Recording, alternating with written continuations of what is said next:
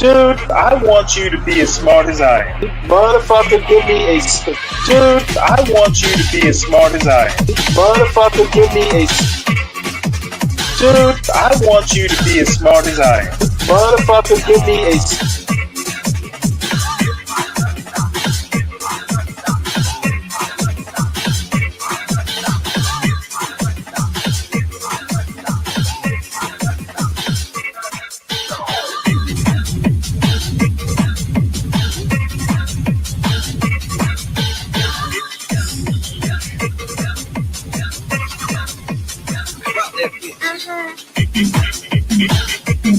Dude, I want you to be as smart as I am. Motherfucker, give me a specific...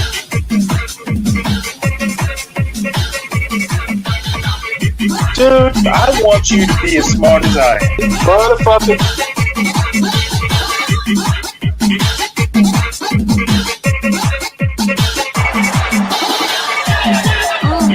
Come on out, you rapist!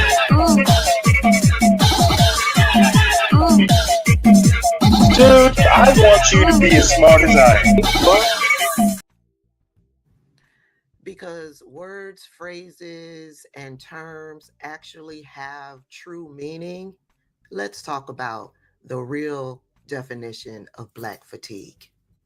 Hey everybody, welcome back to the channel, Tabitha Speaks Politics. I am Tabitha.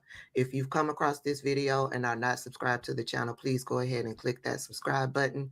I'd be happy to have you. I'm trying to get to 500,000 subscribers across all of my social media pages. So if you've come across this video out there on social media, please make sure you're following me on TikTok, on Instagram, on Threads, on Blue Sky, on Skylight, and over at the home base right here on YouTube. Now, racists and MAGA nuts and MAGA trolls and the antagonizing racist white people that support Donald Trump, who are a part of the evangelical Christian community, they out here lying again. They are taking the phrase, the words, the term Black fatigue and turning it into something that is not. Yes, they are saying that white people are fatigued by Black people, and they are calling it Black fatigue. They want Black people to stop holding them accountable for their racism, for their misogyny, for their homophobia. They don't want Black people talking about the corrupt system. They don't want Black people talking about their corrupt president. They don't want Black people calling out the hypocrisy of the MAGA movement, the Christianity, national Christianity movement. They want Black people to shut up. They are tired of Black people making it aware that they are racist. They are tired of Black people using their voices. They are tired. They want Black people to shut up and take their abuse. They are fatigued by Black people standing up for themselves. They are fatigued by empowered Black people. They want to go back to a time when Black people could only speak when permission was given by them. They want to go back to a time when they could be disrespectful and racist to Black people without consequence. And to that I say, since they are so fatigued by how Black people are moving, I say to my Black people, put your foot on the gas. Keep your feet on their necks. But as I started out this video saying that terms and phrases and words have meaning, I want you to know what the true meaning of Black fatigue is. Black fatigue refers to the emotional, physical, and mental exhaustion caused by the daily stress of living under systemic racism and its consequences. It's a term coined by diversity and equity consultant Mary Frances Winters to describe the toll of constant microaggressions, the need to prove oneself, and exposure to news about injustice and violence against Black people. I'm a witness. I'm a living testimony. I can testify to the fact that Black fatigue is real. The past week or so, I have been exhausted. I have been tired because of all of what I see in doing what it is that I do to bring you all the commentary and the news that I bring to you. It weighs heavily on me. I've had an attitude the past week. My level of intolerance has been up to here. And many of you who follow me across all of my platforms have been witness to that. And I will say that I believe, it is my opinion, that white people are suffering from Black fatigue too. It's just different. They are suffering because Black people have been empowered to use their voices to hold them accountable for their racism. And to that I say, you don't want to be fatigued? Stop being racist. You don't want to be fatigued? Start working to overturn these oppressive systems here in the United States. I find it funny that you're more upset with Black people for calling out the corruptions and the injustices and the systemic racism. You're more upset at Black people calling that shit out than you are at the systems that oppress all of us. You want to be free from having to hear Black people talk about racism and the injustices? Get to work in trying to change it. If you're not doing that, you're just making noise. You want to be free from hearing Black people complain about the oppressive systems here in the United States? You want to be free from hearing them complain? Then get to work. Until then, Black people will continue to hold you accountable.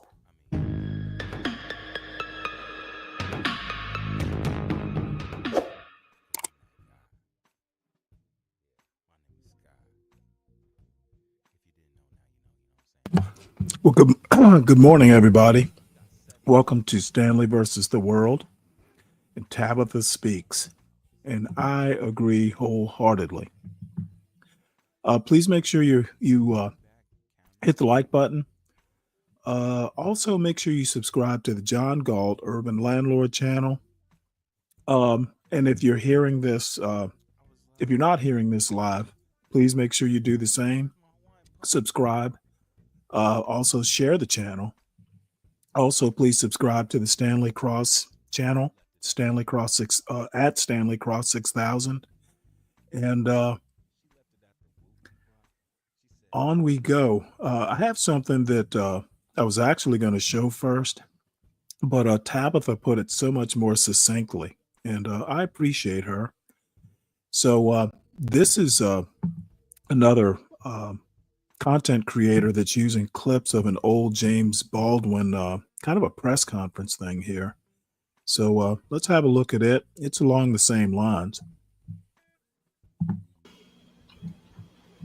No matter what they do not know, they wouldn't like to be a Black man in this country.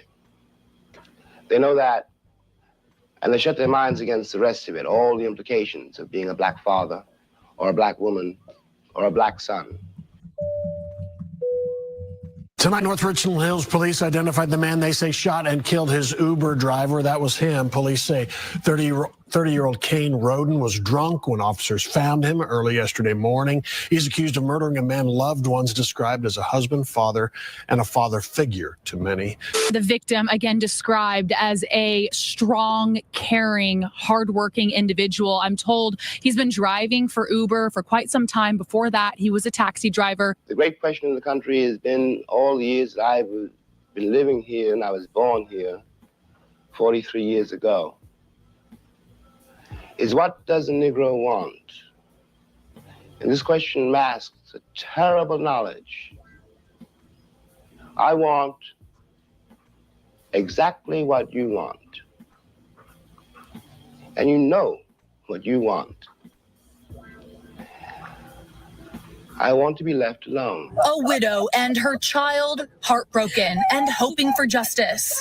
Her husband, 60-year-old Tiharu Diallo, a rideshare driver, was shot and killed by his passenger, according to North Richland Hills police. No, we're talking about the life and death of this country. And one of the things, I'm not joking when I talk about White History Week. One of the things that most afflicts this country is that white people don't know who they are, where they come from. And that's why you think I'm a problem. But I am not the problem. Your history is. And as long as you pretend you don't know your history, you're going to be the prisoner of it. And there's no question you're liberating me, because you can't liberate yourselves. We're in this together. Diallo just recently became a father a few years ago, but his family says he's a known father figure to many. He's seen me through different phases of my life. And you know, it's hard to process that he's not going to be there to experience all the other parts of my life. They wouldn't like to be a black man in this country. They know that, and they shut their minds against the rest of it. I saw a man come from around the passenger side, around the back of the car, and I saw him shoot. 2 hands. Looked almost like the stance. And I saw him shoot, heard it, saw the flash, and I ran away. As quote-unquote black fatigue becomes a lightning rod in popular discourse, I only thought it prudent to document the story of Tiharu Diallo. This story is emblematic of how complex America is. When Tiharu Diallo signed up to be an Uber driver, his ultimate goal was to provide for his family. It's unfair to attribute this sole encounter strictly to racial malice, the way that other popular events are. But when James Baldwin simply says, "We as black people want to be left alone," he is speaking to the simple premise that all people, but especially black people, immigrants as well as ADOS black Americans, are looking for safety and dignity. The quest for these two precious ideas, spoken about decades ago by James Baldwin, continue to be searched for today. I went to France in 1948, when I was quite young. I went there with $40, no French, no one-way ticket. Or in other words, I was getting out of here. I didn't so much go to Paris as leave New York.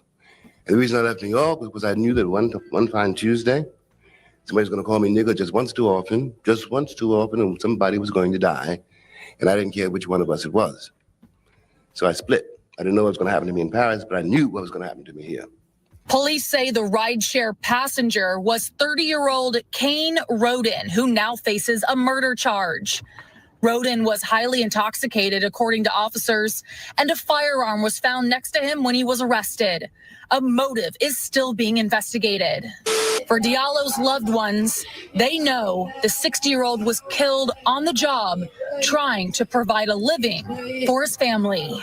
All he do is just to go work, take care of his family, somebody that we will miss, but we will never forget him.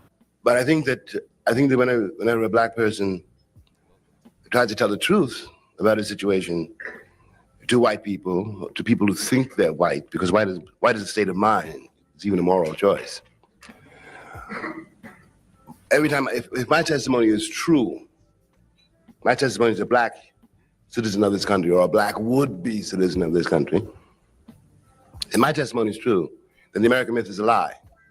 And when this collision happens, I'm accused of being prejudiced against white people. I have better sense and don't have that much time. I don't have some white person locked up in my skull, walking around me every day and every hour. White people have a black person locked up in their skulls. And that's why they treat black people the way they do. Roden, the suspect, remains in the Tarrant County Jail this evening. Again, he is charged with murder. In addition to murder, he is also being held on 2 outstanding charges from a different law enforcement agency here in North Texas. That includes a violence against family charge and also violating bond and protective order charge. Roden does have a criminal history, according to public records. Some previous charges include aggravated assault with a deadly weapon and terroristic threat of a family household. I want to be left alone. I don't want any of the things that people accuse Negroes of wanting. And I don't hate you. I simply want to be able to raise my children in peace and arrive at my own maturity in my own way, in peace. I don't want to be defined by you. I think that you and I might learn a great deal from each other. If you can overcome the curtain of my color, the curtain of my color is what you use to avoid facing the facts of our common history, the facts of American life. It is easy to call me a Negro or a nigger or a promising black man, but in fact, I'm a man like you. I want to live like you. This country is mine too. I paid as much for it as you. White means that you are European still. And black means that I'm African. And we both know, we've both been here too long. You can't go back to Ireland or Poland or England, and I can't go back to Africa. And we will live here together, or we'll die here together. And it's not I am telling you, time is telling you. You will listen or you will perish. What many people new to the racial dynamic in America do is oversimplify it. If only the quote-unquote degenerate black underclass would just behave better, everything would be okay. But America's short history is violent and full of mass shootings, mob violence, disparities in administration of justice, and even public celebrations of death. This is the common history that many tell others to get over, even though this history lives on in black and white people's shared blood and our shared last names. There's only one way to solve this complex problem, but it's not an easy fix. How much change do you see since the fire next time? What are the true issues before American civil rights leaders today? Are any false? So on. What I would like to do, what I would really like to do, is an idea which maybe we can take hold of in this room.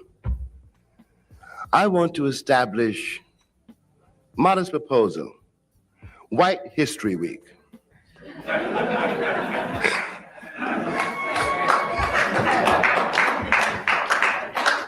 But the answer to these questions is not to be found in me, but in that history which produces these questions.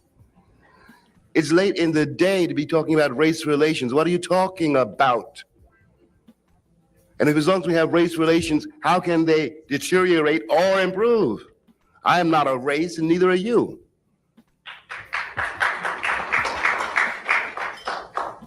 No, we're talking about the life and death of this country. And one of the things, I'm not joking when I talk about White History Week. One of the things which most afflicts this country is that white people don't know who they are or where they come from. And that's why you think I'm a problem. But I am not the problem. Your history is. And as long as you pretend you don't know your history, you're going to be the prisoner of it. And there's no question you're liberating me, because you can't liberate yourselves. We're in this together. And finally, when white people, quote unquote white people, talk about progress in relationship to black people, all they are saying and all they can possibly mean by the word progress is how quickly and how thoroughly I become white. I don't want to become white. I want to grow up, and so should you. Thank you.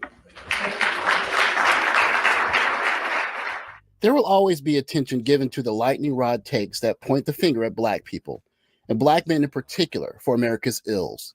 They will use stats like arrest or crime per capita to buoy such claims. To that I would reply, how did Cain Roden, who had multiple outstanding warrants, not only have his freedom when he committed his crime, but he was not even on house arrest to where he had the ability to drink? These disparities are often left out of oversimplified conversations on race in America. But the bigger problem is, I ask my white brothers and sisters, will blaming Black people make our society safer? After all, America created American descendants of slaves. Our culture, language, religion, and even our fates are intertwined. As Jimmy Baldwin warned us decades ago, we share a common fate. This Black fatigue can resurface in a way that none of us will be able to control or escape, no matter the class or wealth that any of us have obtained as Black people. Thanks for watching. Like, subscribe, comment below. I'll catch you in the next video. Take care, guys. Oops. Yep. I also want to add that the way American history and race relations and all that stuff works, it hurts everybody. I think that we're all kind of in the same boat. Racism hurts white people too. If the Be Braves of the world haven't figured that part out. So I'm going to move on. Got a bunch of news stories and commentary and, some other stuff to get through. This won't be that long a show, I think, because I do have a doctor's appointment later on in the morning. So let us sally forth. First story. Apparently the first group of white South Africans lands in U.S. under Trump's refugee plan. And we knew it was coming, and it is here. So this is from Ground News. It says here, President Trump is welcoming a small group of white South Africans as refugees, saying they face discrimination and violence at home, which South Africa's government denies. South African President Ramaphosa said he told Trump that claims of whites being victims are false as efforts aim to right historical wrongs of colonialism and apartheid. First group of 49 white South African refugees granted status by Trump's administration is traveling to the U.S. amid tensions over Trump's claims of white farmers facing genocide. So this is actually an interesting article here that I actually kind of want to read. It says here, Trump is doing a terrific job of pissing off religious groups. So gotta read that one. What is Trump doing to piss off religious people? Let's see. It says here, turns out a lot of religious groups aren't all that interested in President Donald Trump's plan to create a white ethno-state by barring certain refugees from entering the country. Trump signed an executive order banning refugees on day one, but now he's created what is basically an affirmative action program for white South Africans, opening U.S. doors for them and only them. Now the ostensibly oppressed Afrikaners have landed in Washington, D.C., a mere 3 months after Trump decided they're the most persecuted people on earth. It's also so venal that the Episcopal Church just announced that it will no longer work with the federal government on refugee resettlement after having helped more than 100,000 people. In the announcement, the presiding bishop said that the church's steadfast commitment to racial justice and reconciliation and our historic ties with the Anglican Church of Southern Africa. About those historic ties. Excuse me, 1 minute.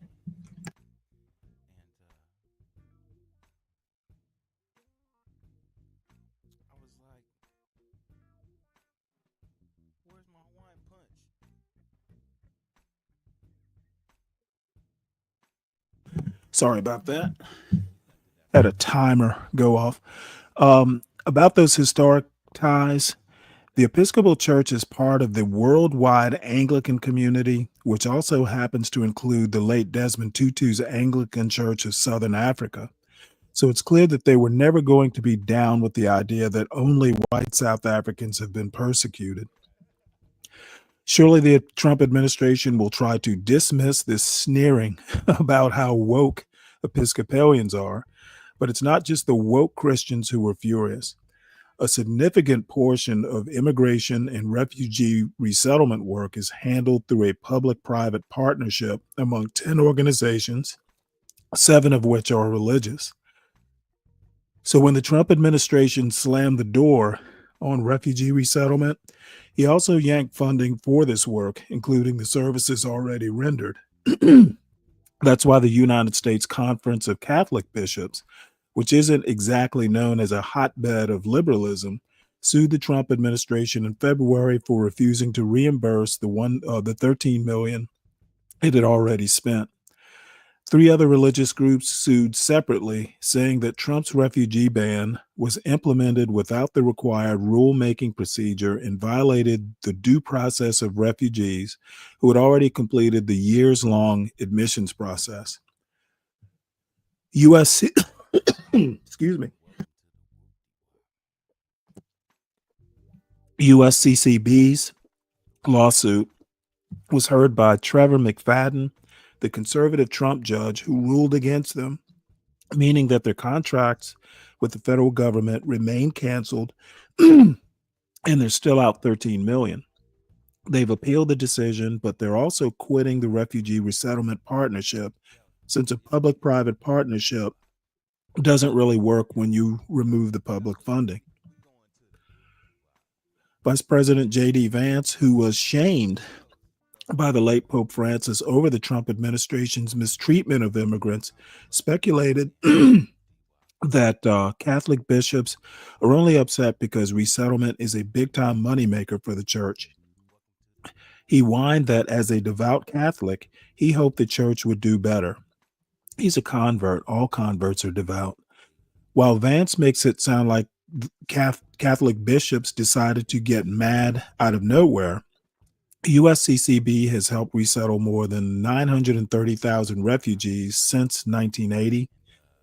It's likely inconceivable to Vance that religious people might actually be motivated by good things rather than abject cruelty. So it's no wonder he's confused about what it means to be a devout Catholic.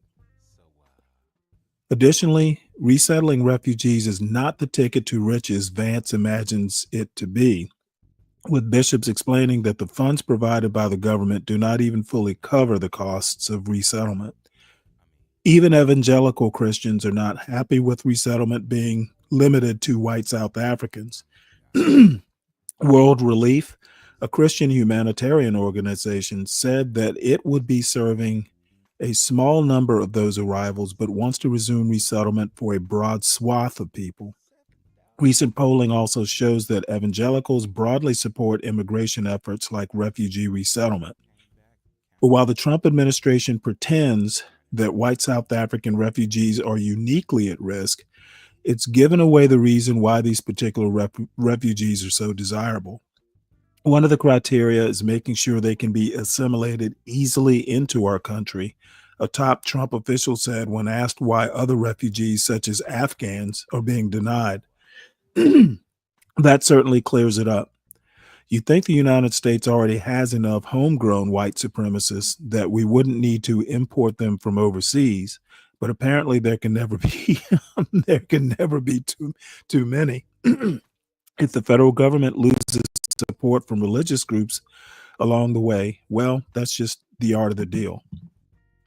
To be honest, that second to or third to last paragraph echoes a lady named Amy Wax, who basically has been for years claiming that the United States should prefer refugees that are Northern European or apparently Northern European in their history, because they're easily assimilated into, quote, bourgeois culture.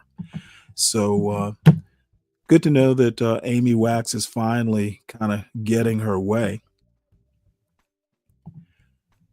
Let's see. And next is just a little bit of commentary along the South African immigration deal from a favorite of mine, a new favorite of mine. Certainly not a favorite among some of the usual customers of this show. But let's hear what he has to say.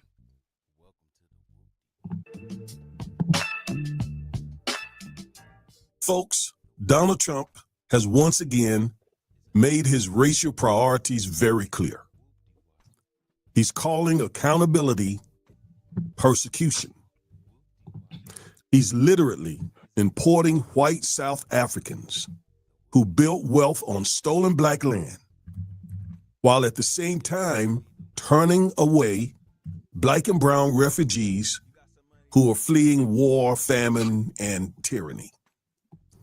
In January 2025, Trump signed Executive Order 14163, an order that shut down America's refugee program under the justification of national interests. The language of the order claimed the United States couldn't absorb more migrants, and it cites overburdened cities like New York and Denver and Springfield. It emphasized assimilation, public safety, national security, and preserving taxpayer resources. It even promised states and localities more input on who get to resettle within their borders. But buried inside that executive order was a loophole. The Secretary of State and the Secretary of Homeland Security could still make exceptions if they deem the case to be in the national interest. Now, guess who doesn't qualify? You got it, black and brown people. But guess who does qualify? You got it again, white South Africans. Because just months later, under that loophole, Trump is now allowing dozens of white Afrikaners, descendants of colonizers and apartheid enforcers and enslavers, he's allowing them to resettle in America. These refugees, or so-called refugees, claim they are being persecuted in South Africa. But let's be clear here. They're not really dealing with persecution. What they're dealing with is justice and the black backlash from centuries of white domination. Meanwhile, actual victims, black refugees from Haiti and Sudan and the Congo and beyond, are being denied safety. And they're dealing with real persecution. And these folks who are being denied, these black and brown people, they didn't steal land from anyone. They didn't colonize or enslave anyone, yet they're being excluded.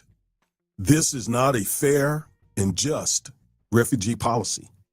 This is white racial protectionism and good old-fashioned white privilege.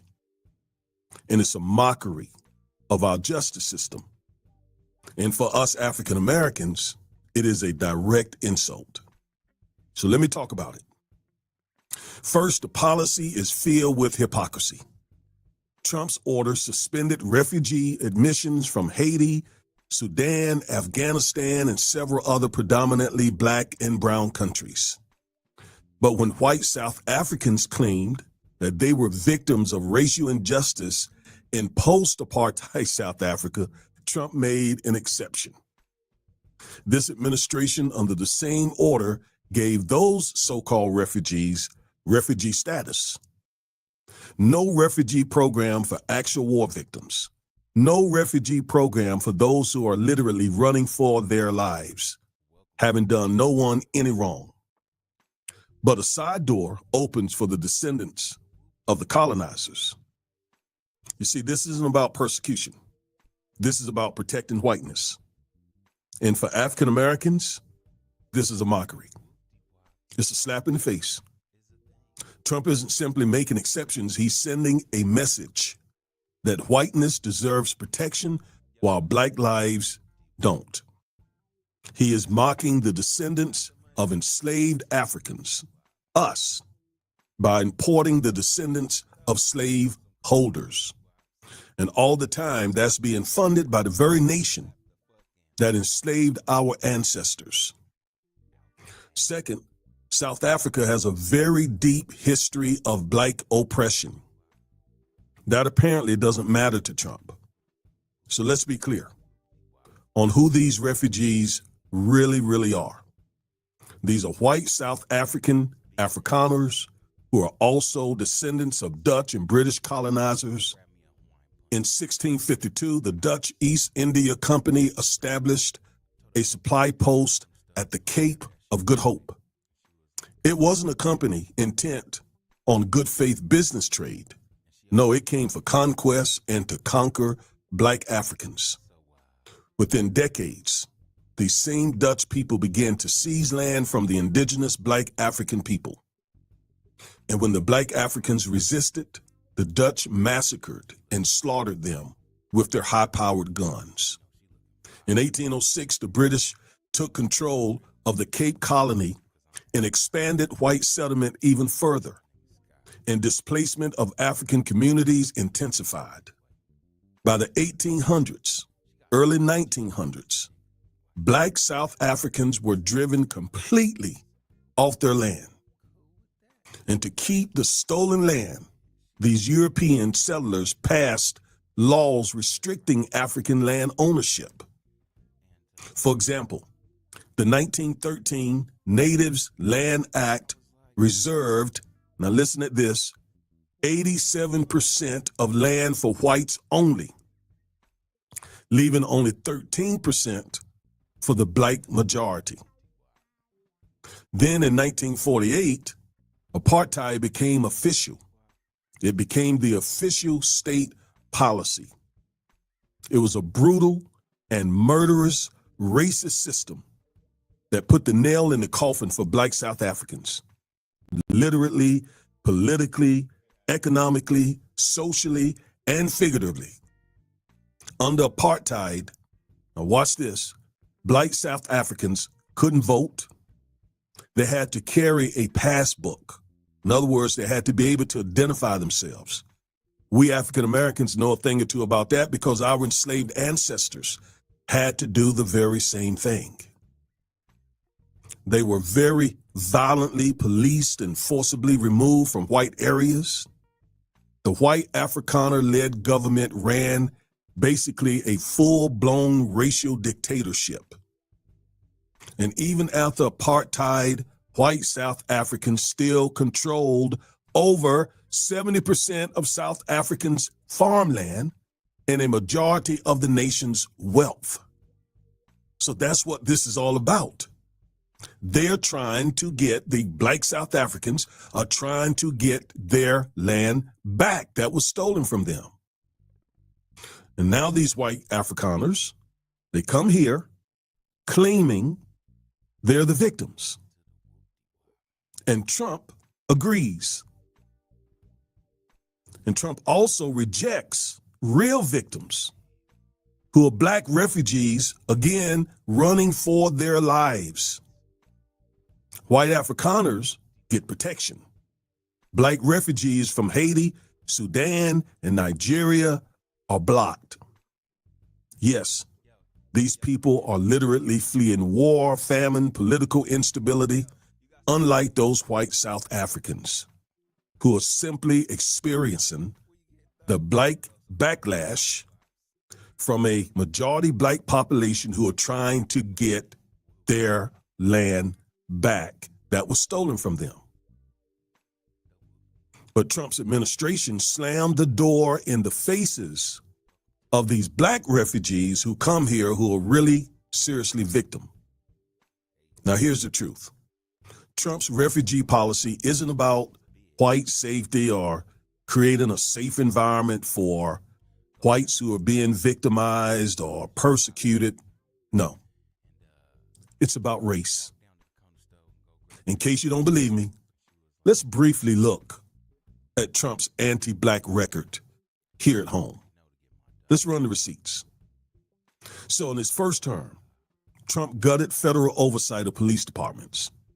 As important as that is, He also banned federal diversity training. Now, this is his first administration. He allegedly called black majority cities rat infested. He allegedly labeled peaceful black protesters thugs. Yet he praised Confederate symbols and defenders. Now, in his second term, and that's a short list for the first term, in his second term, that is the last 3 to 4 months, he has abolished the DEI offices in all federal agencies. He has abolished civil rights offices in nearly all federal agencies. He signed an executive order banning critical race theory in school, although it's not taught in school, and just released an executive order that will militarize and unleash the police, very likely in our community. He's erasing black history. He's firing black achievers like 4-star General Charles Brown, like the former Library of Congress, Dr. Carla Hayden, and for no reason. And now he brings in white South Africans under the false banner of racial persecution. Folks, this is a very short list of the anti-blackness that we have dealt with Donald Trump. It's all one strategy to protect whiteness and to punish blackness. What's the message that he's sending to us, African Americans? It's really clear. It's an old saying. If you're black, get back. If you're white, you're all right. He's telling us African Americans that our history doesn't matter. Our suffering doesn't count. And our existence, our identity is disposable. So he's using refugee policies to reinforce a global white alliance while treating African Americans like a political inconvenience. What do you call this? Institutionalized white supremacy. And just imagine, some blacks voted for Trump or deceived other blacks to vote for Trump. And now these black Trump supporters are trying to defend their vote, or they're now trying to act pro-black. So where do we go from here? We must do what we've always had to do when faced with white supremacy. We got to fight. We got to speak up. We got to tell the truth. We got to expose this crap. We got to organize. We got to mobilize. And we got to get off the couch and go vote. And we won't let a man who has shown blatant racism, we won't let him silence the suffering of black people, whether they come from Haiti, Nigeria, or South Africa. We see the game and we reject it. Those white South Africans should not be allowed to come here as if they are the victims. Because the truth of the matter is, they are the perpetrators of white supremacy and the descendants of white colonizers and the apartheid regime that held black Africans back for centuries. I am Reverend and Civil Rights Attorney Augustus Corbett. Thank you for watching this video, and stay woke. Because words, phrases. Oops, we've already watched Tabitha. So I don't know. I think there are, a couple things I kind of disagree with. I don't think this is actually that much about Black people in America. I'm basically of the mind, let Trump be Trump. And then, we basically complain about it at the ballot box come 2026 and 2028. I don't know enough about, recent South African history to really say whether they were oppressed or not. What I can say is it's really a bad look. Um, After basically saying he's not going to bring in new refugees. And oddly enough, there are a lot of MAGA people that don't necessarily agree with bringing in these refugees. So, it's kind of a mixed result, even in the MAGA part of the Republican Party. So we'll see how it goes. But I do appreciate the commentary. Let's see, what do we have here? We'll take a quick look in the chat before we move on. Let's see. Dave says he likes to be disliked, never mind nuance. Well, yeah, I agree with that. Trump, as a matter of fact, you energize Trump when you criticize him. And you would think after all these years, his quote, the MAGA resistance would have realized this by now. All publicity is good for Trump. Let's see. Trump has been shot, has 3 baby mamas, and well over 30 felonies. He's more black than Kamala. Buckbreaker, that's just simply dumb. If he were black, he'd be in jail. Let's see. What else? Oh, yeah. Kabuta, bringing up Democrats is weak sauce. Do better. Let's see. How are they perpetuators while the government of South Africa is majority black? No idea what that question means. How or what? Who perpetuators? Have no idea what that means.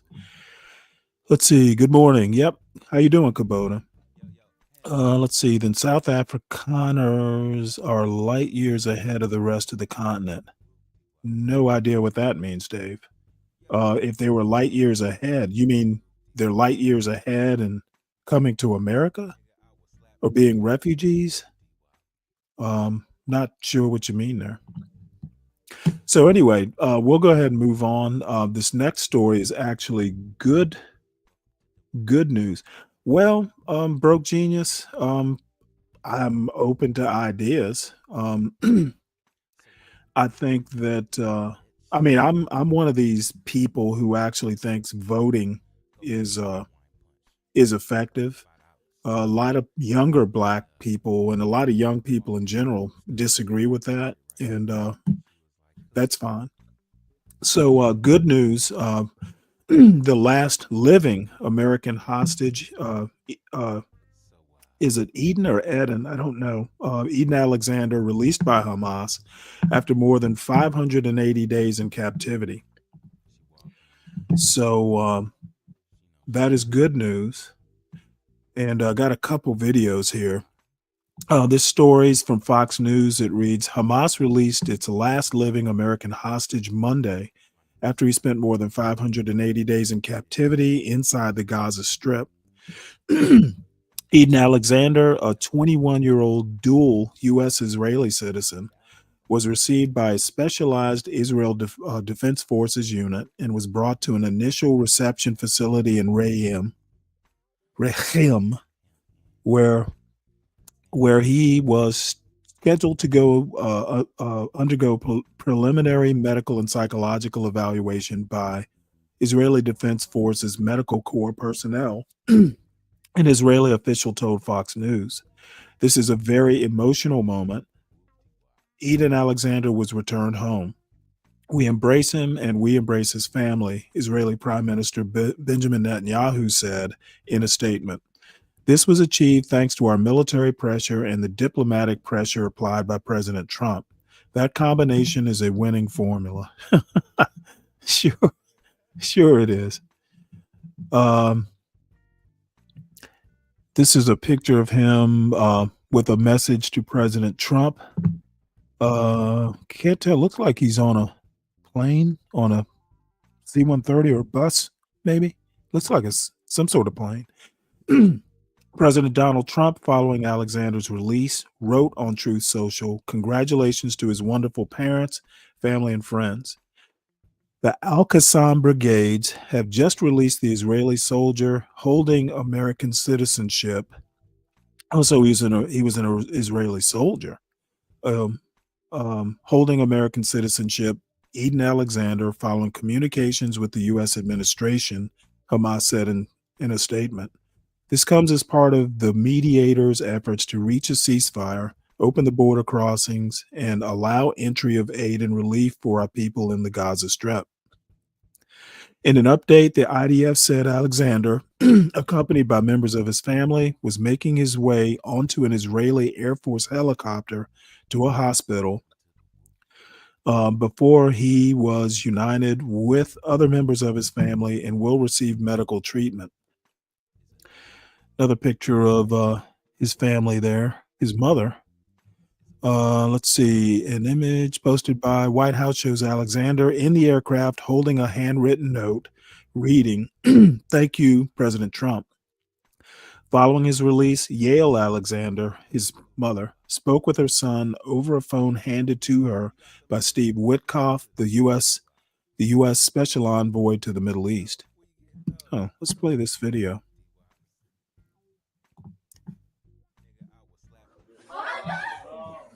Volume is up. I don't know why the volume's not playing. It is on. All right, well, there's no audio here, just video. So that's his mother speaking to him. Eden, Eden, you're out, my love. You are safe. That's it. It's over now, his elated mother said. I'm here waiting for you. They just released a photo of you. You look unbelievable, she said. Wow, you look beautiful. I love you so much. I love you, and I'm going to see you. So here's a series of photographs of his family. Must be him hugging his mother, brother maybe. So these are pictures. That's him with the IDF. Looks like an IDF general or something. So let's see what else. Secretary of State Marco Rubio said Monday that Trump is fighting to secure the release of every American detained abroad, and we won't stop until this conflict is over and all our hostages are home. As news spread of his release, a crowd that gathered in Alexander's hometown of Tenafly, New Jersey, erupted in applause. Sue Gelsey, the interim CEO of the Kaplan JCC on the Palisades, told Fox News an estimated 3,000 people had gathered in hometown Tenafly, some arriving as early as 5 a.m. Trump, who was slated to depart Washington, D.C. on Monday for visits to Saudi Arabia, Qatar, and the UAE, said prior to Alexander's release that it was great news. Let's see. Netanyahu held a meeting on Monday with Trump's special envoy in the Middle East, Steve Witkoff, and U.S. Ambassador to Israel, Mike Huckabee. Netanyahu then called Trump today and thanked him for his assistance in securing Alexander's freedom. Alexander's family will await him at the Riem facility, accompanied by their assigned officer from the missing persons and hostages headquarters. After the initial reunion, Eden and his family will be airlifted to Ichilov Hospital in Tel Aviv for continued care, the official also told Fox News. As an IDF soldier, Alexander will be provided with a comprehensive support framework, including medical, psychological, and logistical assistance facilitated by military professionals. Hamas first claimed on Sunday that it would release Alexander. Alexander's mother, Yael, said on Thursday that she was feeling such sadness and agony not knowing what the fate of your son is. That she, I guess, was feeling that. Not been able to sleep. I'm stuck in October 7th, even though it's been 580 days. I used to enjoy Mother's Day so much. We would all go to the city to a special restaurant, and I insisted the kids write me letters on this day. I've not been able to celebrate anything since this nightmare began. So congratulations on being back home, Eden Alexander. What's up, Bobby? How you been? Where have you been, man? Good to see you in the chat. So we'll move on from that. Good news. The next story is near and dear to my heart. President Trump signs executive order for more homeless veteran housing at West Los Angeles, I guess, VA, Veterans Administration campus. Let's see.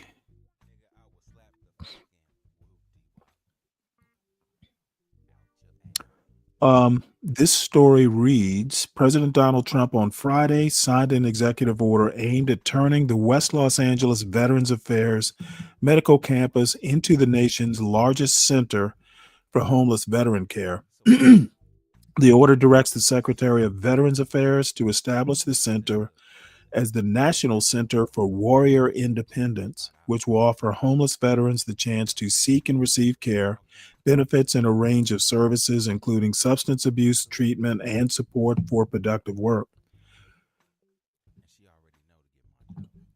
Funds previously spent on housing or other services for illegal aliens will be redirected to construct, establish, and maintain this center, said a release from the White House.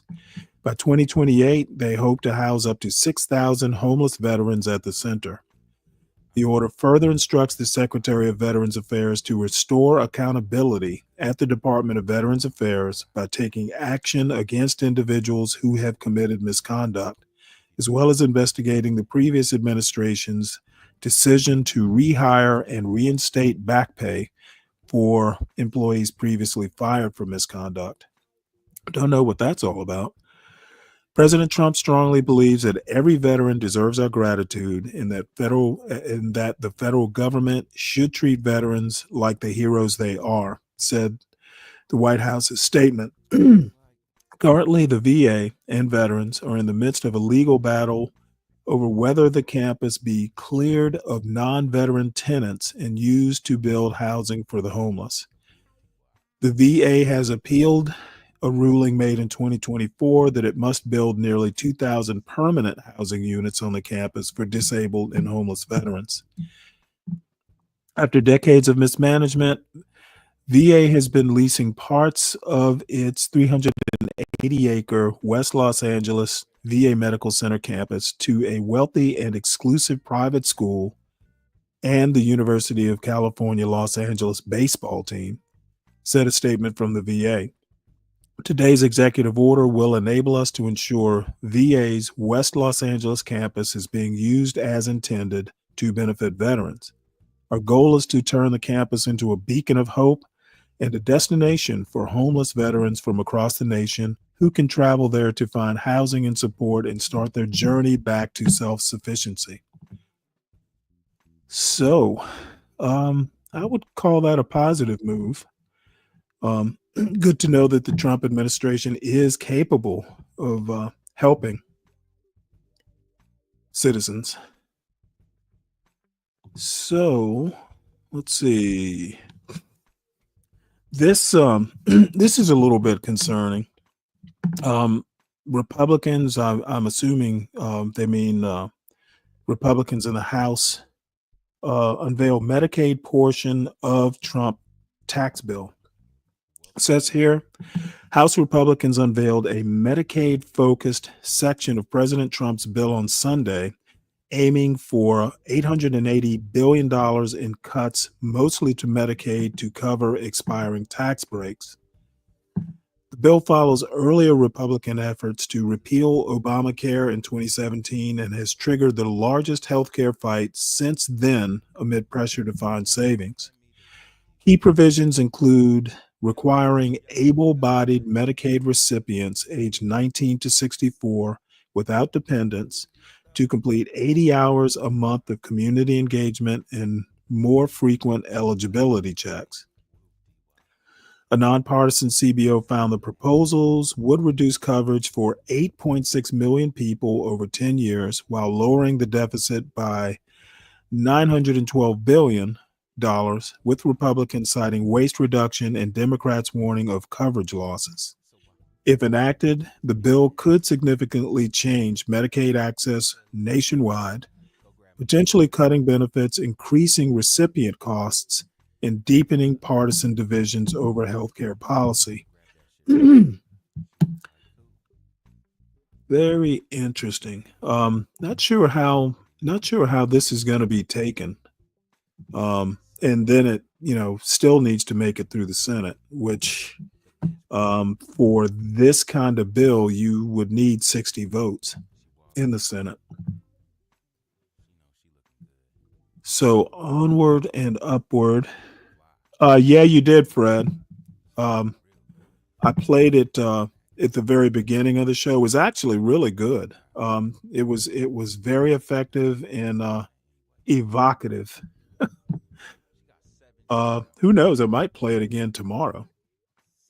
But if you go back to the beginning of the show, you'll see. I played a couple videos at the very beginning. So this next story is covering the plane. So Trump pressed on Qatari jet, and I'll just go ahead and play this. It's a short read. Trump pressed on Qatari jet, says only stupid people reject gifts. This article is by Maggie Haberman and read by an automated voice. President Trump angrily brushed off ethical concerns about accepting a $400 million luxury jet from Qatar to be used as a new Air Force One, saying only someone stupid would turn down such an offer. Mr. Trump said that the gift from Qatar will be to the U.S. Department of Defense and not him personally, and he said he would not use it after he left office. The plane is to be decommissioned from military use and then turned over to his eventual presidential library, Mr. Trump said. I think it's a great gesture from Qatar. I appreciate it very much, Mr. Trump said. I would never be one to turn down that kind of an offer. I mean, I could be a stupid person say, no, we don't want a free, very expensive airplane. But I thought it was a great gesture. Qatari officials say the plan for Mr. Trump to accept the plane for use while he is in office is not finalized. Some senior U.S. officials, however, have said that the White House counsel and the Attorney General, Pam Bondi, have already signed off. Ms. Bondi has previously worked as a lobbyist, with Qatar as one of her clients. In 2017, Mr. Trump called Qatar a sponsor of terrorism and voiced support for a Saudi-led regional economic and diplomatic blockade of the nation, an important military outpost for the United States in the Middle East. That blockade ended just as Mr. Trump left office in January 2021. On Monday, Mr. Trump grew angry at the questions of an ethical quagmire, including whether Qatar expected anything in exchange for the donation of the jetliner, which he said would be to the Defense Department and not to him personally.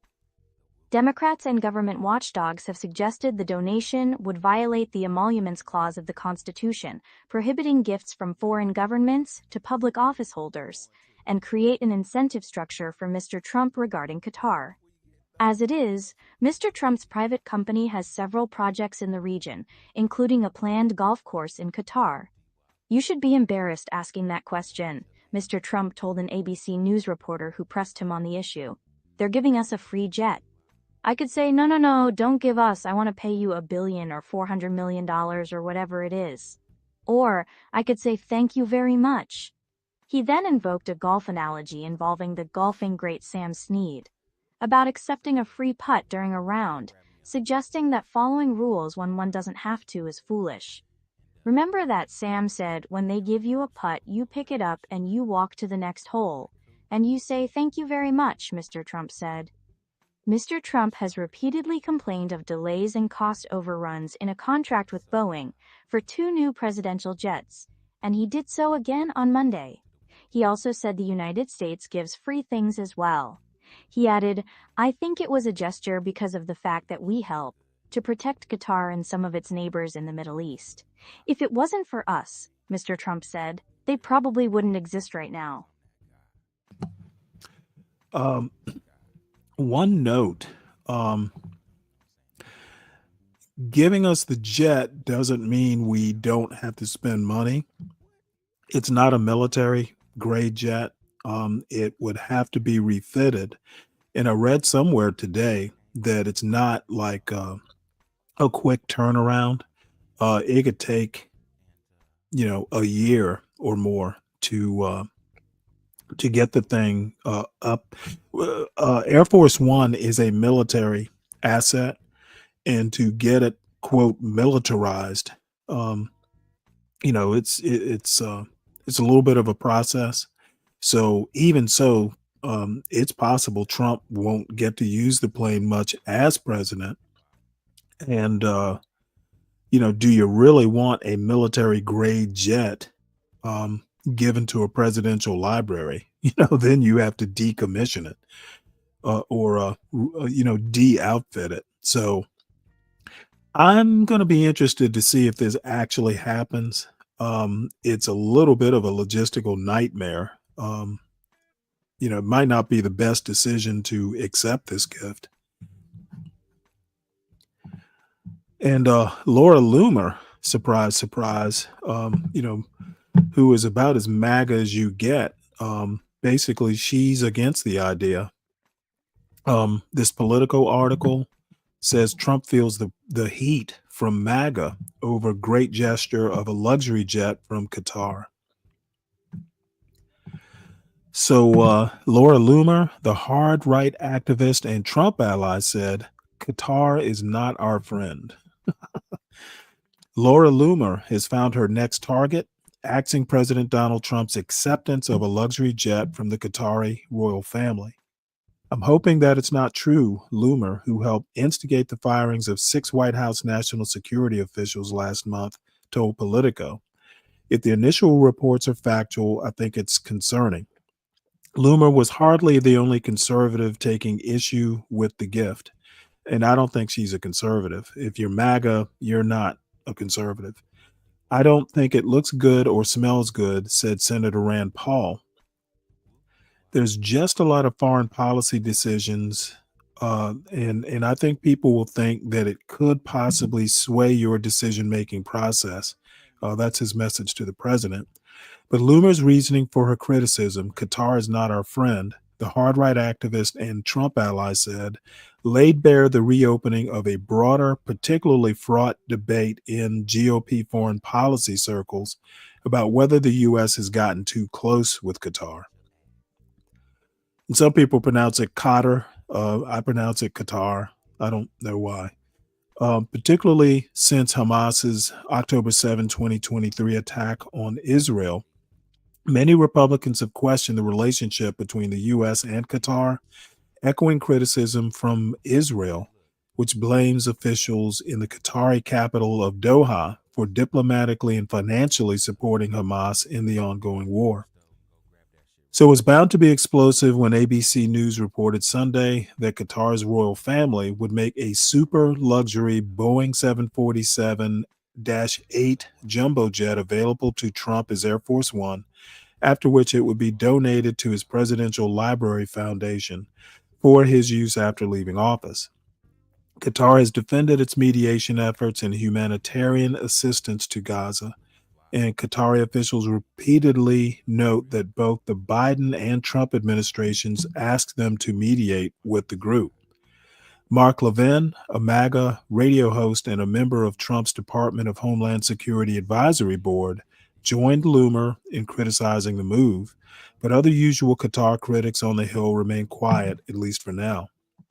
Doug Hay, a GOP strategist, said Republicans would have criticized any Democratic move to accept such a significant gift from Qatar. Of course they would. The ethical problems with this are so obvious that even some of the most ardent Trump defenders are saying, wait a sec. Qatari officials have said a final agreement on the plane has not been reached. Asked if she would personally speak to Trump about her concerns, Loomer said, look, I don't tell the president what to do. My posts are pretty viral in their own nature, so I think that the message will probably get to him. I know that I'm not the only person who is a diehard Trump supporter who is concerned about whether or not this report is true. Loomer said, I want to be clear in saying that I am eager to see what the president and his team at the White House are going to say about this. Didn't take long for Trump to address the issue, and in starkly different terms than Loomer On Monday, while attacking ABC as fake news in a press conference, he defended the idea of accepting such a gift from Qatar. As you heard earlier, Trump says, "I think it's a great gesture from Qatar. I appreciate it very much. I would never be one to turn down that kind of offer." He also blamed the American-owned defense contractor Boeing, which he said has taken too long to build a new Air Force One, as a reason for accepting the jet. They said, "We would like to do something, and if we can get a 747 as a contribution to our Defense Department to use." Trump said, "We give free things out. We'll take one too." Yeah, that's your president, folks. Let's see. Anything else interesting in here? I think we pretty much get the gist here. So I'd be interested to know what folks in the chat think about this. I think it's a bad look. In considering it's it's something that you can't immediately use. You know, I'd probably say thanks, but no thanks. As a matter of fact, I would have never let it hit the press. And maybe he couldn't control, maybe it came from Qatar, but this should never have hit the press, because now if he rejects it, says no thanks, that's going to be a bit of a problem too. Not a very smart guy, this Trump character. But, again, it might have been beyond his control. So I'll at least give him that much credit or that much grace. Let's see. Next story. U.S. needs more air traffic controllers. These graduating students just got fast tracked to enter the job market quicker. This was an interesting story, considering, Trump's remarks back at the a couple months ago after the Reagan National helicopter plane accident. Apparently, I don't know if folks have been keeping up with the issues that the Newark, New Jersey airport, I forget what it's called. They've been having these really massive equipment failures, and some of their air traffic controllers are really stressed out and having to take time off from work. So apparently there's a major problem with our air traffic control system from a personnel standpoint and obviously from an equipment standpoint. So I'll read some of the story. It's titled, "The U.S. needs more air traffic controllers. These graduating students just got fast-tracked to enter the job market quicker."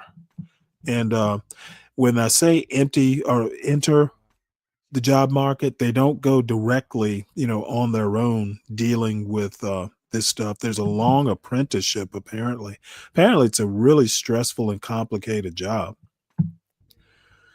So the United States aviation industry continues to grapple with the worst air traffic controller shortage in nearly 30 years, as a recent spate of incidents has thrust the high-stress profession into the spotlight.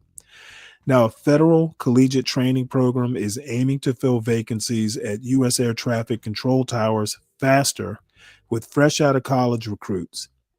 The FAA has partnered with 5 schools, including Tulsa Community College in Oklahoma, on these enhanced programs. 2 Tulsa Community College students, Tiana Murphy and Rebecca Nobles, are set to graduate from the FAA's Enhanced Air Traffic Collegiate Training Initiative program on Monday. It offers FAA Academy equivalent air traffic control training, according to the FAA.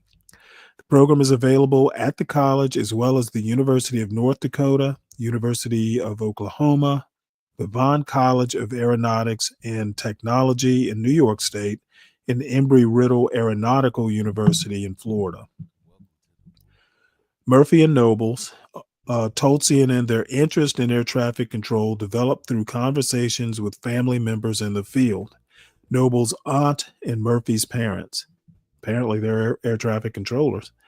But recent college graduates looking to join the field will enter a chaotic landscape of antiquated and failing air traffic control technology.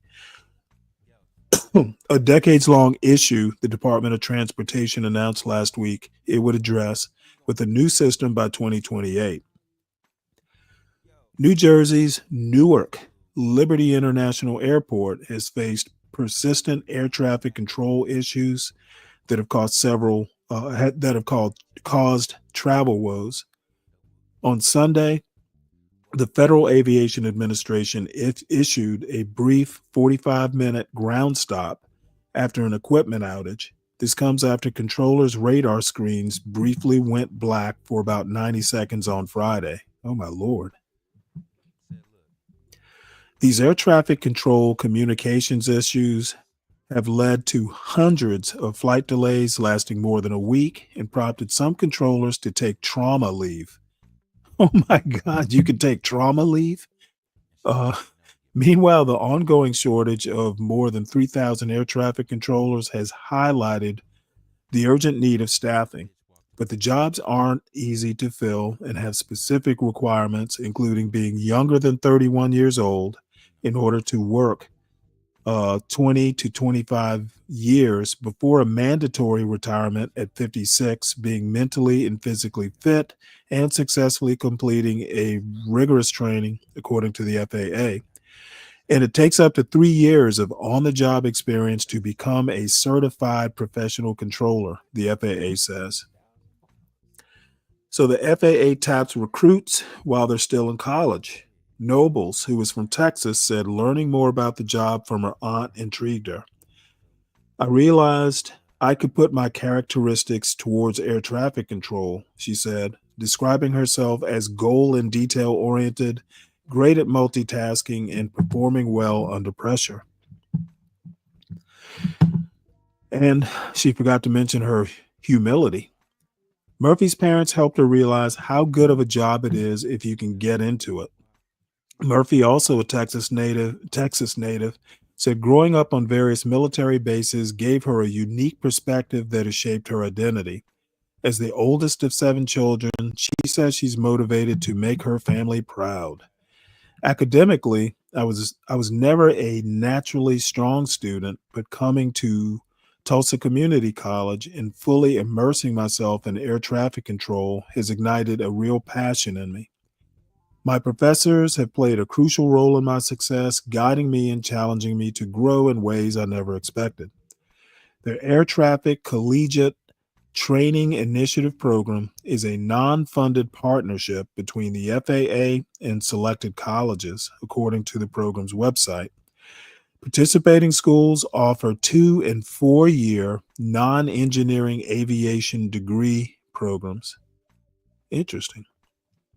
During which students learn basic air traffic control and aviation administration skills. The program's goal is to provide qualified candidates for developmental air traffic control specialist positions, the FAA says. Its graduates are eligible to bypass the first 5 weeks of the FAA Academy's initial qualification training in Oklahoma City.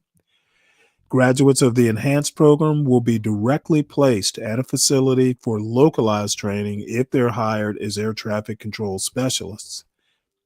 When they leave, they do not go to a facility and start directing airplanes on their own, Terry Daniel, the air traffic control program coordinator at Tulsa Community College, told CNN. They go in and there's an experienced controller that is plugged in next to them, and they will not be on their own for 1 year to 18 months, Daniel said. Graduates of the enhanced program must still pass an air traffic skills assessment and meet security and medical requirements, according to the FAA. So let's see. It's an interesting program. If anybody wants this article, let me know. I'll drop it into the chat.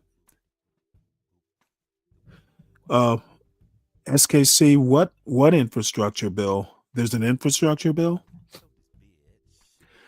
Let's see. I wouldn't take it, but I like expensive airplanes. Okay. Can AI do air traffic control? Let me ask you a question, Daniel. Would you actually trust? I'm not sure, and maybe it's just my age, but I'm not sure I could do like AI controlled cars. I need a dryer. I need a driver, like a human driver in my car if it's not me. And I don't know that I would want to trust AI to do air traffic control. Part of the problem is that a lot of times, um, you know, well, I would think we're not ready for AI taking over air traffic control. I'll put it to you that way. Don't break what's not broken. Um, Not sure what you mean by the infrastructure bill, SKC. Can you elaborate?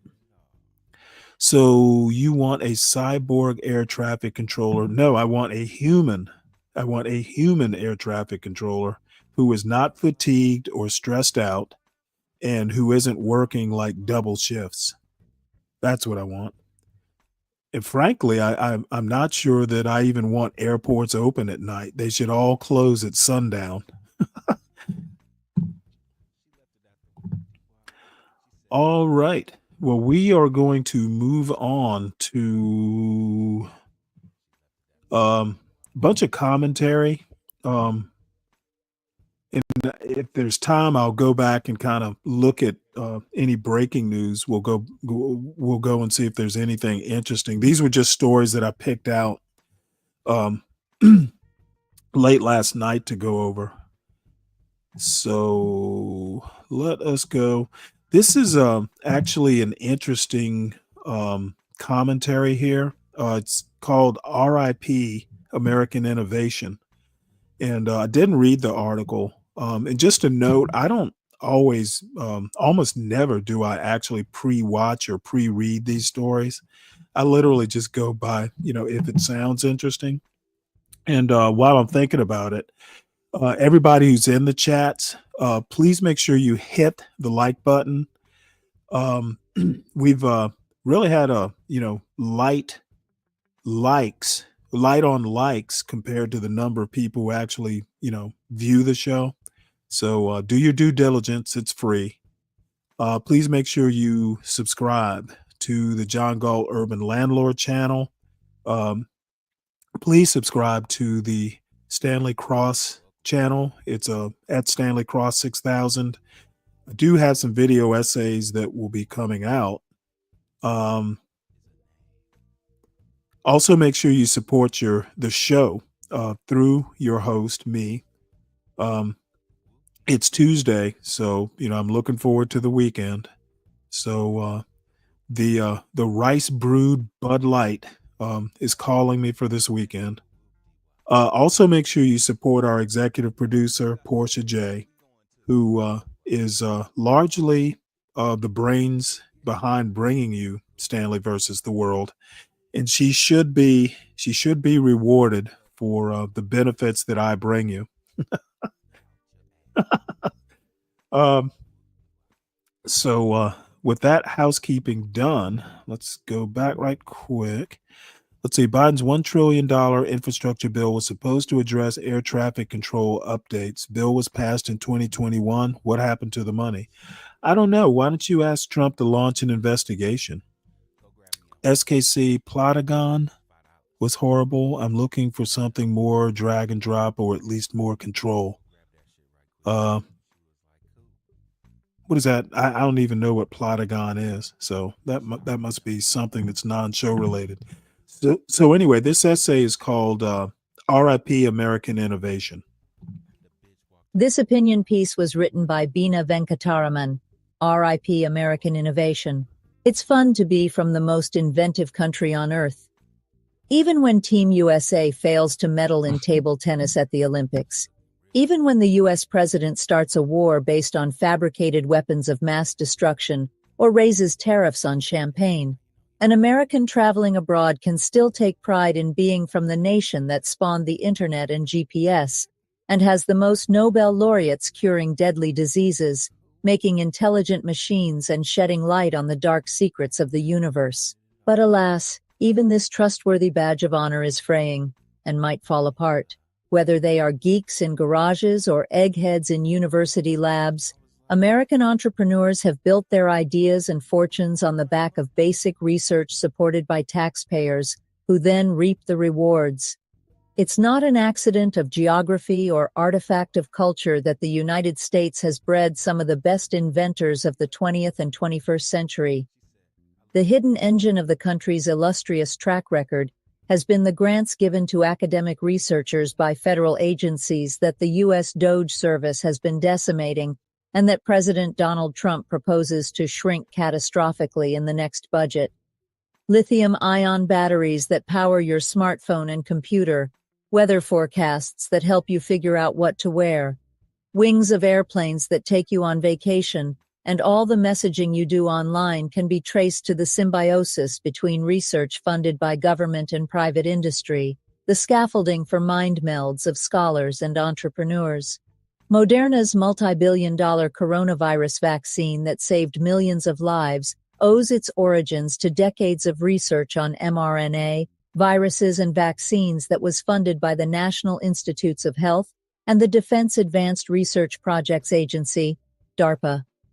Google arose from a National Science Foundation Digital Libraries grant that supported then Stanford University graduate student Larry Page. We have QR codes, barcodes, and MRIs today because of basic research investments in mathematics and physics. That U.S. businesses have led the recent revolution in artificial intelligence is owed to the decades of research supported by the U.S. government in computing, neuroscience, autonomous systems, biology, and beyond, that far precedes those companies' investments. Virtually the entire U.S. biotech industry, which brought us treatments for diabetes, breast cancer, and HIV, has its roots in publicly funded research. Even a small boost to NIH funding has been shown to increase overall patents for biotech and pharmaceutical companies. Don't count on the free market to fix what Trump and DOGE will destroy.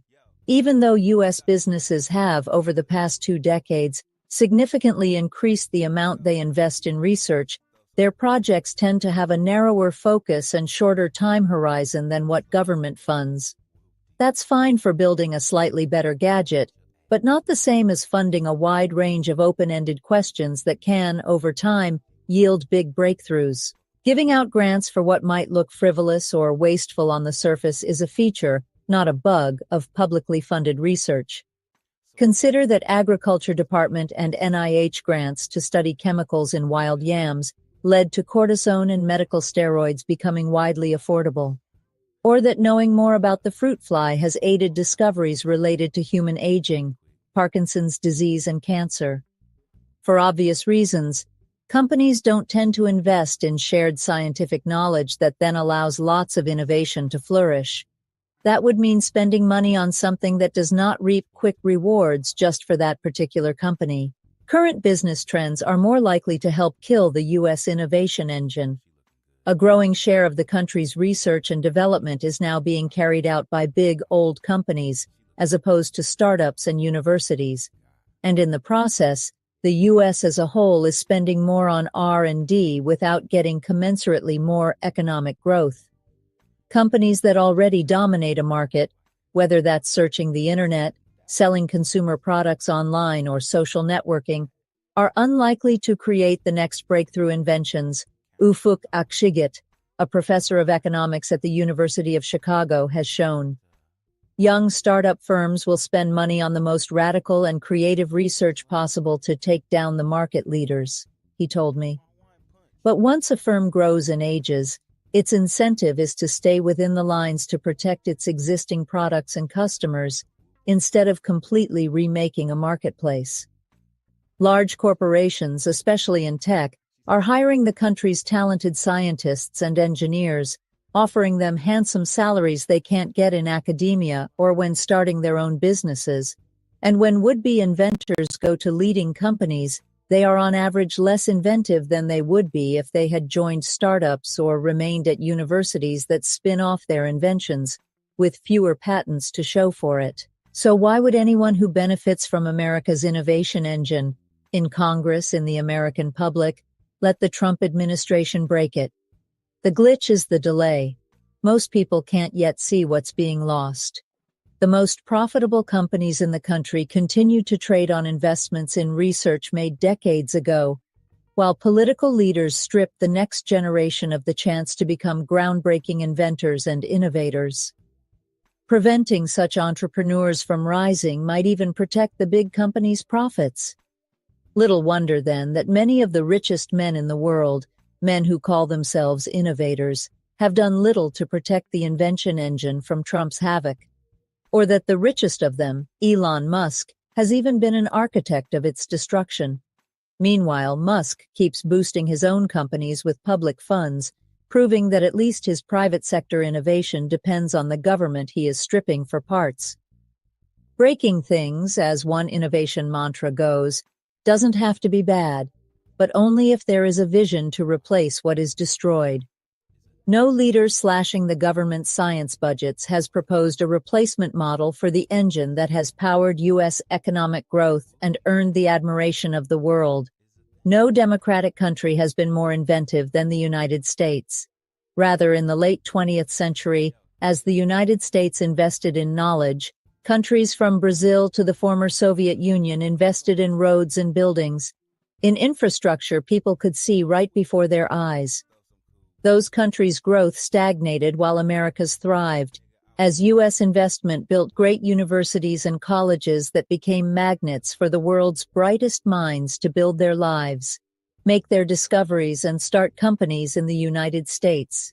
There is no plainer betrayal of the MAGA promise to restore the nation's storied past than to destroy this legacy of invention.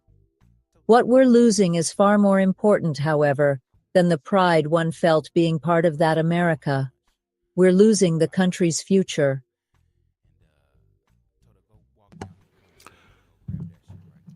All right. Well, this whole thing actually doesn't surprise me. America, for all its scientific and technology achievements, is really anti-intellectual, anti-expert, and MAGA's just kind of turned up the heat on, this. For some reason, these MAGA folks have a problem with people actually knowing shit. Like this talk in the chat about the vaccines. Most of you haven't even had a biology 101 class or a chemistry 101 class. So, why you think I'm going to give much credence to, what you guys think about the vax and effectiveness and all that. Yeah, I'll go trade, barbs back and forth, but I don't take y'all seriously. So, next on the thing up is an essay by my favorite historian, Heather Cox Richardson. And this is about habeas corpus, which I think it's, proposing it as Steve Miller has is literally outlandish. These guys are desperate. And I think it was yesterday, there was a story or comment, an opinion piece that basically said that, whipping out, or proposing habeas corpus, rescinding habeas corpus is literally the Trump administration realizing that it's getting frustrated and is losing this due process fight. Constitution's pretty clear. May 12th, 2025. By Heather Cox Richardson. The biggest news over the weekend was silence. The silence of Republicans. They refused to disavow White House Deputy Chief of Staff Stephen Miller's statement that the administration is looking at suspending the writ of habeas corpus. That is, essentially declaring martial law. They have also stayed quiet after the administration announced it was planning to accept a gift of a $400 million luxury Boeing 747-8 plane from the Qatari royal family. President Donald J. Trump would use the plane as Air Force One during the rest of his presidency and take it with him when he leaves office. This is in keeping with the refusal of 53 Republican senators to answer questions from Rolling Stone's Ryan Bort after NBC's Kristen Welker asked Trump, "Don't you need to uphold the Constitution of the United States as president?" And he answered, "I don't know." Only Senator Rand Paul, Republican Kentucky, went on the record, posting on social media, "Following the Constitution is not a suggestion. It is a guiding force for all of us who work on behalf of the American people." Do you agree? It seems as if Republicans who are not on board the MAGA train are hoping the courts or reality will stop Trump's authoritarian overreach. As Steve Vladeck noted on Friday in One First, there is near universal consensus that only Congress can suspend habeas corpus, and that unilateral suspensions by the president are per se unconstitutional. In addition, Miller's insistence that it would be appropriate to suspend the writ of habeas corpus because the United States is under attack, a position Trump echoed yesterday when he posted, "Our country has been invaded by 21 million illegal aliens, many of whom are murderers and criminals of the highest order," has failed repeatedly in court. Reality will trip up Trump's plan to take possession of the Qatari gift.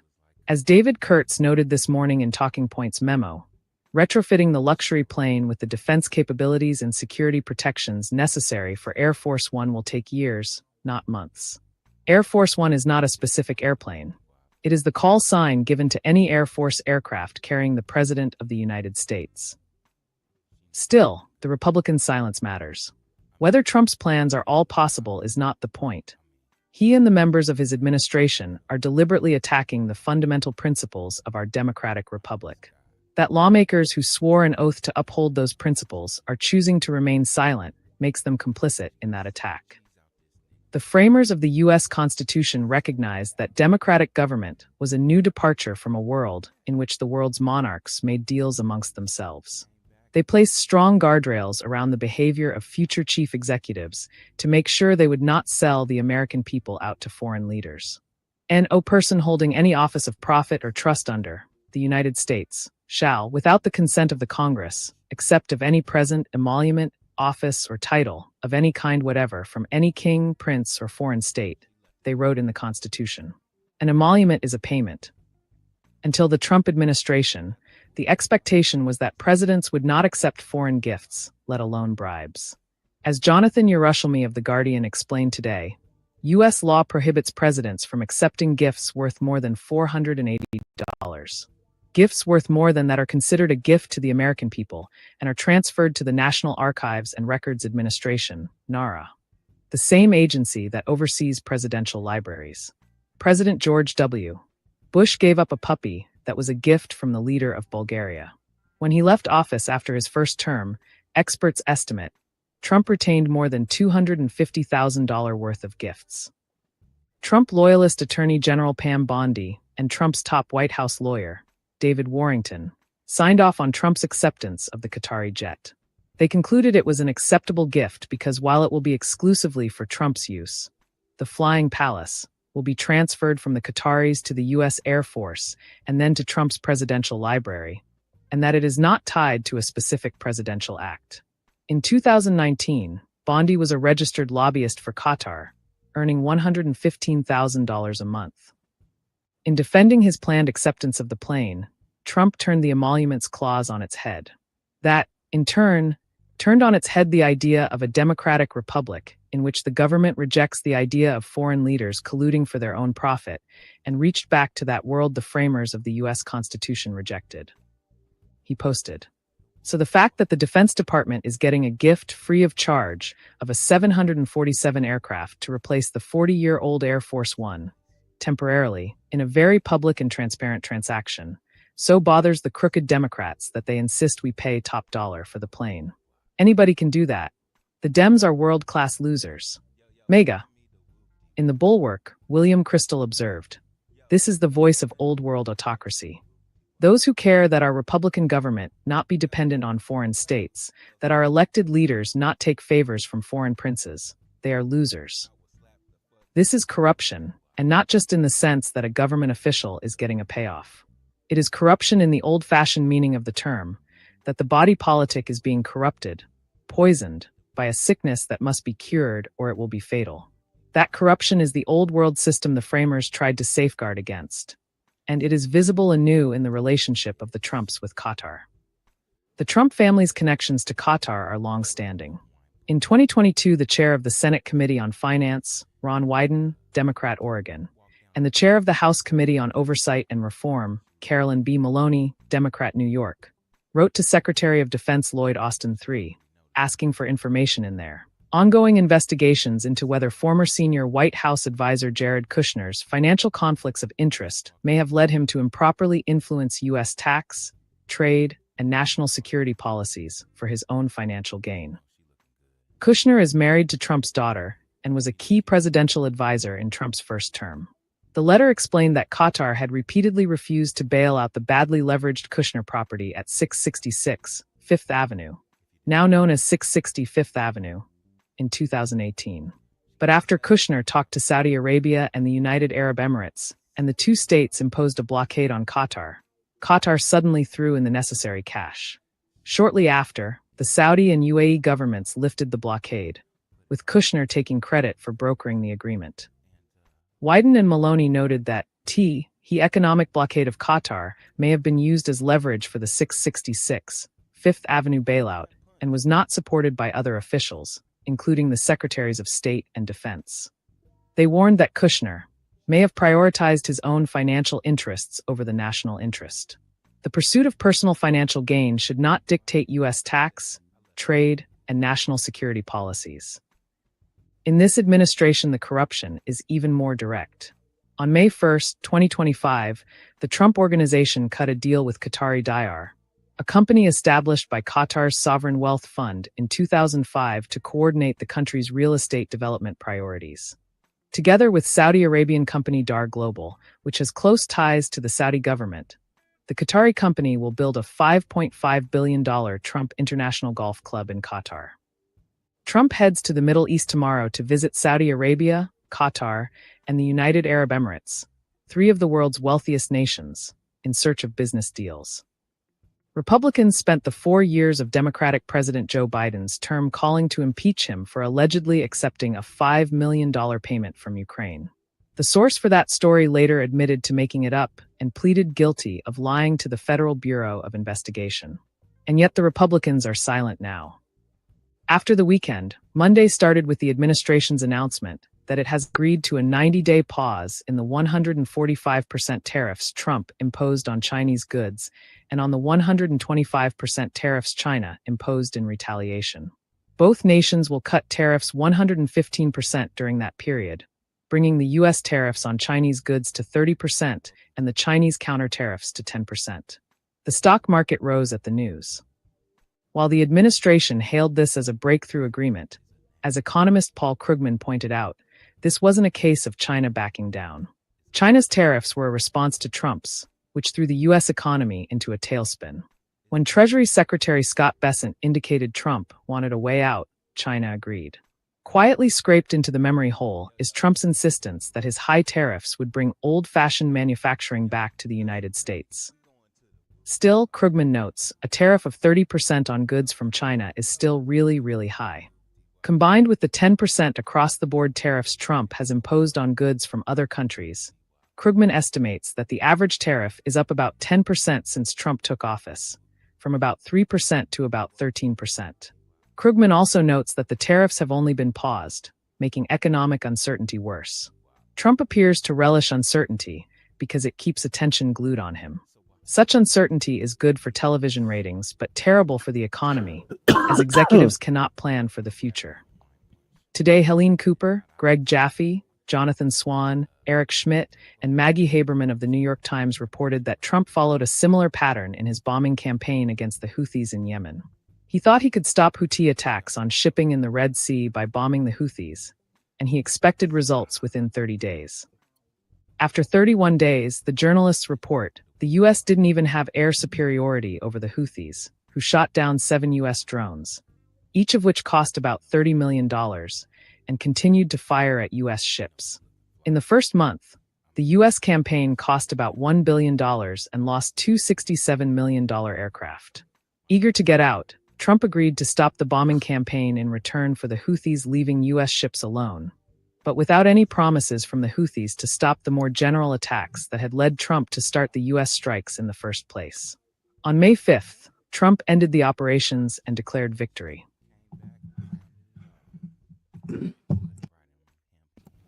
Yeah, this is actually kind of like a war of rhetoric in framing. Trump is not winning, folks, if you haven't noticed. He did not win against China. It wound up being a stalemate. And basically, and I wasn't even aware of, because I haven't kept up much with, this whole Houthi situation. But apparently, it's a stalemate even even with the Houthis. I'll stop bombing if you stop, shooting at ships. Well, I guess you could call that a win, but he didn't win decisively. I guess basically they're gonna, the the saving face part is gonna be, well, hell, they're not shooting at U.S. ships anymore, and it's the art of the deal. We're not winning the way Trump says we would win. Okay. Nothing is going to stop the Houthis from shooting at ships again. And they also recently said, I did catch this, that, Israel is still a target. So I don't get how this is like Trump terrifying the world with his might. This is Trump basically, making a bunch of noise, but essentially the status quo is maintained. So, and, this isn't even me, this is separate from, what I think of Trump as a person. This is the US. It's all smoke and mirrors, folks. It's tough talk, but the bully is always the one to strike a deal when that bully can't win quick. He expects to cold cock someone, and when the cold cock doesn't work and his opponent is still standing and swinging and fighting, then all of a sudden he wants to strike a deal. That's not winning, folks. SKC, I'm not going to even debate the semantics. Bottom line is Trump is not kicking ass and taking names. Even you have to admit that. Tariffs are still higher than they were, and they lowered ours. Dude, Trump needed a way out because he was killing the stock market. He was killing the economy. See, what y'all don't seem to understand is Trump, like every other president, pays attention to his polls, and he was tanking at the polls. So I don't see the win.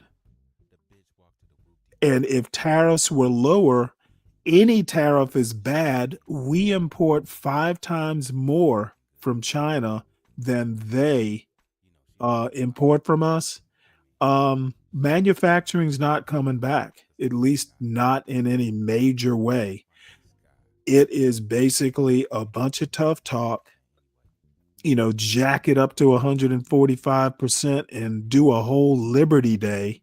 And then you have to back down. China did not come to the US saying, hey, let's negotiate, is my point.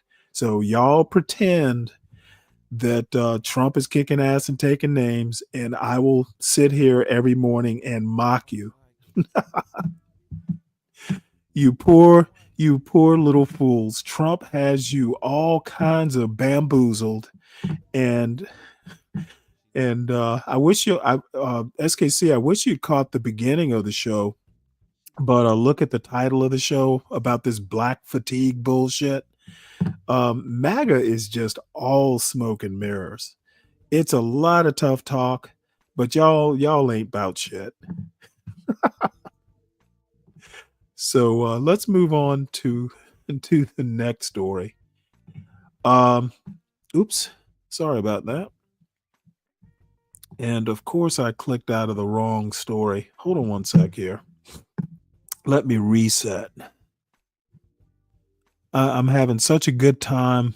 That I kind of clicked the wrong X here. Let me see, can I find it?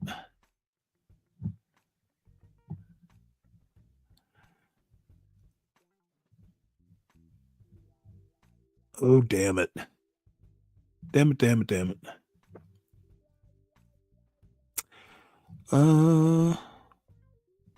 Darn.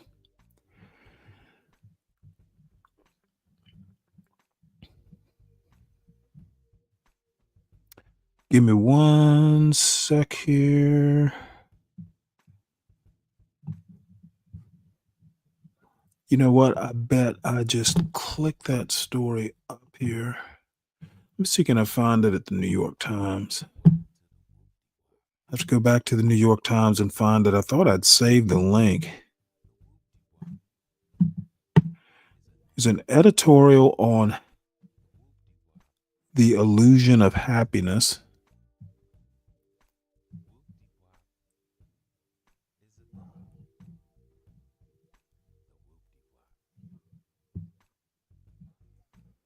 One sec.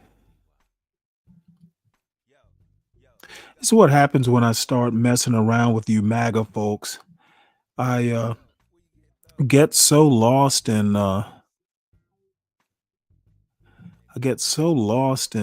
mocking you guys that I forget that I have a mission here.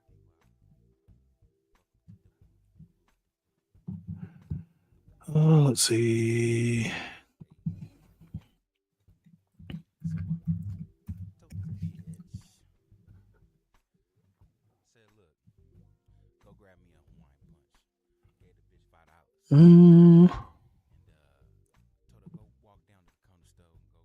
Damn it. All right. Well, you know what? I'm going to move on to this video right quick. Wait, you know what? I'm gonna go back and see, can I find this, because I really had a let's see. Black fatigue is a lower form of cooning. No, I say it's basically the new anti-black wokeness, because I don't think there actually is a black fatigue. What it is it's a temper tantrum.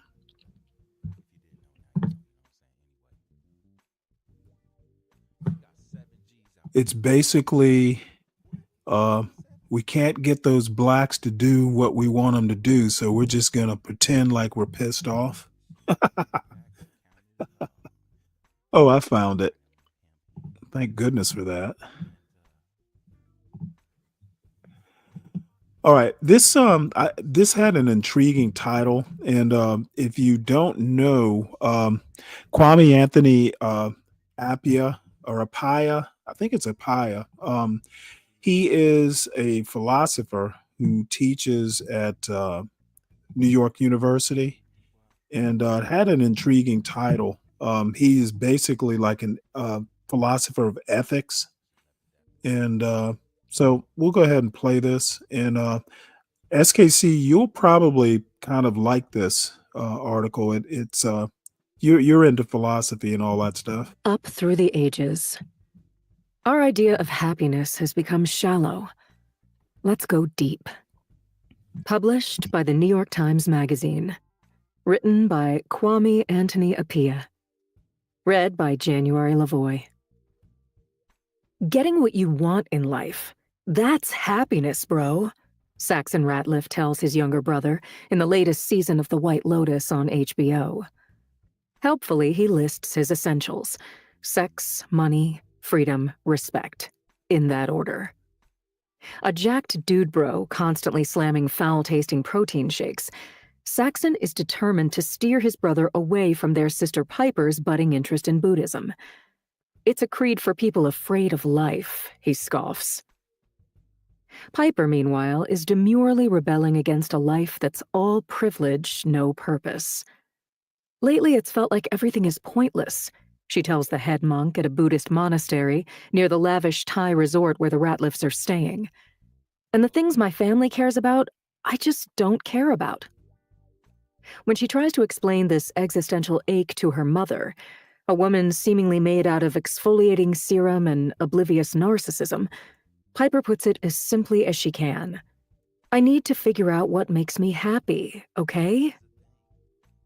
So each sibling is chasing happiness, but in opposite directions.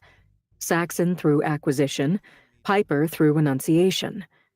And neither fully understands the cost of those choices. In fact, the season unfolds like a sly symposium on the many meanings of happiness in an age of TED Talks, best-selling manifestos, and podcasts that chirp endlessly about self-optimization and the elusive best life. Happiness, it turns out, is more Rorschach than roadmap. Is it found in the ultra-luxe wellness center or the austere monastery? Does it come from getting what you want or wanting less? These aren't merely personal questions, but philosophical ones, and they've been asked and answered differently throughout history.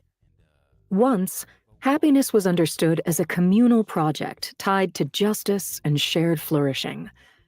But over time, it evolved from an expansive ideal into something individual and small.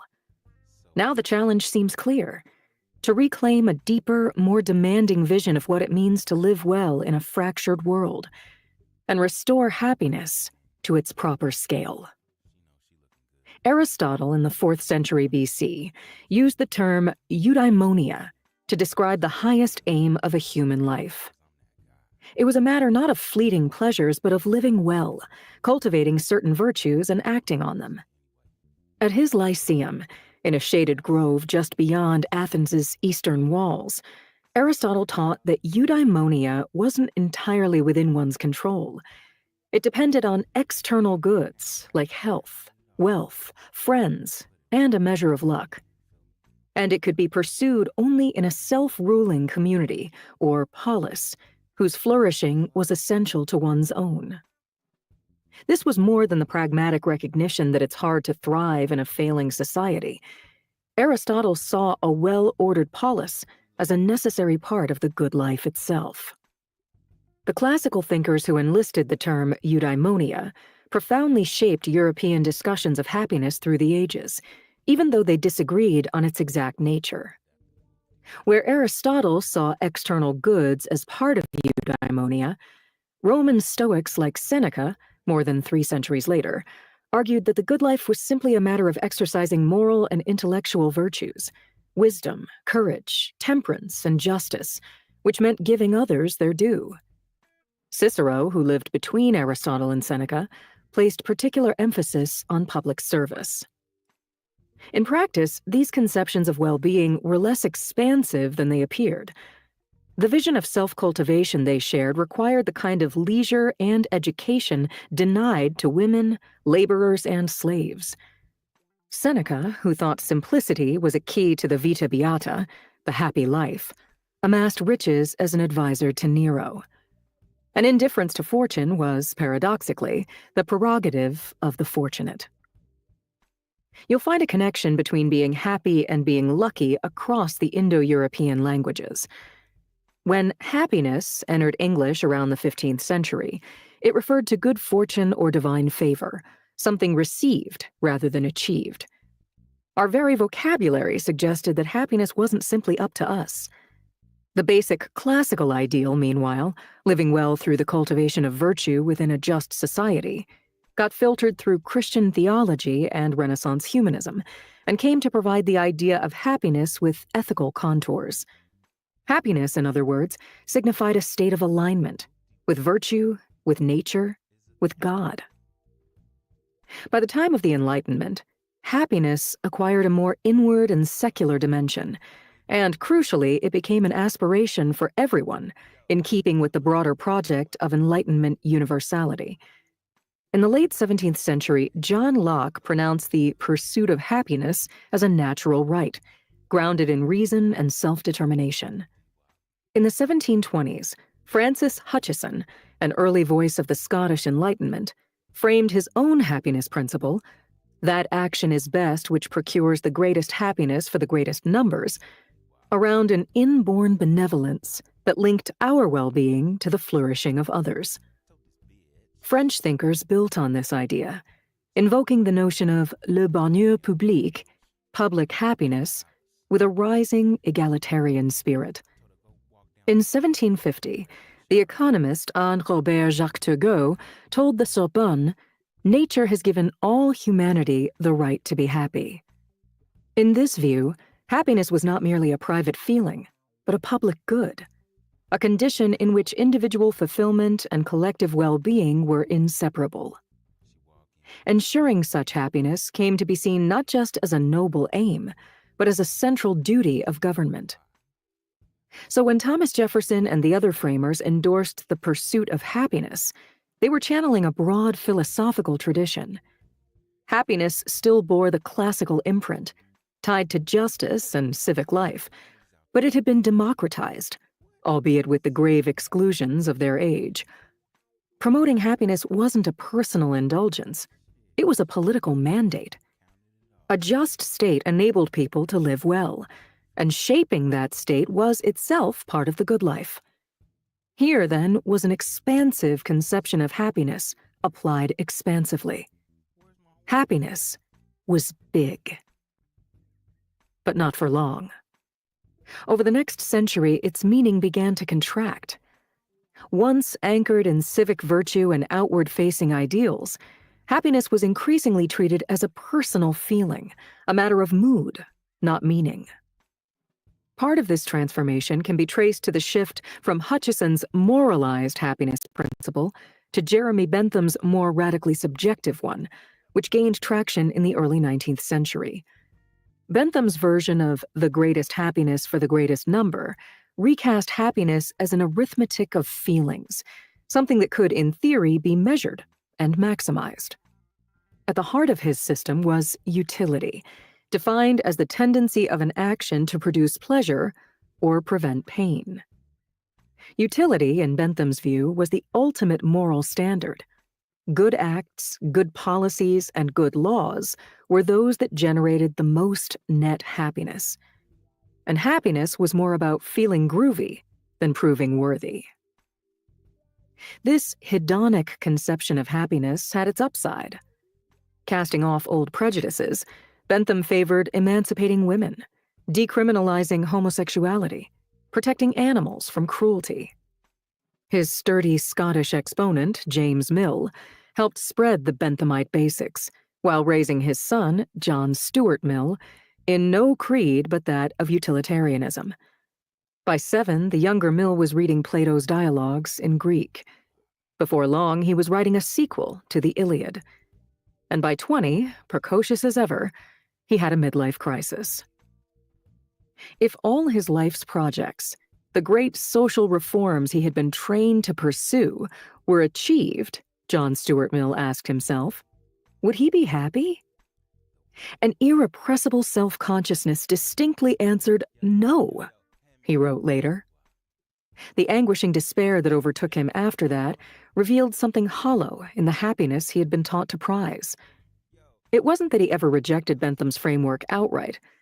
He still valued its pluralism, the way an experiential approach to happiness forced you to recognize that different people would have a different idea of the good life. But he came to see that true flourishing required depth, dignity, autonomy, and the widely shared material security that a just state should try to secure. It was a vision of happiness that retained something of the classical ideal, richer, more demanding, less easily quantified. Yet even as Mill sought to complicate the concept, industrial capitalism was pushing in another direction. A happiness stripped of depth, a debased version of Bentham, was spreading with weedy vigor. The rise of mass production and market economies bound happiness to economic growth. As Thomas Carlyle warned in 1843, the greatest happiness principle was fast becoming a rather unhappy one. What had once been a philosophy of human flourishing was increasingly a ledger of economic output. The marginalist revolution in economics starting in the 1870s, completed the transformation. Utility was converted from a moral principle into a wealth function. No longer tied to broader notions of well-being, it became a measure of personal preference. Economics, which once grounded value in labor, production, and exchange, now saw value as purely subjective, the satisfaction gained from an additional unit of a good.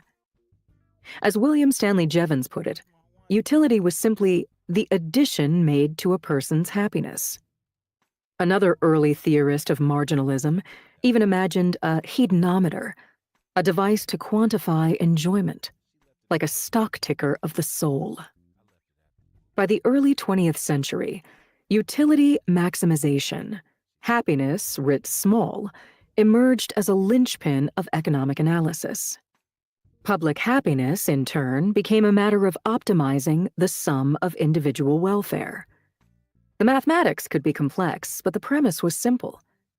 Getting what you want in life. That's happiness, bro.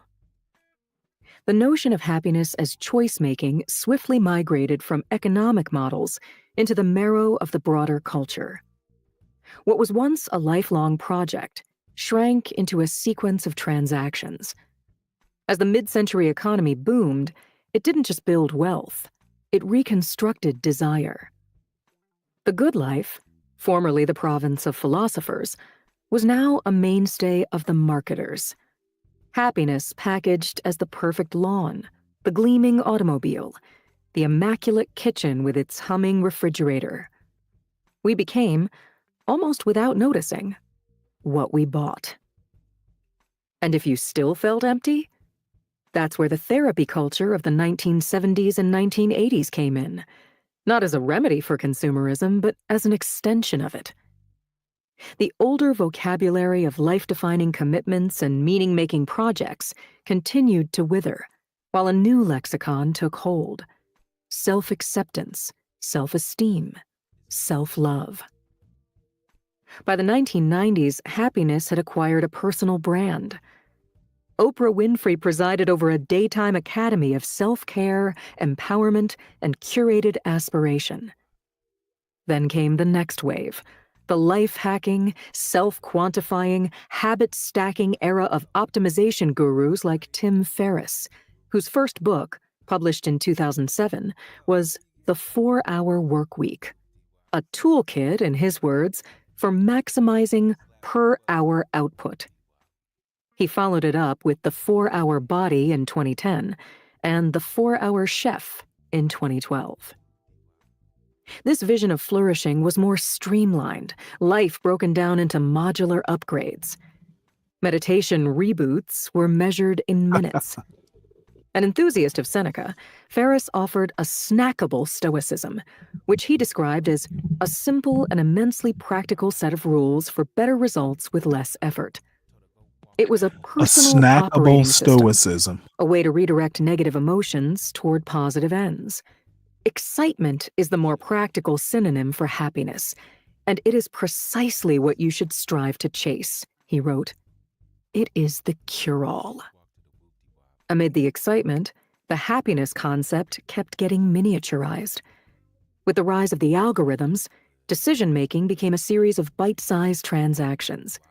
If you liked this, you'll like that.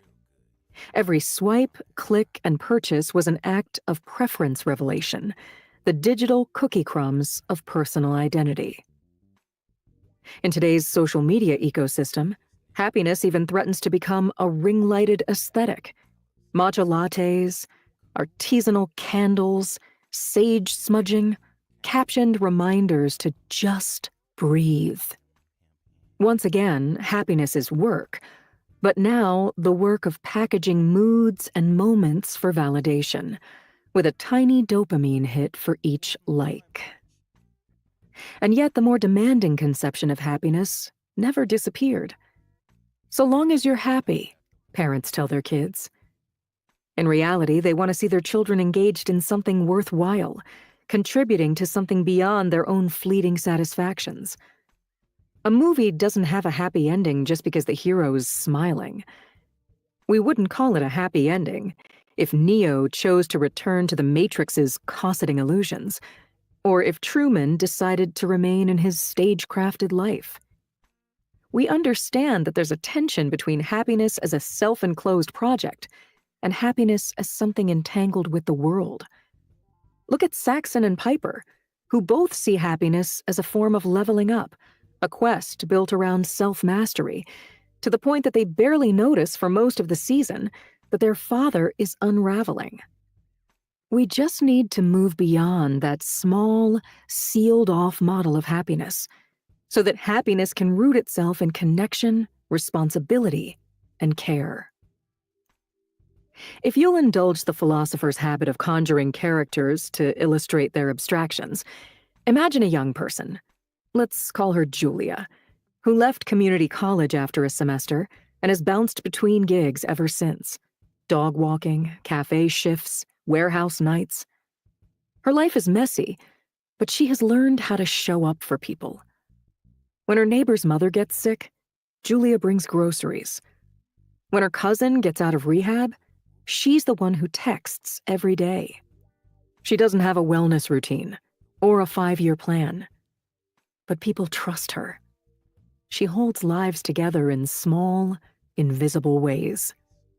Or imagine a middle-aged man named Daniel, a product manager with a smart fridge and an optimal morning routine. For years, he has chased happiness through upgrades to his apps, his appliances, himself. But lately, the returns feel thin. When his niece's soccer team needs a coach, he volunteers, awkwardly at first, then with growing investment. Daniel has started showing up at town meetings, fighting to save the field from developers. Now his calendar includes something he cares deeply about that doesn't come with a progress bar. Or imagine a public worker named Casey, driving the same city bus route for 20 years. After years on the route, Casey has come to know who needs help with their bags, who wants small talk, and who prefers silence. Recognizing the regulars and their routines matters to Casey. It's a way of creating small moments of connection in an otherwise disconnected city, of being a steady presence in others' lives. These aren't tales of moral heroism. Nobody here is emulating Dorothy Day's journey from bohemian rebellion to radical solidarity with the poor. Daniel still wears a Whoop band. Julia hasn't found her calling. But they're living into a broader idea of happiness, less about what they have, more about what they give, who they're with, what they're part of. Is it possible that happiness stayed big, and it's only our way of talking about it that got small?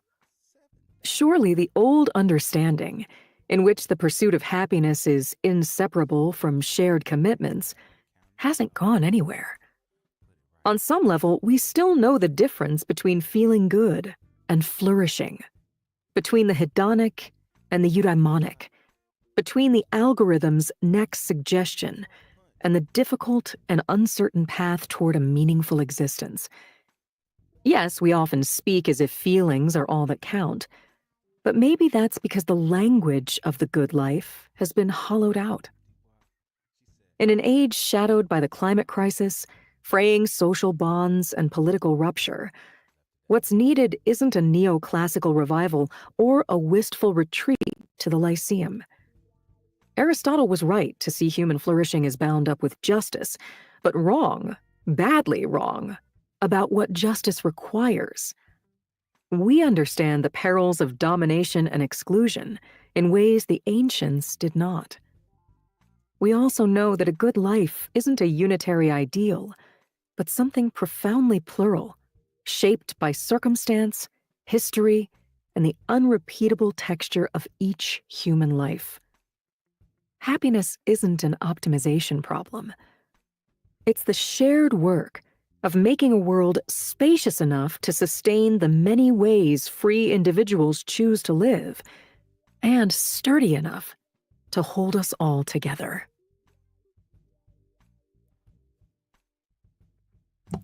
That was actually kind of longish, but I thought it was basically a decent essay. I guess the long and short is that happiness is much more complicated than people are led to believe. So I want to just quickly, before I move into this next video, to talk about the title of the show. Um, and the original title of the show title of the one I intended to do today is kind of different, but this was such an intriguing topic, black fatigue, that I just made a new show and gave it this title and kind of threw in some videos to fit the title. I just want to come on the record and go, black fatigue is bullshit. What it is, and the first video I showed pretty much summed it up really well. It's just it's kind of like the new version of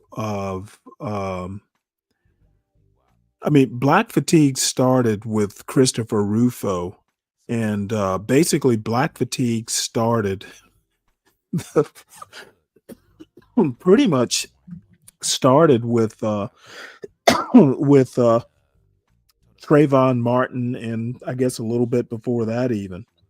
But ever since BLM has been around, um, this black fatigue has been building up.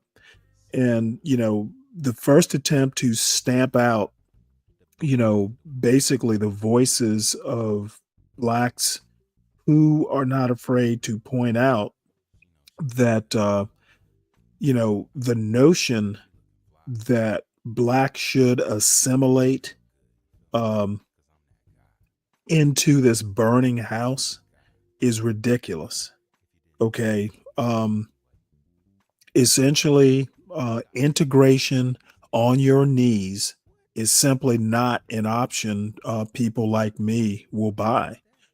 Um, not everyone has the options of, being able to speak out on a platform pretty much unencumbered. Um, Black fatigue is, kind of to me the same argument as CRT and, whatever came after CRT. It's all bullshit. It's basically, I've made the comment, and I'll make it here again, that really white racists are not really that big a problem in the United States. It's the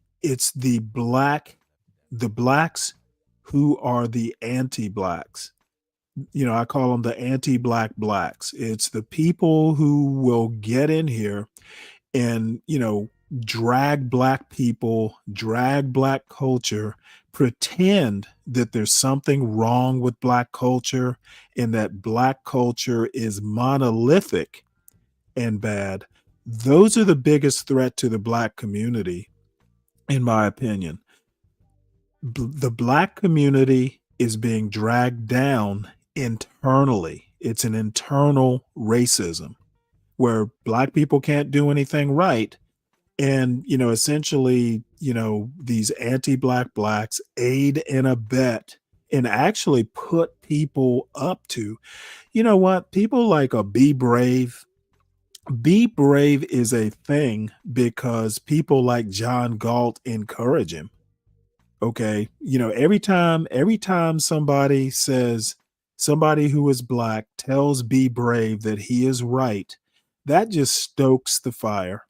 So once again, the anti-black blacks, and you know who you are because I often call you anti-black.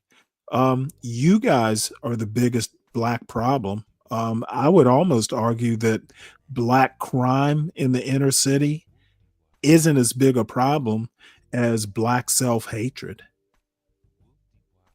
And you could maybe even make the argument that the crime is caused because of black self-hatred. But I've said what I said, and you all are probably fairly, knowledgeable of where I stand on the topic. You guys can natter on about, black culture being this or the inner city crime. most black people don't even live in the inner city. It is dumb to pretend that all black culture is just one thing. Anybody who's over the age of 30 knows that, black culture, just like quote white culture, is multifaceted and most of it is good. So this black fatigue is just like woke. It's fake news. White people aren't going to get tired of black people. What it is the anti-black blacks have black fatigue. So I think white people are just fine. It's the anti-black blacks that are really the problem, and what they're trying to do is get the whites. So apparently the anti-black blacks, the Thomas Sowell brothers, they don't have much effect on the total black community. So what they want to do is get white people to come in and help them, apparently. So that's pretty much what I have to say. It's fake news. And the problem is these arguments about woke being this way or that and all this stuff. They're knee-jerk reactions and not well thought out. I just got finished talking with someone in the chat about a very just specious argument, and I'm simply not going to give bad arguments the time of day. So natter on about your Jesse Lee Petersons and all that. Jesse Lee Peterson is a fucking embarrassment. Okay, at least if you're going to be anti-black, fucking speak proper English. He is so into white people and worships white people, but he can't even talk like them. Oh, it's the Jesse Lee Petersons who have black fatigue. And I actually think what he really means is he's tired of being black. He's wishing for somebody to start referring to him as a white man. So you guys enjoy your Jesse Lee Peterson. I won't be joining you for the watch party. And speaking of positives in black culture, I don't know if people have actually heard of Edna Lewis. The other day, somebody mentioned incorrectly that black culture has no like indigenous food technique. I guess the implication is, black people basically learn to cook from white people. And that's just ridiculous. Like the people that were brought here, on slave ships, how were they feeding themselves if they didn't know how to cook? They didn't just learn to cook when they got to America. So, I've been, on a little mini binge here, just kind of, because I like to cook. My mother liked to cook, and I've been reading, I'm from the part of the world where they're Gullah foodways. So, the statement to me just seemed kind of ignorant of history. And a lot of the stuff that goes on in this John Galt universe is just, I tend to look at American culture through a historical lens, and almost no one in this space has any sense of American history. And that's why I shed on a lot of your arguments. You just have no clue most times about which you speak. And there are one or two of you, and you know who you are, who I actually do kind of consider peers. And, I'm much more willing to, even if I don't agree with a position, at least I know that your position is well considered and grounded in some sense of cultural history, political history, or the like. So, for the rest of you young folks who want to talk about woke and January 6th and, insurrections and all this stuff, know right off the top that usually I just kind of look askance at some of these statements, and I might joke back and forth with you, but I don't take that shit seriously. There's maybe one, as a matter of fact, there are probably only two of you in this space that I actually take serious when they make culture critiques. So I won't belabor the point, but the title of the show pretty much sums up my opinion of Black fatigue. It's anti-Black wokeness. It's like, you got the dark side of the force and you got the light side of the force. That's pretty much what Black fatigue is. It's the dark side of the force. So let's talk about Edna Lewis.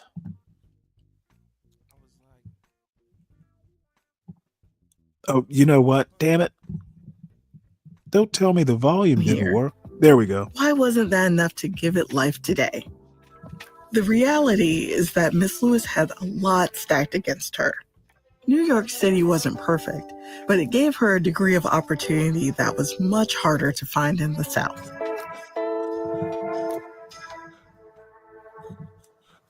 For more than half her life, when Edna Lewis traveled, she had to do so in segregated train cars.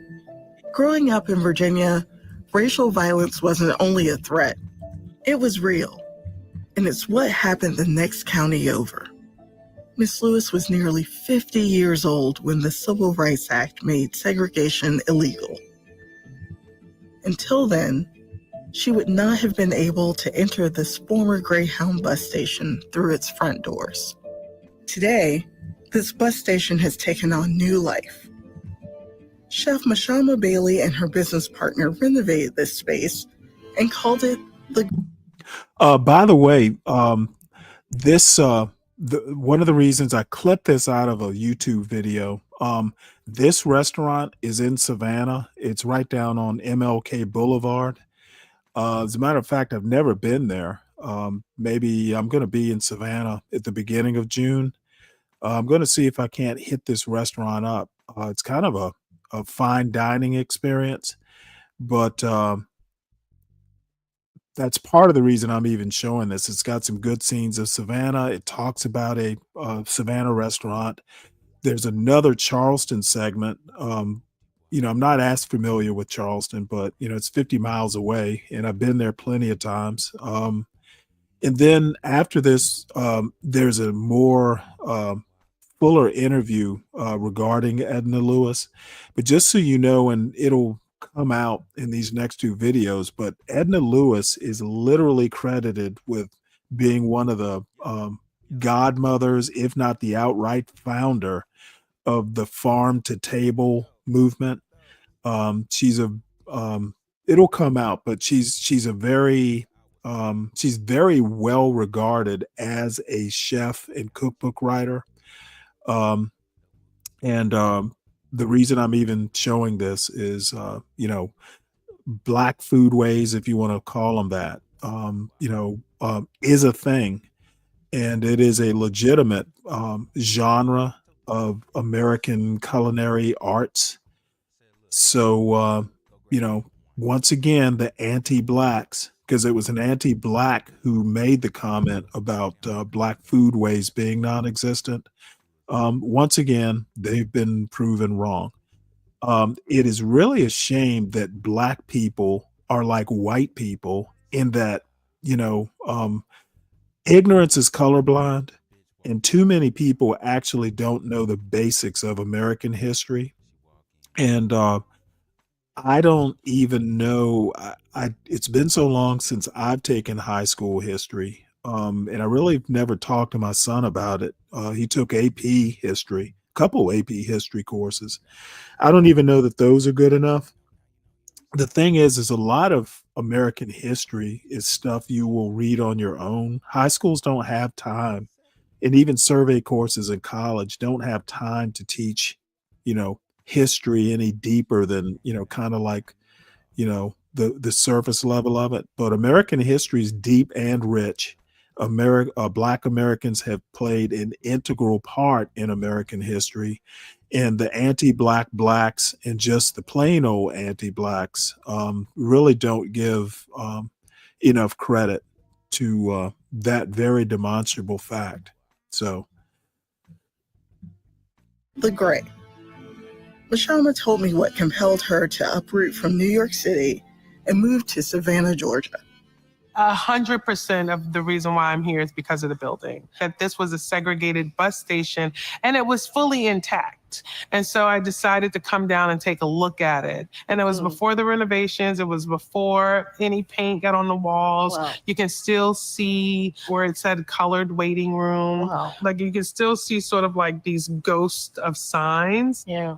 And what I felt when I walked in this building, there was this sense of warmth. I'm not alone. I'm doing this with my ancestors, for my ancestors. It's one of those things that I just immediately knew that I could do it. So, your menu here at the Gray, it's sectioned off into different areas. Talk to me about that decision-making process to kind of mirror what Edna Lewis was doing, and why you decided to do that.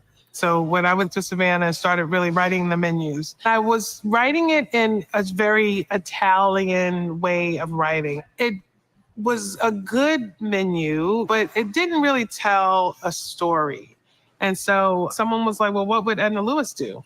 And in her book, In Pursuit of Flavor, it's really cool because she has, from the gardens, from the farmland, from the lakes and streams and oceans. And we just thought that that was such a cool way to remain inspired and focused on Southern cooking, right? So our menu is broken up into 4 different sections. And so it's dirt, water, pasture, and pantry in respect to Edna Lewis's book.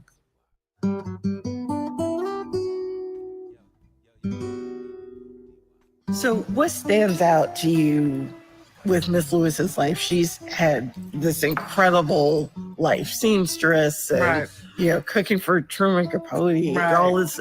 What stands out for you? I love how later in her life she wore a lot of African garb. I love that she sort of celebrated that part of herself that really connects her to her ancestors. I love that she was a communist. I just kind of like that she was different and she stood out and she had a different way of thinking. I like the fact that she sort of pushed the envelope and got people's attention in that way where they were like, let's keep an eye on her. I think that there's parallels between your life and Miss Lewis's life because of, the time in New York, back in the South, kind of creating food that's not narrowly defined because of the influences that happen. Do you think about that? That's no, I don't. I don't. That would be an honor to compare myself to Miss Edna Lewis, but I'm just inspired by her, I'm inspired by her yes and I feel like I have a little bit of that in me. I'm like, yes, and what's next? I think taking an opportunity to move to a southern city with someone that you don't know who is white is very challenging in itself. And to come up on a 10-year business together, inspired by a Black woman who's inspired by another Black woman, I think is a pretty powerful thing. I couldn't leave the grave without experiencing some of Mashama's cooking firsthand. We went to the kitchen to cook a dish that connected to Miss Lewis and to the very roots of African American food waste. So this is actually the first recipe in the Taste of Country Cooking, and it's going to be mutton. It's the recipe that Miss Lewis has. We're going to do a braised lamb shoulder. Okay. And we basically pick it up in this sauce where it's based on her braising liquid recipe. But it's actually a sauce out of Kenya called Kane sauce. Okay. And I think with her, she really just lets the ingredients speak for themselves. And this is why I like a recipe like this, because it's not complicated. It's really like, these are the ingredients. That's it. And lamb and salt and pepper. That's all. And I just adore how bold she is with trusting the fact that the food is going to taste good because it comes from a good place.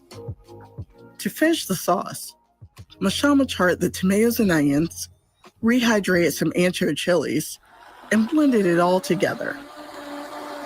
So Deb, with the lamb, you take the lamb and we smoke it.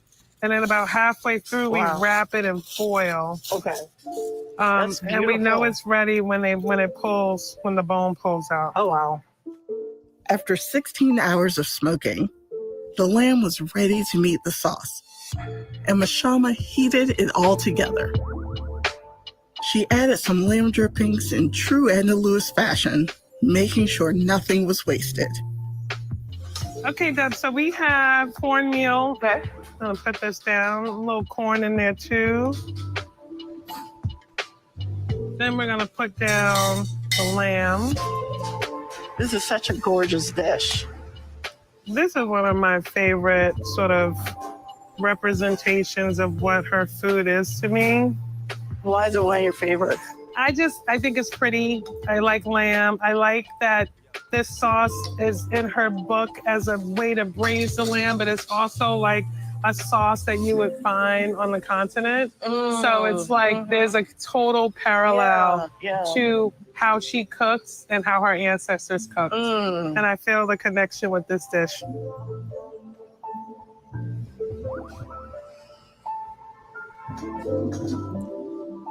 Girl. Good. Oh my God. And there's heat, but not too much heat. No, not a lot of heat, but enough to wake it up a little bit. I mean, I cannot imagine a better way of paying honor to Edna Lewis through this dish. Absolutely beautiful. Thanks. Thanks, Deb. Thank you. In a building that holds so much history, Mashama and her team are redefining what this space means. They're celebrating the food of our ancestors, and they're preparing the next generation. As the head of the Edna Lewis Foundation, Mashama helps grant scholarships to up-and-coming chefs, farmers, and storytellers who embody Miss Lewis's principles. In food and in action, her legacy endures. That's the But old in Edna Talmadge Lewis's Bridge lifetime, column. being a chef didn't have the same celebrity cachet as it does today. She spent many of her working years moving from job to job just to make ends meet. When she was almost 70, a former plantation reached out. Milton Place in Charleston, South Carolina is a popular site. What's up, SKC? What's going on? Nothing much. I'm just shocked that I don't know, what is it that these people don't understand Black excellence? It doesn't have to come in the way, it doesn't have to be carrying a Gucci bag or rapping in a video. Is it a thing about maturity or what? I'm confused about what you mean. Well, no, I was just looking at Deacon Dave's comment about want the full slave experience. I guess he's talking about Charleston. This one plantation, and there's several of them in the Charleston area where they do weddings. They do these plantation weddings. As a matter of fact, they do them all over the South. And this Edna Lewis wound up being like some chef in residence or something at this. Basically, it's a resort. Plantation turned into a resort, and somehow or another. And I know Deacon Dave is kidding, but sometimes I have to shake my head at these youngins. They have no appreciation of the finer things in life. Oh, okay. Yeah, I was I'm actually on the road. I'm heading out I'm heading out to our property in the country. I gotta go mow it today, so I'll be on the Do you track. have a tractor? Yeah. So I'll be out on the mower all day. But I just stopped so I could fuel up and everything. But I don't know. This I kind of got cut off at the point of when you were talking about the black fatigue thing. And no, I think it's basically I think black fatigue I made a comment earlier that, every time somebody tells a racist like Be Brave that he's right, it's funny enough, in my mind, and maybe it's my own form of conspiracy theory, but I think people like Be Brave are actually tools in the hand of anti-black blacks. I think Be Brave is a creature of John Galt, not the other way around. It's just weird that he would be the tool that the anti-black blacks use to propagate their their uh, their critiques of black culture. Well, I mean, even if I was to approach it with absolute logic, I mean, I don't. Well, racism, racists don't use logic. Okay. Being a racist is not a logical proposition. Okay. And Well, I know yeah, people try and rationalize it like everybody's racist, and none of that stuff is a logical argument. no. What I was saying, not from the point of trying to put logic on racism. I was saying, so far as the influence of the whole black fatigue thing. I mean, John Galton, what's his name? The Bravism guy that you talk about. I mean, they could not have possibly had any influence on any of that. I mean, a Oh, lot of no, no, no, people. no. I'm Yeah. not saying they're influencing it. To be honest, the term is something that just got started that's come to my notice. So I don't think they had an influence, but they're definitely propagating it. Hmm. So, and really, it was a, a, a video that a friend of mine, Fred, gave to me, and it's come up a couple times, maybe in the last week. So, essential. Now, I do know that this is a name that has been put on a phenomenon that's been around for a while, because I've heard Glenn Lowry talk a lot about, how it basically, I've noticed it since the summer of 2020, where whites are just getting tired of all these blacks acting up and tearing up cities when it wasn't really blacks. I mean, how many blacks actually live in Portland? Is mostly white kids tearing up shit. So, at least in Portland. So, but the bottom line is, this whole thing about, hey, we're tired of blacks acting up and we're tired of blacks complaining, and you'll hear Be Brave talk about, why are blacks complaining? Because compared to other blacks in the world, they live like kings. So I Yeah, understand I'm what not. black fatigue Yeah, is. And once again, let me restate it. I think black fatigue is the equivalent of woke on the left. yeah. I will say this. I think. I think you. I think is a poor line of logic to even state Glenn Lowry in the same name vein as this Well, no, Braves he guy and so he forth. he But didn't call it he there have didn't been call it black fatigue. right. But there have been several writers that have stated those things way before Laurie mentioned them. I No, mean, no doubt. yeah, and actually, I think the two that I was mentioning in the chat, Orlando Patterson, he wrote Disintegration, and Mhm. Elijah Anderson, the whole Code of the Street thing. Both of them were sociologists, high order, and um, b- they wrote about these things way before and anticipated that this black fatigue thing would happen. They didn't state it Right. in. And your point would be what? That a high order sociologist wrote it? Yeah, okay, I'll admit it gives it some credence. But the bottom line is, I don't doubt that there are people who are tired of black people complaining. That's not a doubt. My response to that is, I don't give a fuck. Yeah. I don't think either one of Because those. there is such a thing as free speech, and you know what, I'll keep complaining, I'll keep pointing out things that I think need to be called out, so that a high orders, I don't put a whole lot of stock in sociology. I mean, it is a thing, but I don't, because a sociologist said it, isn't going to sway me.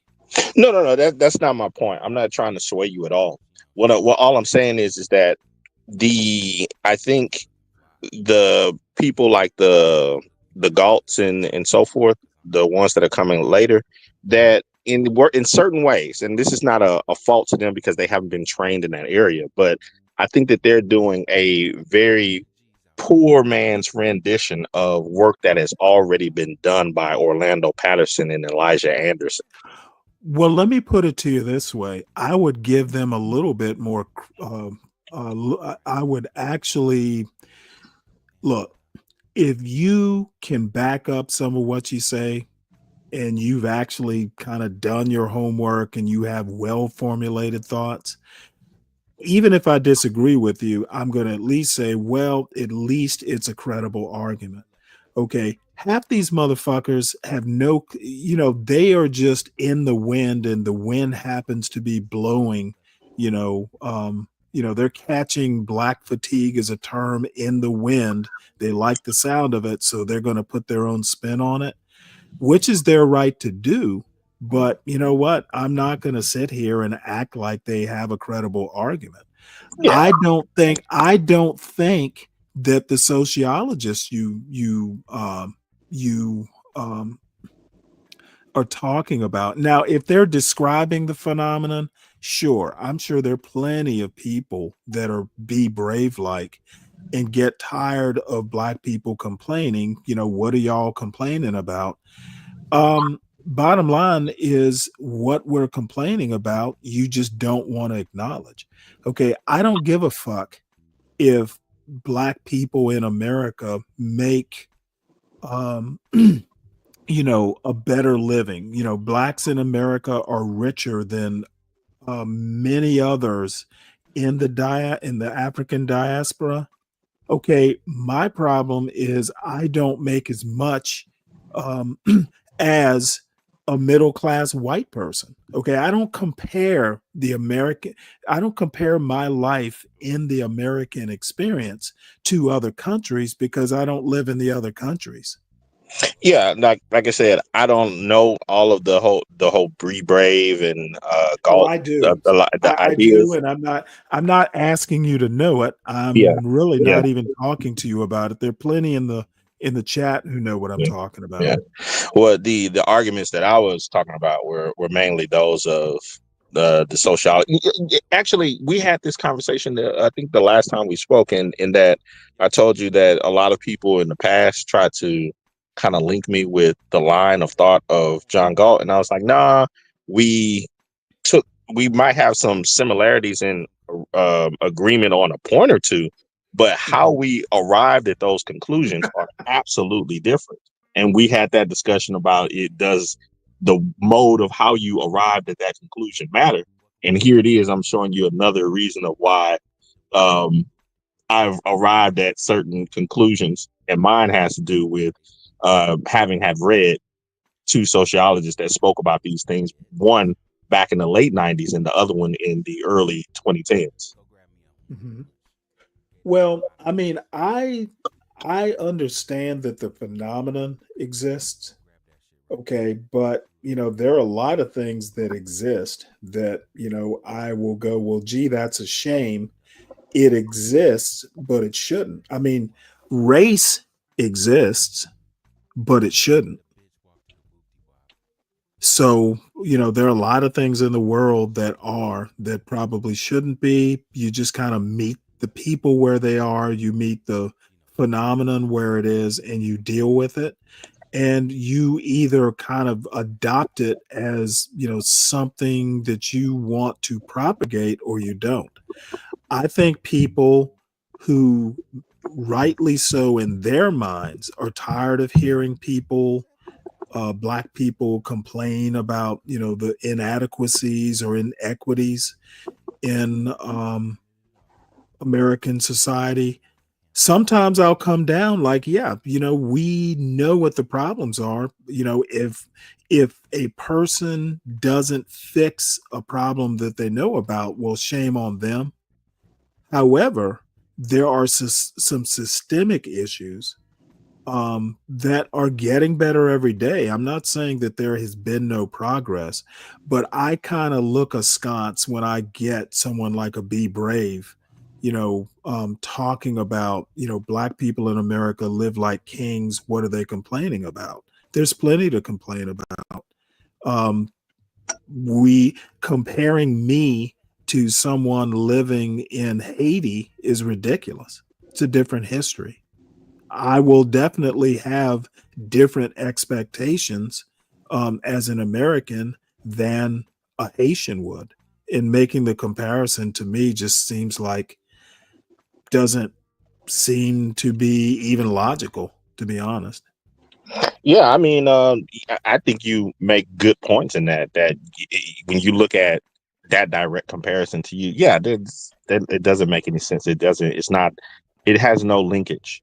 However, if I were to take, let's say, Elijah Anderson's argument of what I think he wrote it in '99 or so, when he was saying that there's this battle between this street code and decent code within Black America, and how they were morphing into one another, and how later Okay, say that. Hold on. The street code is melding into what?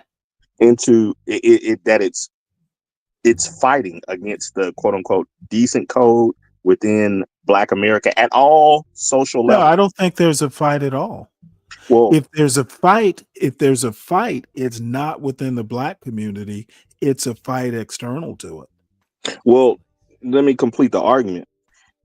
Some of the things that he stated, but I would argue are prescient, because you would not see certain individuals like a Jasmine Crockett in politics at the highest order of our government, that is putting more of a street vernacular while trying to say that she represents the decent Black Americans.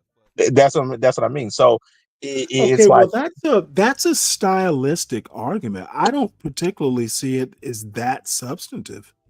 Okay, now if you're going to make a style argument, then that goes to how people might perceive her. It might go to how people perceive her as credible. But the thing is that's a style argument. I don't see it as that substantive. I argue against the style argument thing. This is the reason why. You stated in yourself that um, you and many others that you have known of have remained true to themselves, that you don't have to do some sort of quote unquote code switch in order to communicate with people. And here it is, you have certain individuals that they believe that in order to properly represent the nominal Black person, that they believe that they have to code switch in Okay, well, Congress. see, the problem with that is she doesn't represent all Black people. She represents people in her district. Correct. And maybe she has to be that way because of who she represents. But she doesn't represent all Black people in America. She represents her district. So you're saying that one of the more prosperous districts in within the Dallas Fort Worth area is populated mainly by ghetto speaking folk? I can't say that. And to be honest, I can't say that. I've never been to Dallas. The only people I know from Dallas are, Portia and Clue. HB lives there now. I don't know. I actually seriously dated a woman from Dallas, but I don't know enough about Dallas to talk about the people she represents. But I can. I'm from Houston. I'm just a hop, skip, and a jump away from there. So, and I've visited there many times. But the majority of the people in her district that are Black do not function like that, and that's what Right, I'm but saying. some people do. And that's what I'm saying is I agree with your arguments where you say that is not the majority of Black people. However, the majority of Black people in her district, whether they are of the quote unquote street or of the more decent mode, they resonate with the way that she's dealing with.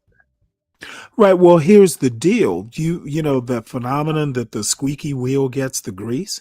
I mean, most people who are not, so boisterous or demonstrative, she may be hearing.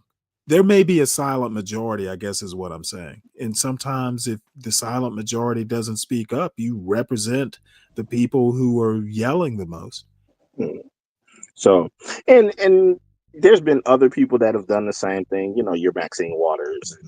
You Yeah. go on into all of your, I would say, more of your race grifters and all of that. But it does speak to, heck, even Kamala Harris did it. Greens in the bathtub. I mean, and saying stuff like "child" and all that other stuff when she came here to Houston. So the idea is that what Elijah Anderson was stating when he stated back in '99 that with this street code versus decent code thing, that this behavioral duality existed, and that many within the decent have begun to resonate with that behavior and have silently either been quiet about it or have given a golf clap to it because of its bravado. That's true. Okay, well, let me stop you right there. There's always been a dual consciousness in the Black community. Look at Booker T. Washington versus, and that's not exactly what W.E.B. Du Bois was talking about, but, I'm going to stretch that a little bit. There's always been a duality between assimilationists and, the non-assimilationists. And the other thing I want to point out, and then I'll let you continue with your argument, I argue that people like a John Galt are exactly what they are describing. Okay. John Galt is a race grifter.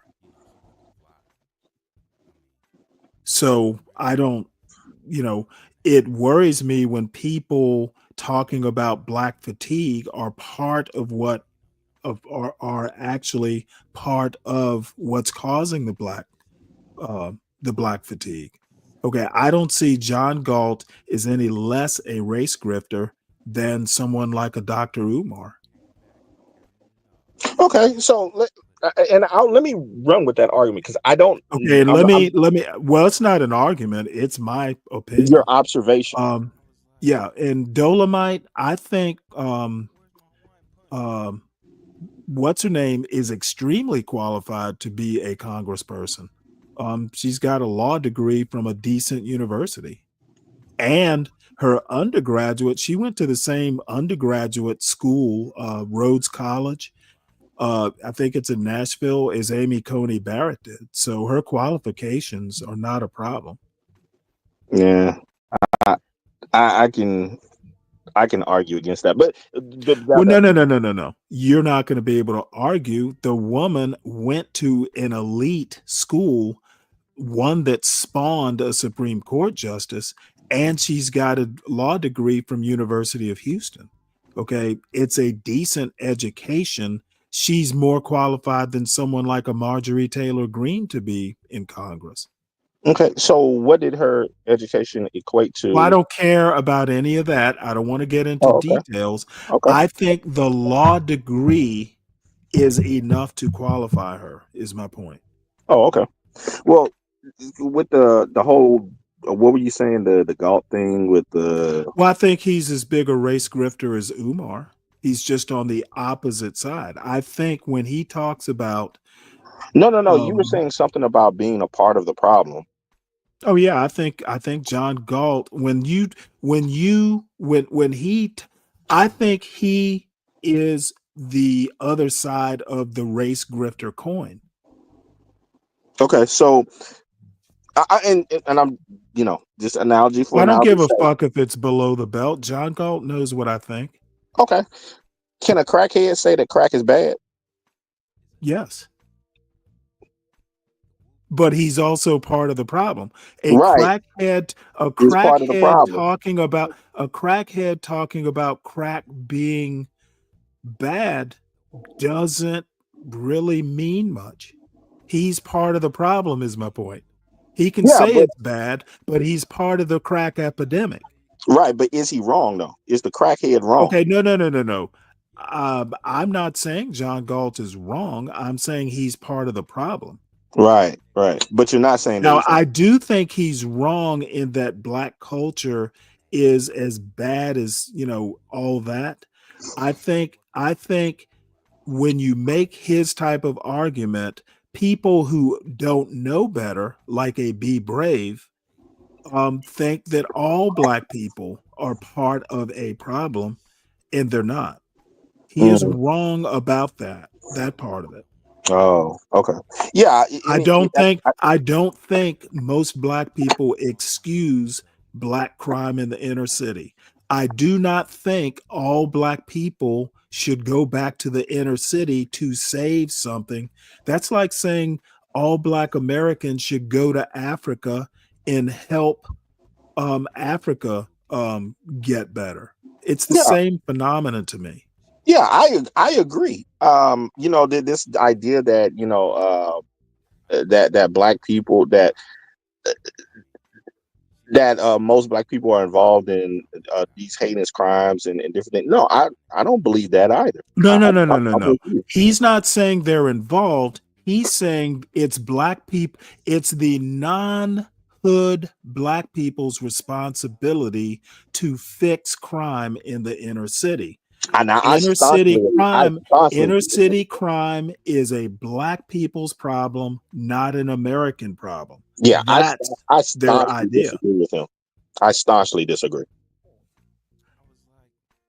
And essentially, it's the black people be a credit to your race. It's that type of argument, and this isn't the 1930s. Okay, being a credit to your race, like, hey, I've never told my son you need to be a credit to your race. That's No. like fucking 1930s. Yeah, it's like I understand what you're stating, and with John Galt, what you stated, he said, I get that. I disagree with him.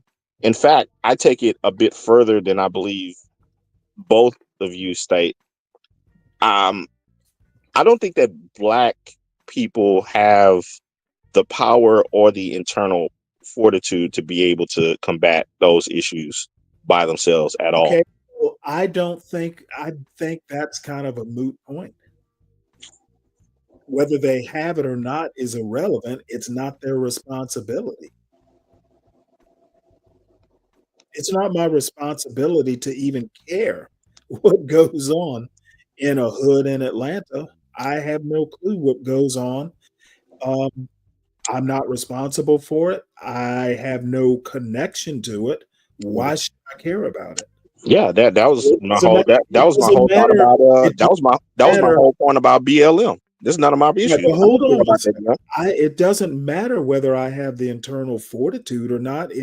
Who cares whether I have the fortitude or not? I'm not responsible for it. Right, and all I'm saying is just that black people, they don't, not only not the internal fortitude, they don't have the power to do it either. Well, I think you could do soft power. If No, a bunch they of black don't have the people, power to do it. well, I would debate you, but it doesn't matter whether they have the power or not. It's not their responsibility. Right. So, and that's what I was kind of weirded out about with the whole BLM thing. It's like, what are you guys doing? Why are you putting all this money and time and energy and discussions and all this other stuff towards this type of junk? Either you associate yourself with it or you don't. Are you going to get in I'm a not sure I tirade understand. I'm not sure I understand over your argument. over a fentanyl head? That's what your Okay, mind is at. hold on. You're not making the argument I thought you were making.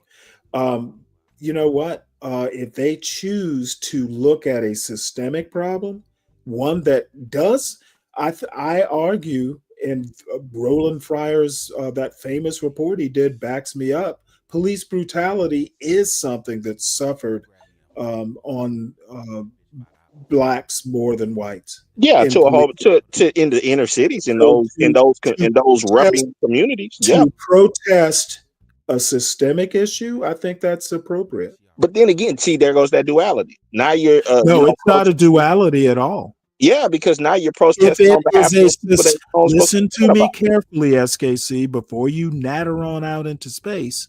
A systemic issue, by definition, affects everyone, or How? can affect. Hey, if you are more likely to Have be have you roughed been up. roughed up by a Okay, cop? dude, let me finish. How You about know we what? personalize it again? I don't do that Thomas Sowell style of narrowing it down to individuals. I said You systemic. just did. Dude, you will let me finish, Okay. please. A systemic issue can affect everyone, not will, not must, but can. And I think it's perfectly appropriate to address something that's systemic. Okay, because I have never been roughed up by the police doesn't mean it's not systemic.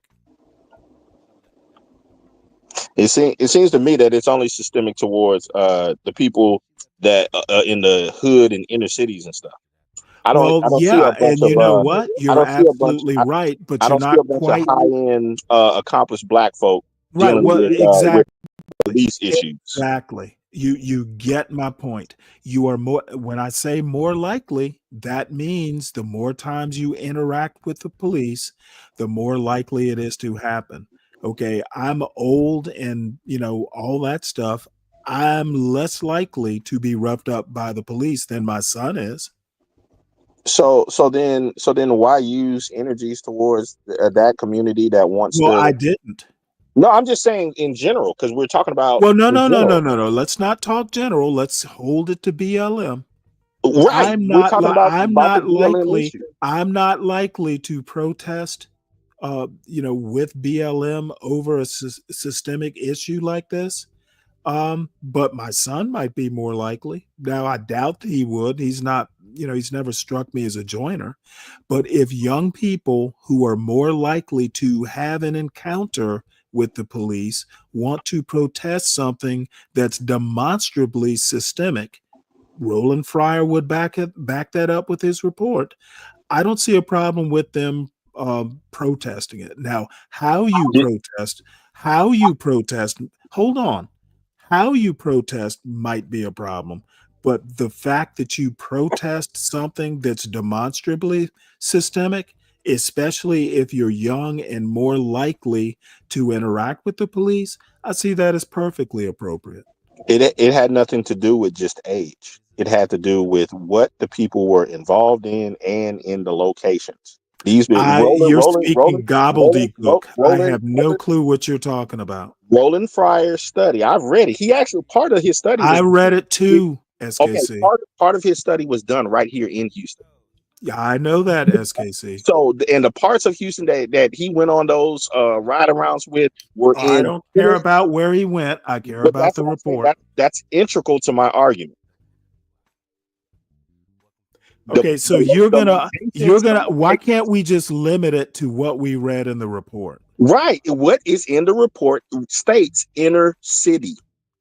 And that in itself goes back to what you originally said, so far as why should I sit up here and be worried about what okay, listen to what I said, because what you're arguing is you seem to have not heard what I said. Okay, I said that what BLM was protesting was a systemic issue in inner cities. Okay, you know what? Amongst the low crowd. A good portion of dude. Okay, I think you might not quite get my argument. It is a systemic issue. It is not just in the inner cities. If you start looking at how the one study, it wasn't Roland Fryer, where blacks are less likely to be stopped by cops at night. They're more likely to be stopped by cops during the day, traffic stops I'm talking about. Policing is a systemic problem where blacks are more likely to wind up on the wrong side of an encounter with the police, that is demonstrable. Okay, I don't think you can refute that. My argument is I Obviously, do not have a problem. I do not have a problem with BLM protesting a systemic issue. it seems as though you are leaving out a vital part of Roland Fryer's study. Okay, The entire what you want to do is talk about this only being a problem in the inner city. That's not what I want to do. Okay, then what are you trying to do? What I'm saying is in his study, the reason why the Obama administration and others did not even want him to publish the study is that he stated, yes, those things are true, but there are other parts of the study showing how the roughing up part also had to do with resistance. Okay, and that just because he was stating that just because we see numbers that say, oh, these people are more roughed up and so forth, that doesn't mean that you can't just automatically equate that to some sort of systematic issue. What about the behavior? Yes, I can actually equate it with a systemic issue. And what he was showing, I can do that. Okay, even though he was showing why they did not want him to publish the study. Part of the resistance is a systemic issue also. What he was showing is that they were distinct. You're gonna let me finish, SKC, because you see what you're trying to do is subtly. I'm not trying to do anything. You're trying to subtly get away from my argument. I'm not trying to get a system. Well, dude, let me reemphasize my argument, please. I'm just saying the totality. The resistance, the need to resist is a systemic issue also. Why people don't trust the cops is a systemic issue. Okay. I'm just trying not to omit that. Okay. You haven't. It's still a systemic issue. It's a part of the reason of why the extra roughing up occurred. It was okay. No. Of the people involved. Okay. How does that change my argument? It add context. Well, the context just kind of reinforces my argument. There is a systemic issue with police encounters. People, and it's not. I'm not saying it's all on the cop side. I never said that. No. I didn't say you said that. I'm just saying that's what the study says. The study says and the study shows a systemic issue. I think we can both, if people are scared of the cops, that is a systemic issue. Oh, so fear means defiance?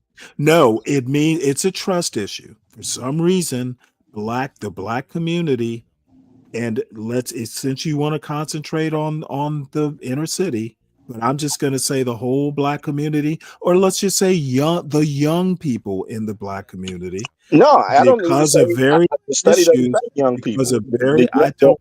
Dude, if you want to just concentrate on that study, you just go right ahead. You were the one who referenced it. In the black community, and in the younger parts of the black community, there are systemic issues. And if BLM wants to go out and protest a systemic issue, I think that's appropriate. It may even be misguided, but it's still appropriate. I think what you're saying is inaccurate. Well, I think it is accurate. On one end, you're saying that the majority of black people are not what John Galt, Be Brave state. I agree with you. No, I didn't say the majority. I didn't even make that argument. My argument is that all the black community is not monolithic. That's correct. I agree. I agree with you. But you have therefore, when they say that the black community this or the black community that, it's not monolithic, and therefore it is not everybody in the black community's problem if there's a crime issue in the inner city. Correct. However, you state the opposite when it comes to young people. Young blacks I don't own care it about is their problem. I don't care about young people. I'm talking about the community at large. I don't think it's all young black people's problem either.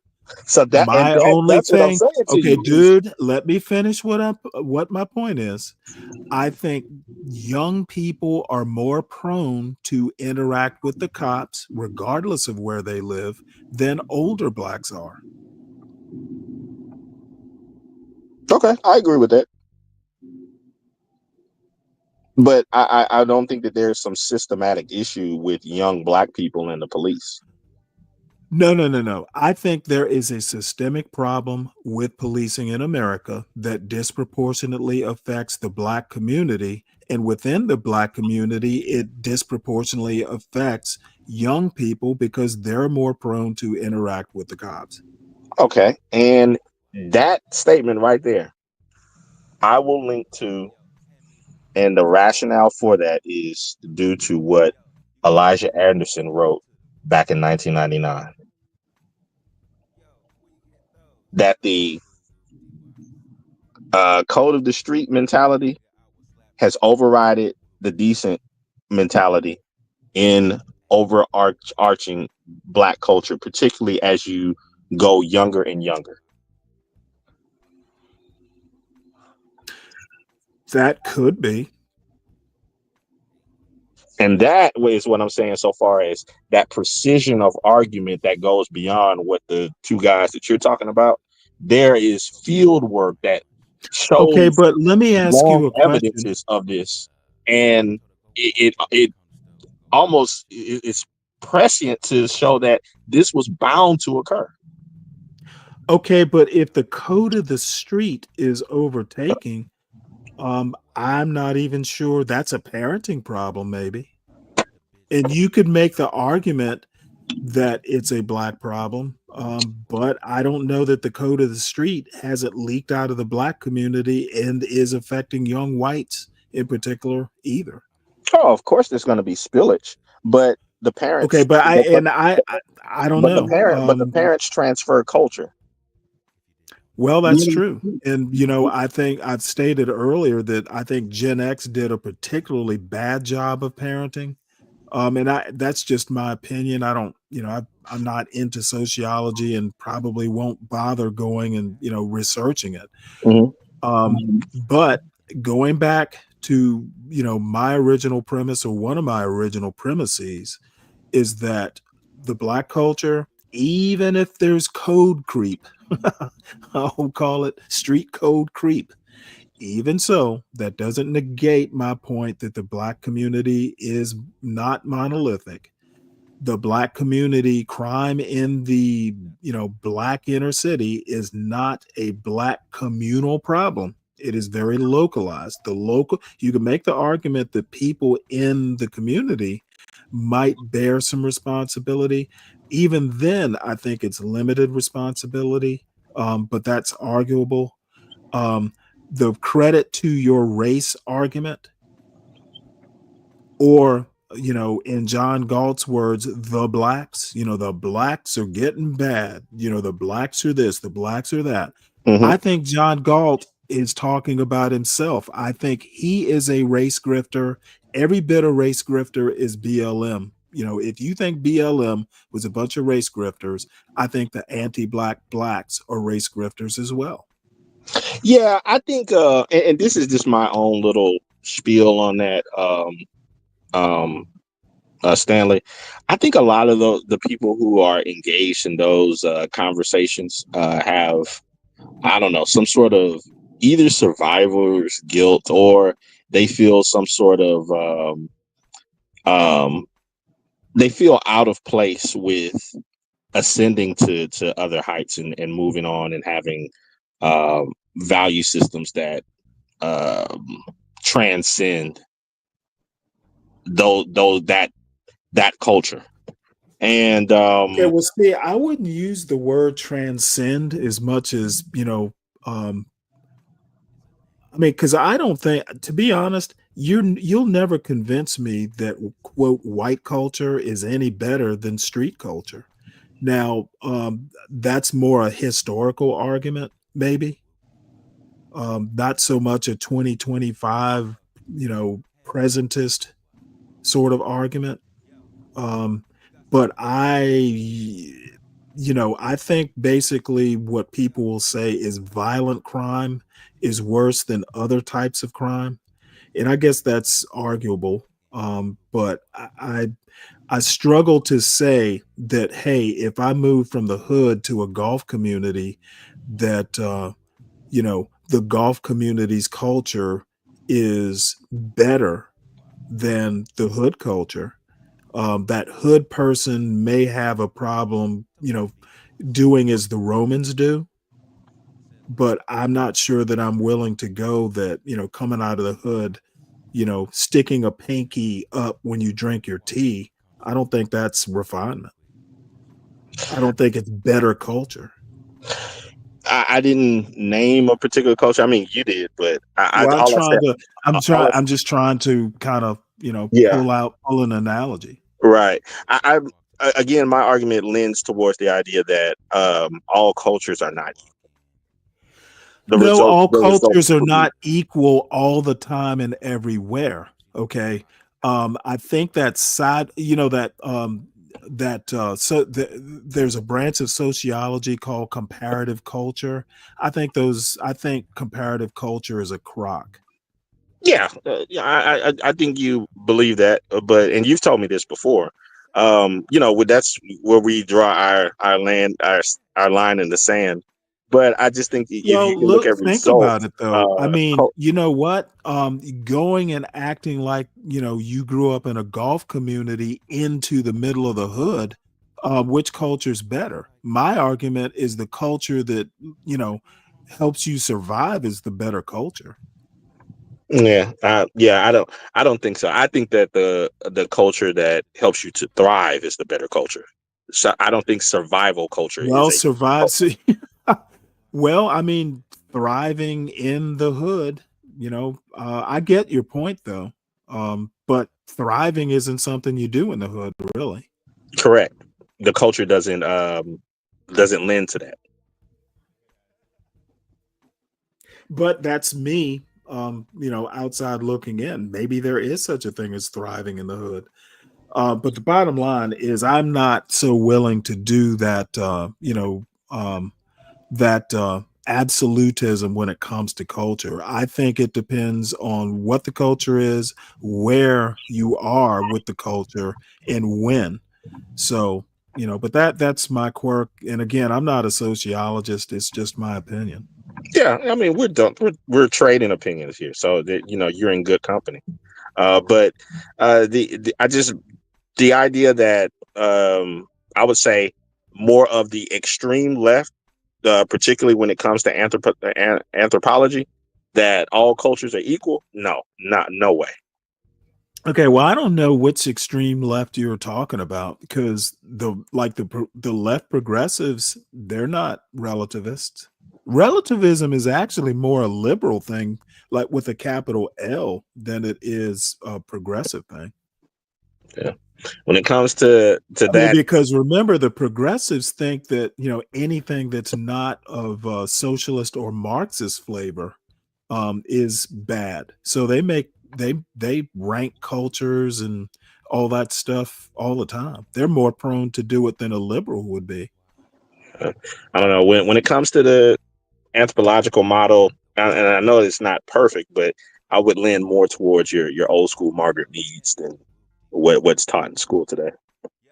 Well, I've never read Margaret Mead. I know who she is. But yeah, there are stark differences, and I think the results prove that over time. Now, going back to the, I would say the original argument when we were saying about the BLM stuff. My thought was is that the culmination of all of that was long written about by some Black sociologists, and they noted that there was this oncoming demise or reckoning, as it were, that was going to come forth. Elijah Anderson in his field Okay, work. well, describe the reckoning. Okay, so Orlando Patterson, he built upon Elijah Anderson's code of the street field work, and he stated how Black America was facing certain disintegration because Okay, well, one thing that's very John Galt like, there is no one Black America. okay, so you gotta take the whole John Galt thing out. John Galt did not do Okay, well, I'll deep disagree.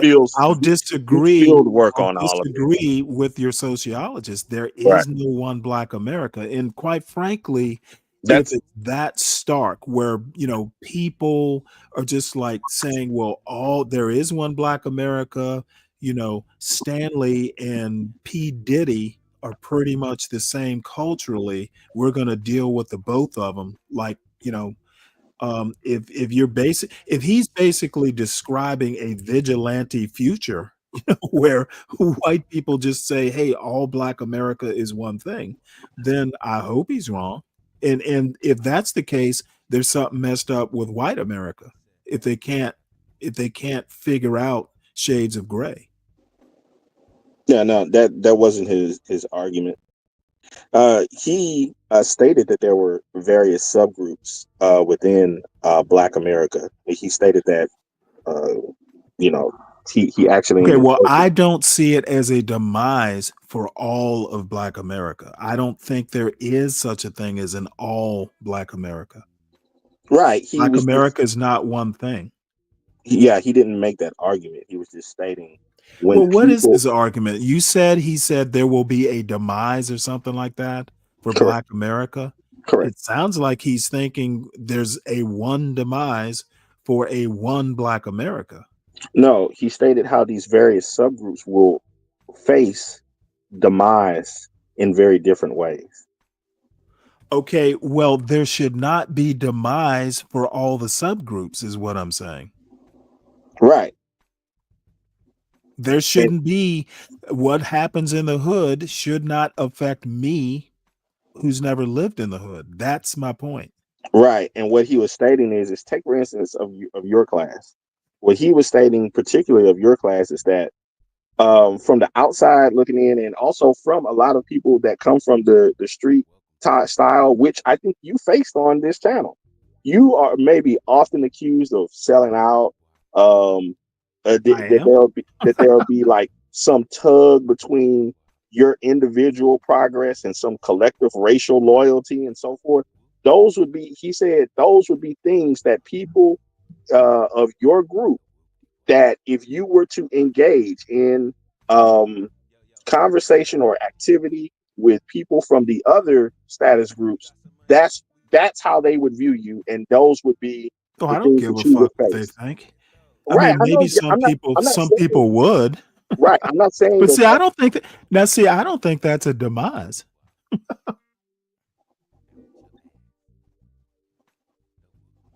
I mean, if I could see, like, if this were like a job that I got to do to support a family, I guess that would be a demise. But in my particular situation, I know what they think, and I'm fine with that. Right.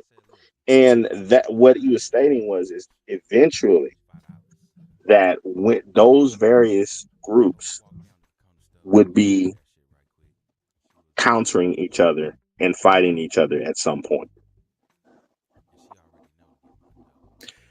Well, how do you mean fighting? You mean fighting for the culture? The beginnings of it is what you're doing right now. You have Okay, well, I don't see like you have long form conversations about anti-black blacks. Mm-hmm. Yeah. Orlando Patterson wrote back in 2010 that you would be doing exactly this. Mm-hmm. I mean, that's pretty predictable. But a long form disagreement, I wouldn't exactly call that, even consequential. Now, of course, I don't have that kind of power, and this format isn't like a policy making platform. But the bottom line is that I think I'm right. I think that anti-black blacks are a bigger problem than crime in the inner city. I think, I think the street code you're talking about is exactly what John Galt is doing. Yeah, I mean, I would say So some of the street code calling out street code. I don't know what to make of that phenomenon. well, this is what People know that he's being street code. well in disintegration, some of what Orlando Patterson was stating, like I was stating earlier, that there would be like this, internal tension and resentment between the various groups. There would also, as you stated, but he stated it in writing, that there would be an exploitation of this underclass narrative by outside groups. It says, he stated that there would be like some sort of what do you call it? A public perception of black identity, and it will become distorted and extremely negative. Okay, and who's the outside group? He just said outside groups. Okay, well, I'm going to tell you right now that they would exploit and I'm not going to even bother disagreeing with you. Mm-hmm. But what I'm saying is that the people like, black conservatives, your what's his name, Jason Whitlocks and all, they're the only people who care. But to me, when I stated that, they care because they basically think all black people are accountable for those negative perceptions. I don't think all black people are responsible for the negative perceptions. And if people outside the group can't figure that out, that's their problem, not mine. Right. No, he also stated that as the future grows, that there would be young people who would face this duality of pursuing academic excellence or street credibility. And I think that that's been being shown over and over and over. You'd have to give me concrete examples of that. I don't know that. I've not observed that anecdotally. Okay. And my anecdote is the 19-year-old. I haven't seen him wanting to be street. Yeah. He stated that there would be confusions over what constitutes black culture as the future grows, because there's this, this underclass narrative and how it's getting Okay, but mixed let me in. tell you how to counter that. Start being your own person. You can be black and an individualist. No, he's not stating how to counter. Well, no, I'm not fussing or even countering. I'm just saying what he sees as a problem, I don't see as a problem. I don't think I think it's a problem if you let it be a problem. Yeah. I don't think it's inevitable, I guess is what I'm saying.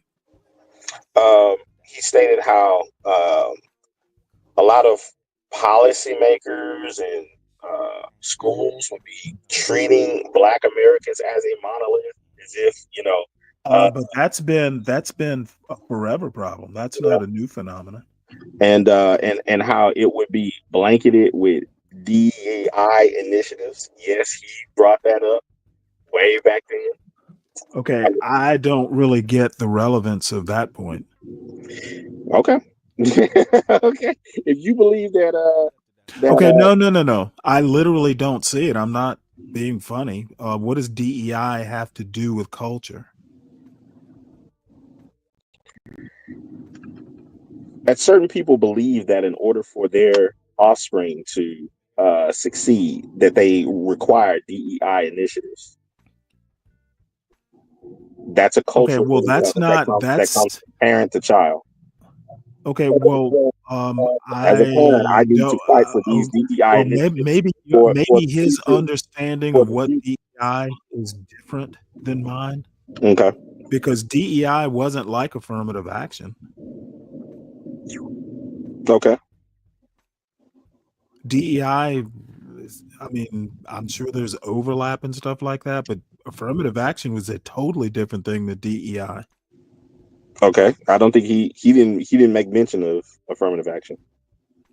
Right, but I'm saying, I mean, why would someone need DEI? DEI is not the sort of thing, at least in my understanding, that's going to help you get a job. I mean, it'll help you be considered for a job.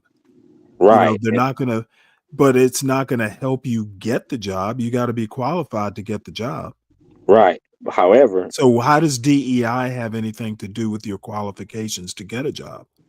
right. And as he was stating, the policymakers, the schools, the places, people like the NEA, the teachers union, they don't have the same viewpoint as you. They Okay, see it well as then they're wrong. They they are see it, wrong. and they Then they are fucked up, but that's and a problem that can be fixed. and Okay, they anyone who thinks DEI is like something you can teach your kid to take advantage of, DEI does not mean you don't have to be qualified for the job. all right. So there we go. But again, all this was spoken about. Um, Okay, well, hold on before we move on. It's not come to fruition. Okay, it there is has. nothing about DEI. I mean, like when I go to college or I apply to college, there's no DEI that's going to. It's not like affirmative action where race plays into it. DEI is not a race thing. Okay. Harvard's not going to give you a couple points because you're black or anything like that. DEI wasn't like affirmative action. Okay. DEI just basically means that, hey, we're looking for diversity. The Pentagon is a good example where, you know, when they cut out DEI programs, part of DEI was veteran status. You know, veteran status is not a race or sex or, you know, it's not a protected class. Protected classes are not, they may intersect with DEI, but DEI didn't so much care about civil rights style protected classes. If you're a veteran, that's part of DEI, you know, et cetera. So I don't get his point. So okay. Well, I mean You, the Supreme. you don't raise your kids to take advantage of their veteran status because they're they don't have that qualification. You know? So Okay, and that's fine. All I'm saying is that the Supreme Court ruled against it in 2023, which okay, directly whoa. They equates ruled to against DEI or yes, affirmative action. yes, no DEI. Okay, They well, so what? So the what? decision Okay, the dude, decision hold dismantled on the DEI program. before you do an American man here. I literally told you what DEI was. Now, if DEI spun out of control, I will admit that, you know, affirmative action and DEI and all this stuff, when they first start out, they actually are a good thing. And then once the government or just any bureaucracy, corporate bureaucracy or anything gets their claws into it, these programs tend to be ruined. Bureaucracies just tend to do that. My statement that DEI was not like affirmative action, just because the Supreme Court struck it down, that doesn't affect my argument. So Yeah, you don't raise your kids to take advantage of DEI status. I'm still struggling to figure out what DEI has to do with race right. What it has to directly. do what it has to do with is you had a culture of people, and I'm No, talking about American man, I just happened to see you in the chat. I wasn't thinking about you before I saw your name pop up in the chat. yeah, that's fair. That's fair. How it connects is that from I'm listening. I'll be from right back. Yeah, from Elijah Anderson, what he was stating was is that here you have this code of the street, this street culture in it that focuses in on a lot of free government handouts and being um, living um,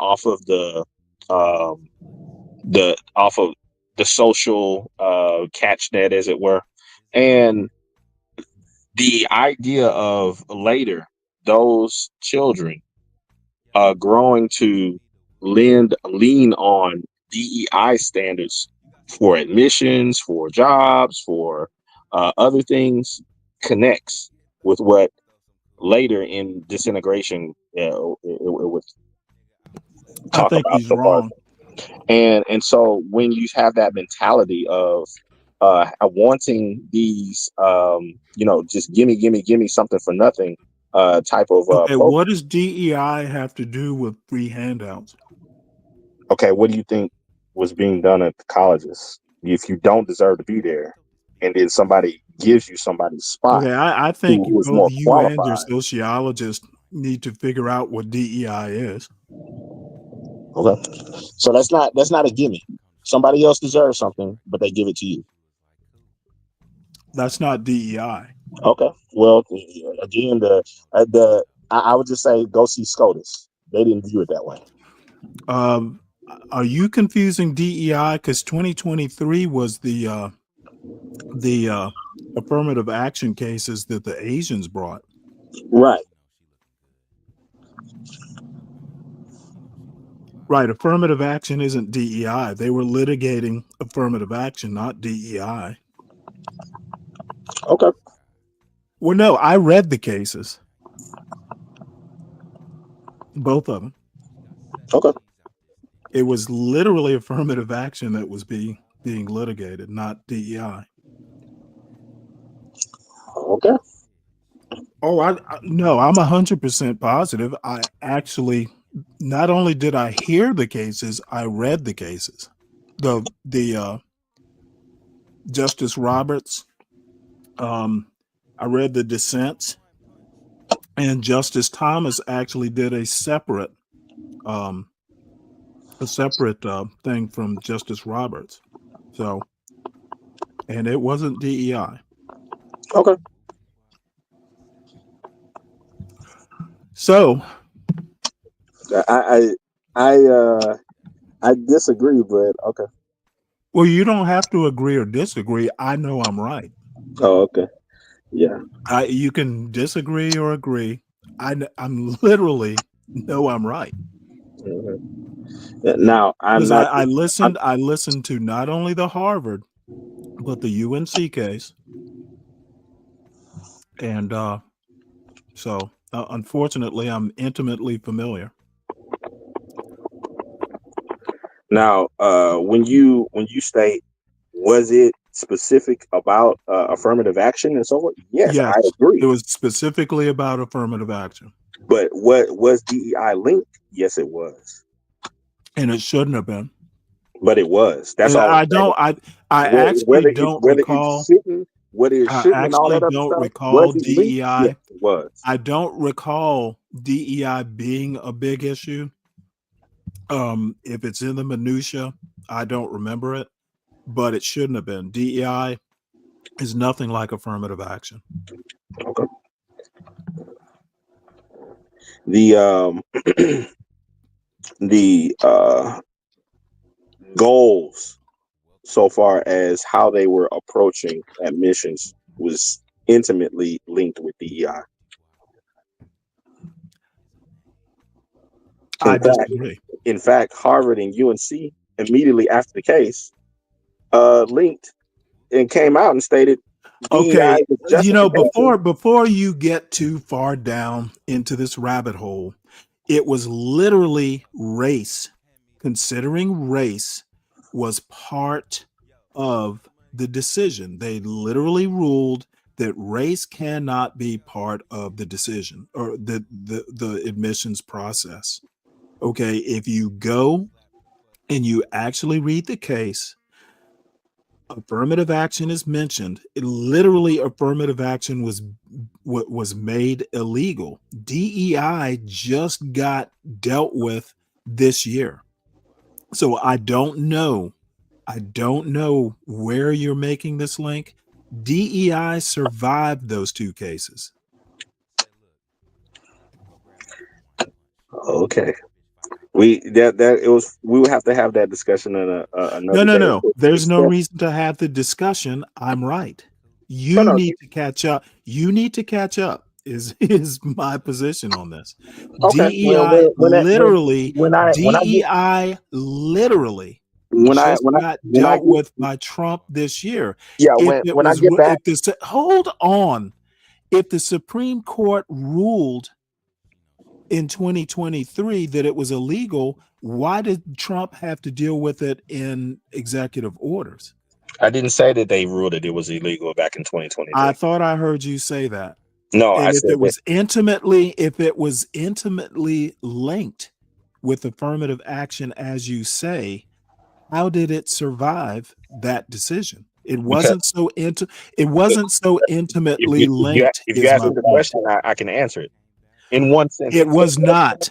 No. It was a rhetorical question. It was a rhetorical question. DEI was the philosophical backdrop, not the legal focus. Okay, well, I only care about the legal focus. All right. So then, okay, they don't. Later, you can't. Later, the Supreme Court can't rule on philosophy. They can rule. They rule on law. Which is why the EO came later. Okay, let me remind you that they deal with legal cases, not philosophical. Which is why the EO came later. Okay, all I have to say is that the Supreme Court. I'm looking at what they did. I'm looking at what they actually ruled on. The metaphysics I leave to people like you. Okay. So I think I understand your point now. Yeah, the results. I looked at the results, and after the case, all of the people who were involved in the various DEI programs were going ham.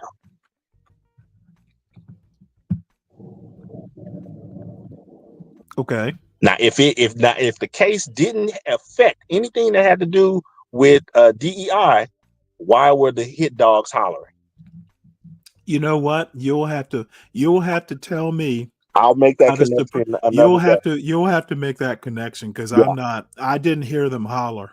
Yeah, I can prove it. And when I get back, because I can say it, I'm gotta head out to our property out in the country today. But when I get back and I'm in front of my PC and I'm able to do a full production of it, I'll do that. I'll go ahead and revisit that. I've done it before. I love the whole education bit of these arguments, and I've already have the information on Why I look forward to you educating me. You know how I always love it when you educate me. I won't educate you. It's just all it is just shedding light on things that people probably hadn't taken time to look at. That's it. I'm not that smart. Well, I still, I'm still going to go back to my original premise, and it's not with the Supreme Court stuff. It's because I want to twist that knife a little bit more, that the anti-blacks, like American Man, for instance, are more damaging to the so-called black community than the white racists are. That may be, so, black people being self-destructive, like the anti-black blacks are. I fear them more, and I don't fear them much, by the way, but I fear them more than the Be Braves of the world. Okay, so which one do you think is worse, the anti-blacks or like the, as they would call them? I think the what is it, the going name for them right now, the colloquial name, the YNs, the young excuse me. The young Negroes that are going around carjacking and killing people and gang. The anti-blacks. You say the anti-blacks are worst? Yes. Oh wow.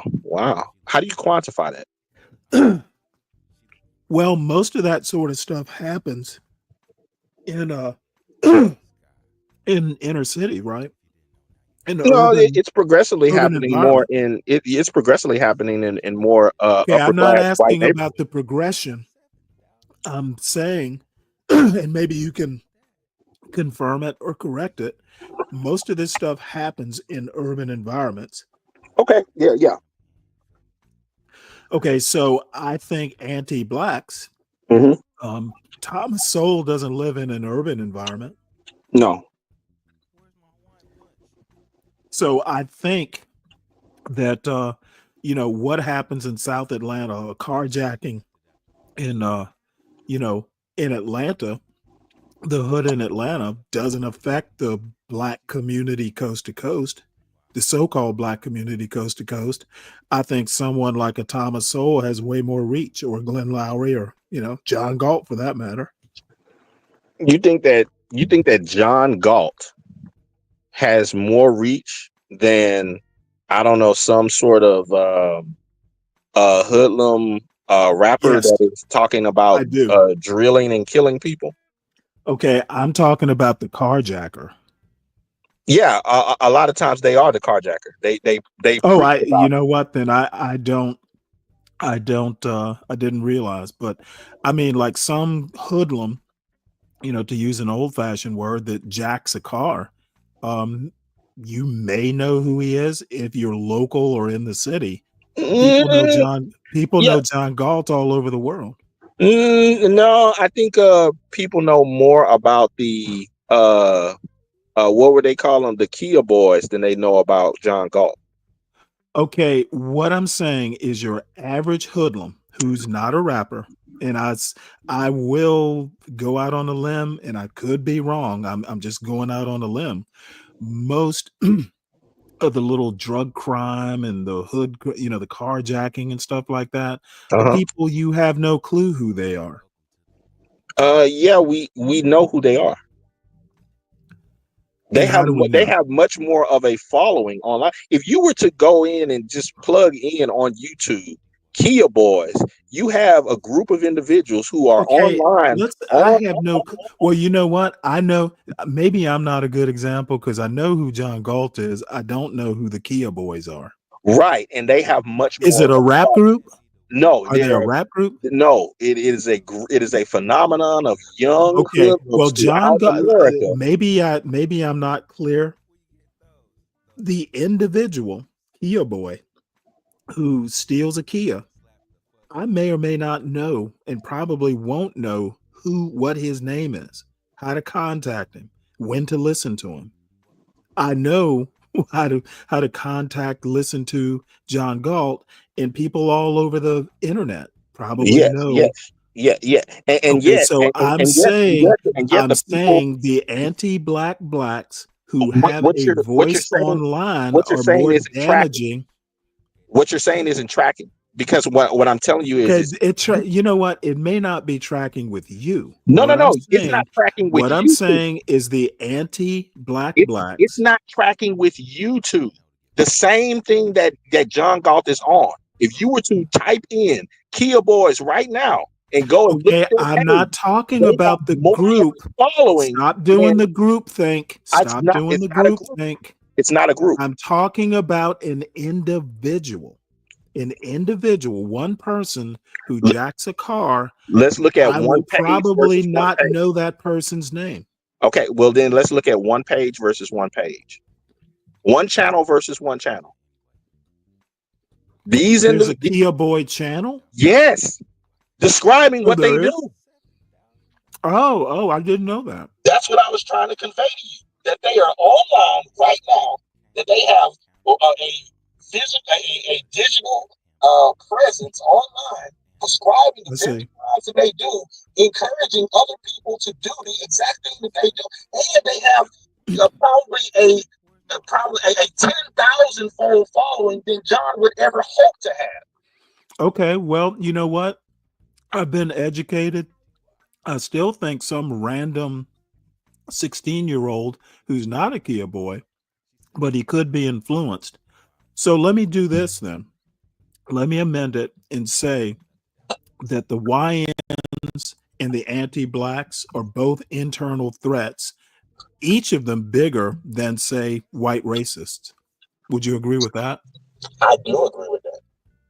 I'm sorry. And that holds to You're a little muffled.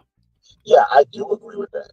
And that holds to the thought process that this idea of, this boogeyman white supremacist is a huge issue. No, it's not.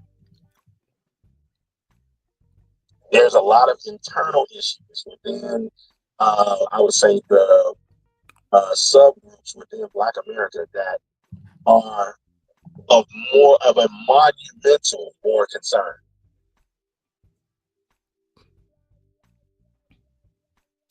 Okay, well, I'm looking. Well, Dolomite. Now that I know what a Kia boy is, I'm willing to admit that they are an equal threat to the anti-black black. And quite frankly, depending on who the anti-black is, I think that. Well, I think both are just internal threats, and both of them less or more of a threat than your average like garden variety white racist. And I agree. And the whole thing about like this whole thing like say like the Kia boys and everything, that's just one subset of a myriad of other subsets that I could share to you. But so I don't think that your argument tracks with the John Galt, Be Brave, or such an Oh wait, hold it.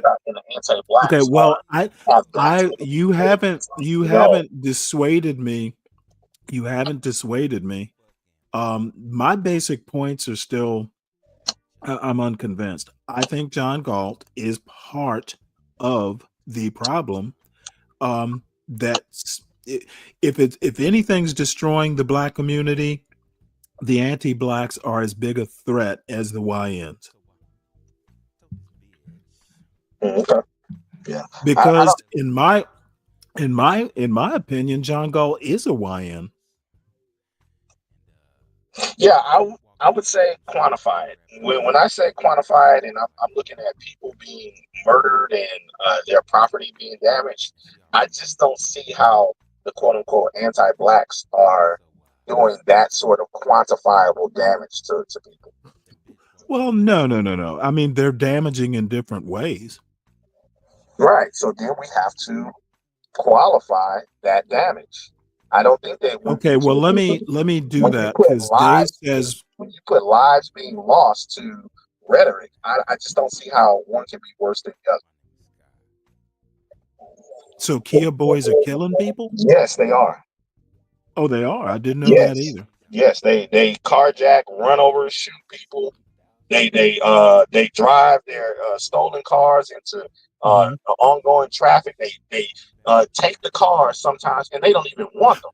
Well, let me go back because and smash them. Now that you're telling me all this, I don't think it's a crime problem. I don't think they affect law-abiding blacks unless they're killing blacks. I mean, they are killing blacks. Okay, but what I'm maybe talking. We may be talking past each other. When I say that John Galt or the anti-black blacks are more damaging, I mean maybe more in a metaphysical sense. I don't think people won't say that all blacks are Kia boys. People won't. Now there are people like John Galt who think that the Kia boys, I'm responsible and I should be doing something about the Kia boys. Yeah, I get you on that, but I think that's ridiculous. I think that is at least metaphysically damaging to the black community. I've never pictured you the one to delve into the metaphysics. I do when it's handy. I think, and the reason I think because you reinforce this black fatigue thing. Okay, crime, black people, the black community is not responsible for the Kia boys. People like John Galt and B. Brave say that 70% or whatever the number is, hey, we're making excuses for the Kia boys. I think And now, I just dem- now some of that is correct. no, none of it is correct. Okay, so why are these young hoodlums being released instead of being jailed? No idea. That's a legal question. And Most right, black, and most black people are not lawyers. correct. But the individuals who have been voted into positions of Okay, are you saying DA, they're all black? judge, Are all those DAs blacks? the majority of them are. You'd have to prove that. Okay, I can prove it right Here here. is where I'm going, because I want to, before I go down one of your rabbit holes, what I'm saying, like, I didn't even know who the Kia boys were. How could I make an excuse for them? That's not All I'm saying is that black people, many of which who are black, are making excuses for them. okay, and I disagree. If individuals are doing it, it's not a community effort. It's not 70%. You're implying No. I'm not saying 70. I don't throw that evil on me, Ricky Bobby. Right, but what I'm saying is, if individual DAs are making excuses, that's a legal thing. That's not a black thing. Right, but who are the people who wanted them in charge? Okay, I don't give a shit about any of that. The black community.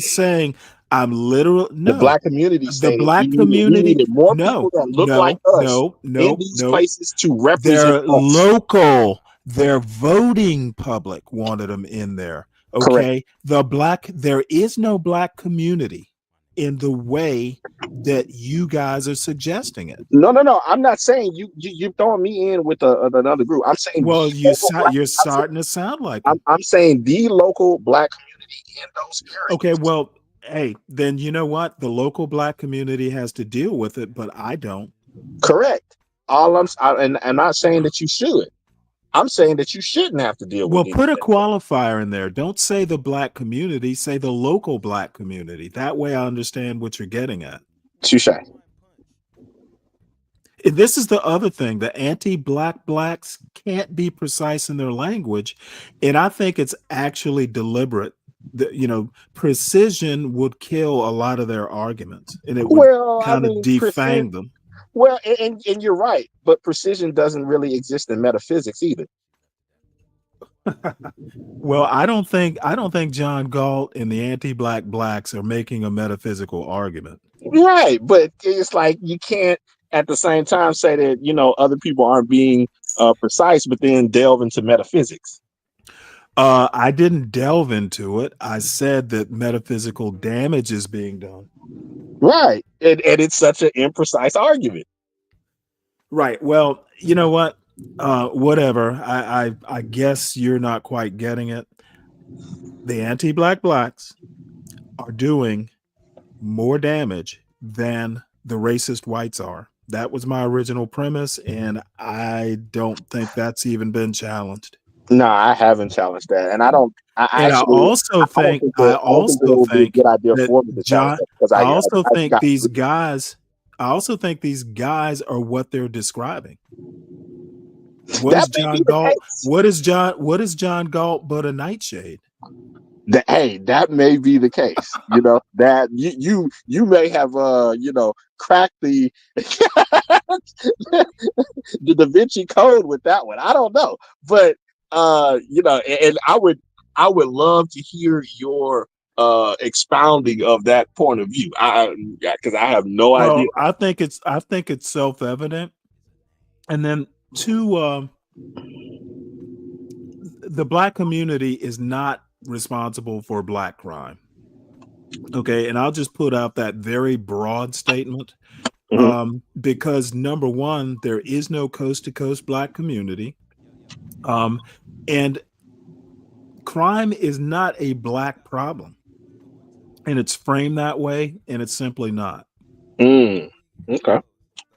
Okay. Well, that's certainly an argument. I think that if I would love to hear you guys discuss that at some point Well, because when I say no, because they don't get what I'm trying to get. oh, Okay. When you say, when you, to me, when you say crime is a black problem or mhm, black culture has a problem, that mhm. means everybody in the culture. That means you're painting the whole community, the whole quote community with a broad brush. And I don't want to do that. Okay. There is nothing wrong with black culture. There may be something wrong with parts of black culture, but Mhm. to say the whole barrel is rotten because that basically what they're saying is one rotten apple spoils the bunch, and I don't think that works in this case. Yeah.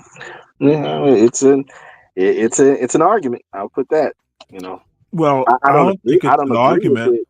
I I don't don't agree think with it's it. an I don't well, agree you're with an its precision. anti-black. I don't agree with its precision. I'm not talking about your argument. I'm talking about their argument. I don't think that it's a. I think that there's a lot of holes in it that resemble Swiss cheese, but Well, I don't think there's a hole in it. I think it's just outright wrong. And if it's performance, I get that. But as far as any sort of argument that holds water, it's just not. yeah. Well, we're saying the same thing. And as a matter of fact, it's just outright racist. I don't know. We'll see. Oh, well, I do. I do. I No, have the courage of yeah. I I have would the just, courage of my convictions. yeah, I would just listen to your argument on the racism. But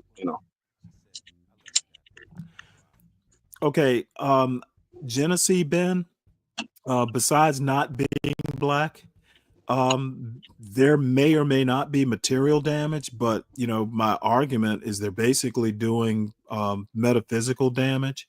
What they're doing is encouraging people like a Be Brave and others to, basically it's, oh, hey, well, if the actual black in the hood thinks the hood is fucked up and black culture's fucked up, then he's an authority. And they don't understand what the black community is and that there really is no contiguous all blacks are alike or homogenous. And I'm not sure John does, to be honest. wow, that's I mean, well, those motherfuckers think if you marry outside your race, you're not black. yeah. That I mean, I'm not gonna convince myself that he really knows what black is. hey, like I stated, it's an argument that has a lot of holes in it. And Well, again, I think that anyone who thinks that if you marry outside your race, you're not black, actually doesn't know what black is.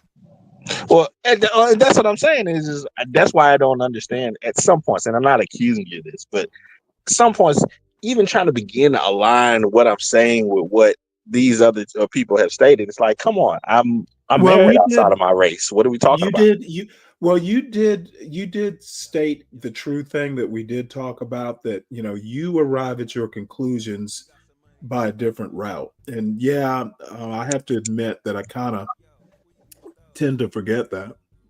Yeah. So, but yeah, it's like it's one thing to to go back to all this anti-black stuff. It's one thing to just jump out and say, "Oh, I watched a bunch of videos and so forth," and a totally different route to say, "No, I've read material on this that existed way before any of this phenomenon existed, and I've held to those viewpoints for quite some time." I think that those are mounts. There's mountains of difference there. Right.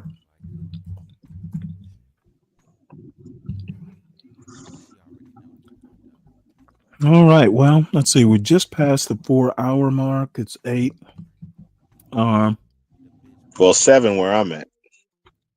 Oh yeah, yeah. What was I going to say here? Look at the chat. I was about to be mad for a second when you said 8. I was like, oh man, I'm supposed to be on the tractor by now. Yeah, I'm east. Yeah. There are many who don't now, volatile. Put the jelly beans. Oh, you can hear me chewing them, huh, Dave? Oh, you're a jelly bean guy? Oh yeah. I got a I can hold like 5 pounds of jelly beans in this vase. This vase I have. Oh man, I used to be of that ilk. I had to pull myself away from it about 10 or 12 years ago. But it's really the only sweet thing that I eat. I'm not really that much of a sweet tooth, but jelly beans are my thing. Lou, you bring up a good point. Objectively safer, but I wanna also point out, and you'll be surprised to hear me say this, but just because crime has come down doesn't mean it's not a problem. Okay, horrible, that it's not horrible, it's only bad now. That is better, but it's still a problem. Bad is still a problem. Yeah. I 100% agree with that. It's that idea of argument saying that, oh man, crime is gonna. It's like, yeah, but no. Well, it means we're moving in the right direction, but that doesn't mean we just kind of go and accept the status quo. It needs to get better. Yeah, it's like yeah. I with this whole anti-black thing, like what made you? How did you surmise this? I'm trying to see what was over the months, and it's mostly anecdotal. Oh, okay. But I mean, I hear these people talk, and I think that it's gotten so bad to where I'll catch 5 or 10 minutes of some of this black bashing, and then just have enough of it that I can't listen to it anymore. Oh wow. I mean, I just don't think you can watch a body cam video and talk about black culture being so fucked up. That's just one body cam video. Yeah, that's an argument, but here's a counter. What happens when it becomes 500 videos? Videos. You know what? When you can 1,500. tabulate it and put it into a data table, so it's a lot easier to digest. I'm more inclined, and maybe it's the scientist in me. Just because you watched a video does not make it, credible as a phenomenon. Right. Yeah, like you said, a video. Yeah, that's not my question. My question is, if you watch 1,500 videos, number one, you don't know if those people actually wind up getting convicted. There are a lot of things that videos don't satisfy. But what happened if a person were to do like the field work and go in and look at the videos, also look at what happened after and before the case, and plot all of that data? Well, when that happens, I'll reconsider. And that is what I stated. But until that happens, my position remains the same. A couple body cam videos, and you want to just condemn all black culture, I just don't see that as a credible argument. Yeah. Unless you were inclined to just, you're not going to sway any opinions. Like, you're not going to convince me that, all black culture is making excuses for some crack hoe stealing from Walmart. That's not black culture. Most people, a crack hoe, if you think that a crack hoe stealing from Walmart equals black culture, and that those who don't do it are gonna do it, it's just a matter of time. I have a problem with that kind of with that kind of argument. Hey, I agree with you 100%. 100%. I absolutely agree with you. But the hypocrisy that I see on the side of I would say the BLMites is that the same argument stands. You looked at a video and then you tried to make it out to be some sort of mainstream. This happens every day. We need to stop this. It's like no. Well, You no, saw that's the a same. video, That's the same. and That's then the you same bad reacted argument. It's just the other side of the coin. Right. Yeah, and that's what I'm saying is in that way, I look at both of those styles of arguments with the same mindset and eye. Well, the problem is they're critical- saying that they're saying the same thing. They're both saying black culture is made up of crackos, stealing from Walmart. One's trying to justify it and the other's trying to, condemn it. It's the same, but they're kind of reaching the same thing, that black culture is fucked up. Just they disagree on the causes. And Right. I'm saying black culture isn't fucked up because black culture is not 45 million crackos. Right, which is all of the things that Orlando Patterson said in Disintegration. Right. Well, I guess I should reserve judgment until when and if I read the book. I'm just going to say that, being my age, I've seen plenty of black people. I've lived in the South for probably 80 to 90% of my life.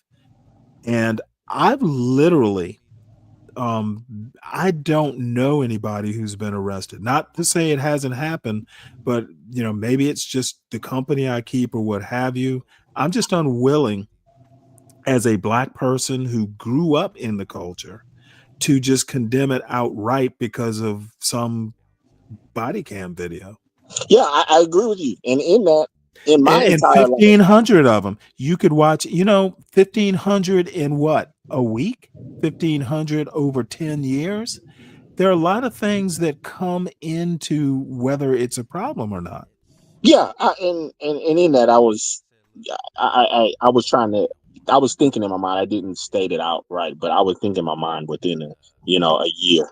But I think 1,500 in a year isn't bad. There's way more shoplifting incidents than that.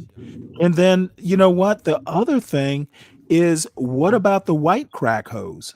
Okay, is it an American problem? Is this what or about a specific? No. This isn't this isn't a whataboutism. What if this is a phenomenon that transcends race? I don't know. Just concentrating on one type of people. Mm-hmm.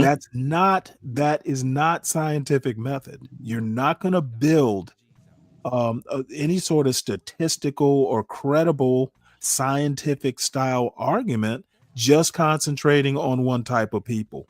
It could be an American problem that affects blacks worse. It could be all kinds of things, but doing a YouTube show condemning the whole culture over a crackho video, I'm just not going to buy that type of argument. Yeah, I think that in the sense that what you're stating, it may not be a credible argument, but the idea about studying a group of people, that is scientific. That's anthropology. Okay. Again, crime is not something that just happens in one demographic. Right. To make a credible argument that it is a uniquely black problem, you're going to have to prove it. And you don't prove it by just looking at black people. You have to look at other groups for a comparison. But you can. Take, for instance. Okay, dude, I don't want to talk theory. I'm not talking theory. I'm talking about hard. I'm talking about hard facts. Okay. I'm not talking theory. Again, you're talking hypothetical. I'm not talking hypothetical. Dude, this isn't an argument I'm interested in having. Right. All I'm I'm not saying, arguing. all I'm I'm just saying saying is that just saying it's a black problem without proving it does not mean you're right. The right. anti-black blacks do it day in and day out.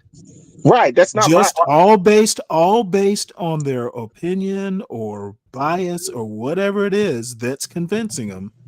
I'm unconvinced. that's not my argument at all.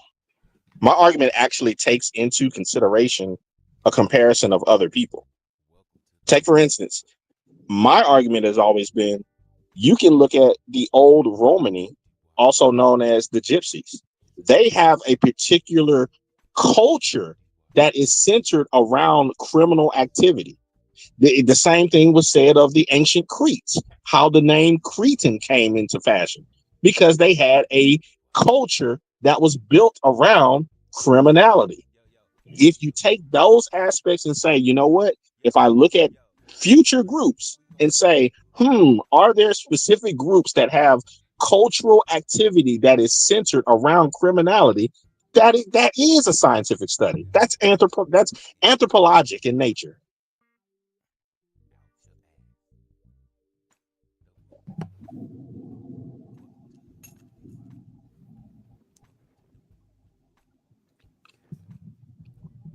Still there? Yep. So, yeah, there could be cultures that are centered around criminality, but you'd have to prove it. Right. And that's what I would say, so far as if a person were to look at it from the field of anthropology and say, you know what, I can show where there are connections in this style of behavior being baked into culture, then you can make Okay, that argument. well, the problem is black culture is not a separate culture from American culture. Now that's where we would split in the road. I believe I can prove otherwise. I await you proving it. Yeah, we have to say that for another day when we had the time. Because I just don't see how, given Black American history, how would we create our own culture? We were trained into the culture by a different demographic. So once at the beginning of this, I think you were stating, when I came in, you were stating, what is it that these people believe that, black people just didn't know how to cook and that they just learned how to cook and take care of Nope, that themselves? wasn't my argument. White people and such and such. No, when it comes to culture, I think they infantilize these people and say that they can't build their own unique culture. Okay, I don't buy that infantilization argument you're trying to push. I'm not arguing anything like that. What I'm saying is that the basic skills of cooking or whatever else cultural you want to talk about, we didn't come here with a blank slate. Okay, now we may have adapted, we may have added some things to it, etc., but we weren't kids. It was not a blank slate. Black culture is a part of American culture, whether people want to accept it or not. And I think it is literally imbecilic to think Black culture, given our history, is separate. Okay. If an immigrant came over tomorrow, they will bring their cultural baggage with them and they have to assimilate. My argument is whether you want to believe it or not, Black Americans, the legacy Black Americans, are already assimilated into the culture. Right. But when do you say that it happened? Because there was this It argument. literally happened. Let's just use post-Civil War. Basically, now the roles in the culture may have changed, but I'll argue, blacks, slaves were a part of the culture before the end of the Civil War. The roles in the culture changed, but we were part of the culture. We're part of the culture now. We are fully assimilated into the culture. It's just our role may need to change. We may need to assimilate more. We may need to assimilate less. But arguing that Black culture is separate from American culture is just, I don't see how you make that argument and be credible. I don't know. I don't think that the majority of white people were even engaged in slave culture. Okay, that has nothing to do with it. They lived here, didn't they? Especially in the South. It didn't matter whether you owned a slave or not. You had your place in the culture. Okay? If you knew that, hey, I'm better than any Black, you're in the culture. You know enough of the of American culture to know that, hey, I may be poor as dirt, but my skin is white. I'm better than a slave. Okay, The if you majority. know that basic premise, doesn't matter whether you own a slave or not, you know your place in the culture. Therefore, you are part of that culture. I think that there were a multitude of white people who never even crossed a Okay, Black person. we're arguing past each other. I'm making a culture argument and you're talking economics basically. No, I'm just saying it's just normal life. Okay, you don't have to own a slave to know what a slave is. Okay, and that's all I have to say. Whether you own one or not really doesn't mean that you're not a part of slave culture. You can be a part of a slave culture and not own a slave. Right, I'm not saying that. I'm not saying I said the majority of white people didn't even engage in slave culture. Okay, and we're talking past each other. It doesn't matter whether they engaged in it. They were part of a slave culture. Participation, own it, the economics of it doesn't preclude you knowing your place in society. If you know the pecking order, then you're part of the culture. Whether you own one or not. Are you part of a drug culture? Is there a drug culture? Yes. Okay, well, I'd argue that there's not. Are you a part of it? I would also, dude, that argument's not going to work with me. Okay, so you saying that there isn't a drug culture in America? Okay, are you equating drug culture with Black culture or white culture? No, I'm not equating either. I'm just asking. So you know what I'm talking about. Drug culture is not something that is the equivalent of Black culture, white culture. Because to be honest, I don't even know that it's equivalent to slave culture. Okay, let me ask you a question. Since you want to go down that road, is drug culture part of American culture? Yes. So so American culture is a drug culture. No, right? You said is it no, part? No. Yes. Let's go ahead and use your logic, Einstein. No, you said part. Is America a drug culture? Part is not equivalent. I'm using your word. Is every American a part of the drug culture? No. But according to Black culture, Black culture is not I'm not a part of a drug culture then. Okay, so by your reasoning. Right, correct. And in the same way that you are not a part of drug culture, white people were not a part of slave culture. Just because it existed they actually doesn't mean that they were. Sorry, SKC. That's not an argument I'm even going to buy. It sounds good on paper, but you know as well as I know, if you could argue that New Englanders weren't a part of slave culture. I could even buy that. But if you're white and you are in 1830s Georgia, you are part of the slave culture. Okay, but the majority of the white people weren't in economics. The majority of white people in 1830 were not in Georgia.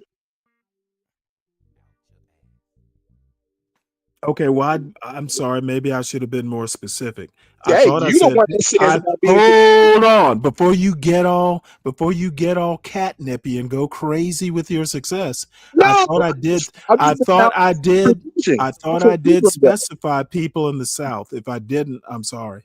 Right. I thought I said people in the South. Yeah. Quite frankly, I could actually argue. Thinking on it, every damn American in the United States after 1787 was part, I'm sorry, 1789 was part of slave culture. Right. I just rethought that. And So I yes, all white and I people, enjoy the all amendment. American citizens after 1789 were part of a slave culture. Okay, and that's what I argue against. I And you don't. want to know why? Because it was legal. And so owning a slave has nothing to do with you being a part of a slave culture. Okay, It's legal. Slaves existed. Even right. if you were in Massachusetts, you were part of a slave culture. Right. It was legal just like it was all over the world. Now, okay, They I were don't. part. They were You know part of what? the. I They were part hold of on. I'm not a wandering off. world I'm slave. not. No, dude. Seriously, I'm not drifting into that Thomas Sowell Wonderland I'm not doing the Thomas. that you so naturally gravitate to.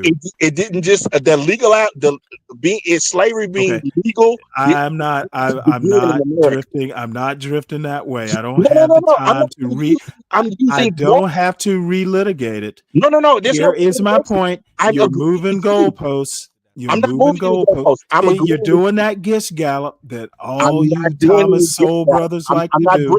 Okay. I'll wait for you. I'll wait for you to calm down so we can come back to what we were talking about. I'm not bringing no up Brian Nichols.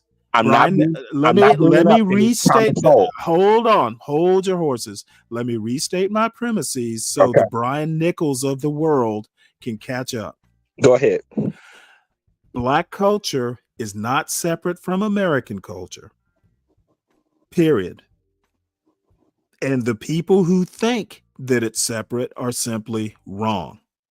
Now, your part about the drug culture, it may be more or less, but you know what? If we want to go with your argument, every American is part of a drug culture. I'll give you that one. Well, now you're recanting. You said that you I'm not. No. Just because you use the word recant doesn't make it so. I'm basically saying that we'll just go with your logic. So I'm a part of drug culture too. You said that you were not a part of drug culture. Yeah, well, you know what? I changed my mind. I am. Right. So then you recanted. Okay, then I'm recanting. Right. So and I'm glad. Now what else? Right. And so I just want to start from where you started. You said at the very beginning of this that you're the one making the argument that Black culture, at least you have doubts. You think that Black culture is separate from American culture. Right. But you stated from the very beginning, you stated the whole idea that you don't know where these people get this idea that, Black people didn't know how to cook. Like they get everything from white people. Okay. Separate argument. No. It connects. The idea connects. And I think you made a great argument in that. I think you made an excellent argument in that. I agree with it 100%. Okay. And what I'm saying is that it really doesn't connect to what I'm saying. In the same Black people knew how to cook. The idea that Black people had to learn it from scratch is ridiculous. Yes, I agree. Just like when people try to bring up that American slavery had to been learned from scratch or something like that. No, it existed for a long time. And from what you don't seem to understand is I'm not to the United States. Who is suggesting that America invented slavery? Who's suggesting that? I'm not. The people who speak about its uniqueness. Okay, well, I'm not the people. Oh, no. It is unique. Oh! Okay, but unique doesn't mean you invented it. I mean, not every car is the same, but basically they are. So yeah, cars are all over the world, but my car is unique from, a lot of other cars. So I don't even get why you keep trying to glom on to this world argument. America didn't invent slavery. I think they put their own twist on it and perfected it in some ways. They made it self-sustaining. Oh, okay. Yeah, you didn't need a slave trade because we bred our own. I don't know. I find it interesting because when you say people can't just sit and study one group. They need to compare other groups. How Well, they that do. how that just gets cut off when it comes to Okay, look at the you. Look world. at you, just all over the place. You're looking for something to grasp onto, aren't you? No, I think I've made pretty cogent arguments. I mean, I think you have failed miserably. oh, okay. Okay, Yeah, I'll Black take that. culture is a part of American culture. Those Okay. who want to separate it don't make sense. Mhm. America did not invent slavery, but they definitely Americanized it to a point to where it didn't exist anywhere else. So I don't see, well, it didn't exist in the American form anywhere else. American slavery was unique. It was American slavery. There was Brazilian slavery, there was Caribbean slavery, etc. Yeah. There was slave breeding. It existed for thousands upon thousands of years. You would have to People were prove traded. that. Hey, whoa. You would have to prove that, because I'm not that kind of expert. Maybe you're a slavery expert, I but am. I don't know. I don't know of any modern, I don't know any American. But we dude, had this conversation already. You remember okay, you then told why are you bringing up world slavery again then? because it's still a cogent point. Yeah, it's cogent to Just you. like I think that But your idea about getting back to anti-blackness is pretty. the original premise, because I know you want to wander off to make some random point. Well, Black culture. I suffer from wanderlust. Yeah, well, Black culture is not separate from American culture, and basically to think that is racist. Wow! Now you threw the racist thing into it. Oh my Well, god! that's right. I'm gonna make it a hot button issue. I'm gonna make it a hot take. I don't know. I think more and more people are just leaning into the racism and just saying, "Yeah, if that's what you want to call me, that's fine." Well, Deacon Dave, I made this point a couple weeks ago that, America, because I like this analogy better. American culture is a mosaic, versus a melting pot. Those pictures within pictures. That's kind of what American culture. I think it's a good analogy. If you're up close, you see a face, but then when you back out, you start seeing a different face. It's a face within a face. It's kind of like what American culture is. It is distinct sometimes, but it's still part of American culture. It just depends on how closely you look at it. Would you say that that Black culture elevates Black excellence? No, not particularly. I don't think American culture elevates excellence.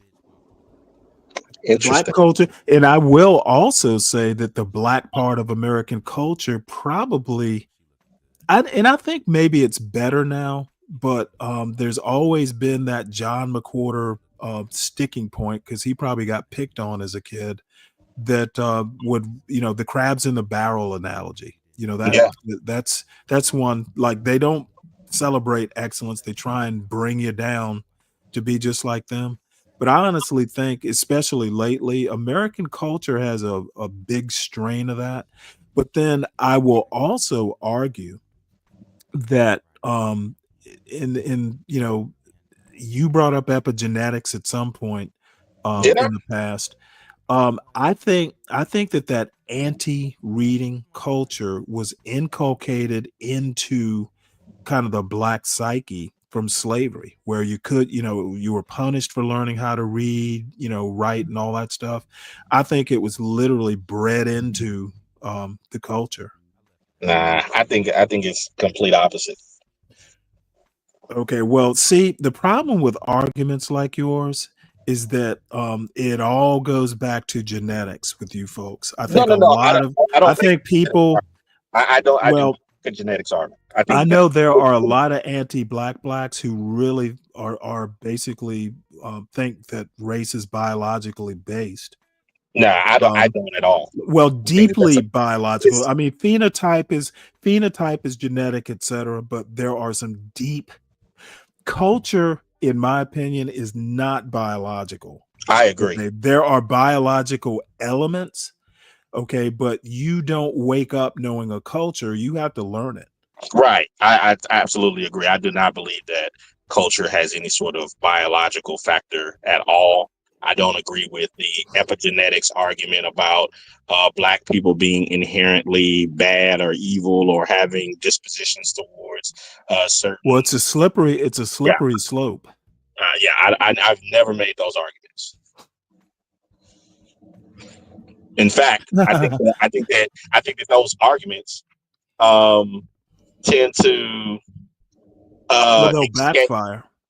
Well, not only that, but I also think that it takes away from people's free will and their choice to be as dysfunctional as they desire to be.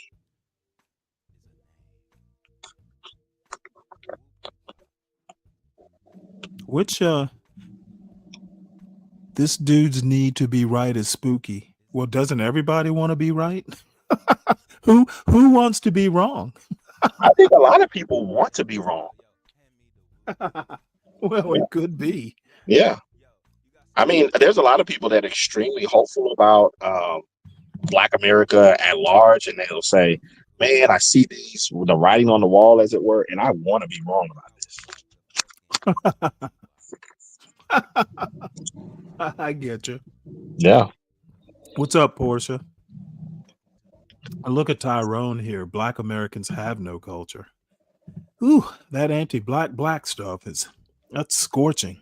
Yeah, it's I would say you do have you have coined a hot button, anti-black thing. I wouldn't be surprised if somebody at some point picked that up and write upon it extensively from the framework that you have began to build with this. I don't know about all that. I don't think I'm even original with that. Somebody must have made that observation before. Well, I've heard the term anti-blackness and all of that, but I don't think that there's been anyone who has really put any rigor into substantiating it. It has been stated. Well, ad hominems come naturally to me. Oh, well. I think the only genetic trait that might actually be, that it's probably not that debatable. Ad hominems are genetic with me. Well, I don't know. I would say this: it's quite the phenomenon in rap and hip hop culture. Not saying that you imbibe in that, but it is. Hey, I'm not going to doubt that. Yeah. Oh, you think I'm going to deny that? No, I'm not stating that. I'm just saying it as it is. It's a cultural phenomenon. There's a lot of problems. Well, I mean, I actually do, and I'm surprised you don't agree with me more. I think some of our internal problems are way bigger problems than white racism. Yeah. I'm not going to deny that. Yeah. We do a lot to ourselves. Yeah. And again, I'm just making a slight correction in the precision of things. There are certain black people who do things to themselves, and then it boils over into. When I say we, I don't mean we as in a culture. I mean we as human beings. Oh, okay, yeah. I enjoyed this little, our little discussion on this. I think that I agree with you that GALT and the Be Braveism does need more rigor. Well, no, it doesn't need to be. It doesn't need more rigor. It needs to be rigorously stamped out. Oh, wow. That's anti-intellectual. People should be able to study whatever they want to study. Okay, you're not going to tell me that that's intellectual. No, I'm not stating that, but I can state that sometimes people have started with certain ideas that may not have been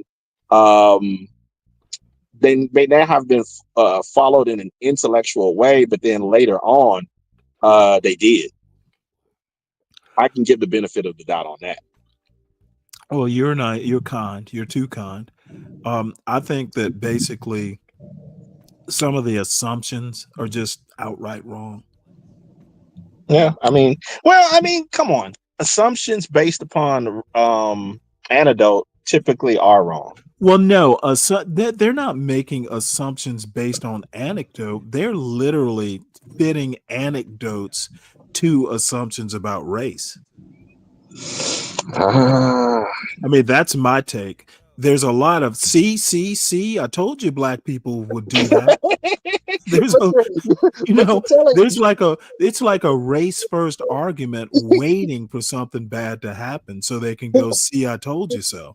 But I don't know. That's almost similar to how you approach the Trump thing. Well, see, the thing is all that Trump stuff, much like your sociologist, is coming true. Okay. Hey, I will allow that jab to come in. I have no issue with that. Yeah, it'll be all right. Yeah. Jabs typically aren't knockouts. Well, that's true. Oh man, but yeah, again the black people culture thing. I believe that is something that is going to continue to grow as a phenomenon of people seeing and pointing out dysfunction. And it's just one of those things. It's almost okay, but the pointing out individual dysfunction or even small group dysfunction, that's like me saying that all white people are racist based on 4chan. You can't judge a whole group of people by a small group of people. Okay. So then what was BLM about? I'm not sure I get your point. It was about policing mostly. A small fraction of police. Yeah, but I mean they have data to back it up. Yeah. It wasn't just observation or anecdote. Yeah, Like, some of the assumptions. I don't see the parallel you're trying to make. I'm not Protesting. Hold on, give me a second. Okay, you're not going to compare what's happening with the anti-black blacks to BLM because the anti-black blacks want to use crime data, et cetera, et cetera. Okay, well, that's fine, but you don't judge a small group of people. A large group of people by a small group of people doing crime. Okay, now when you go, and you can make that argument because he only looked at the Houston police.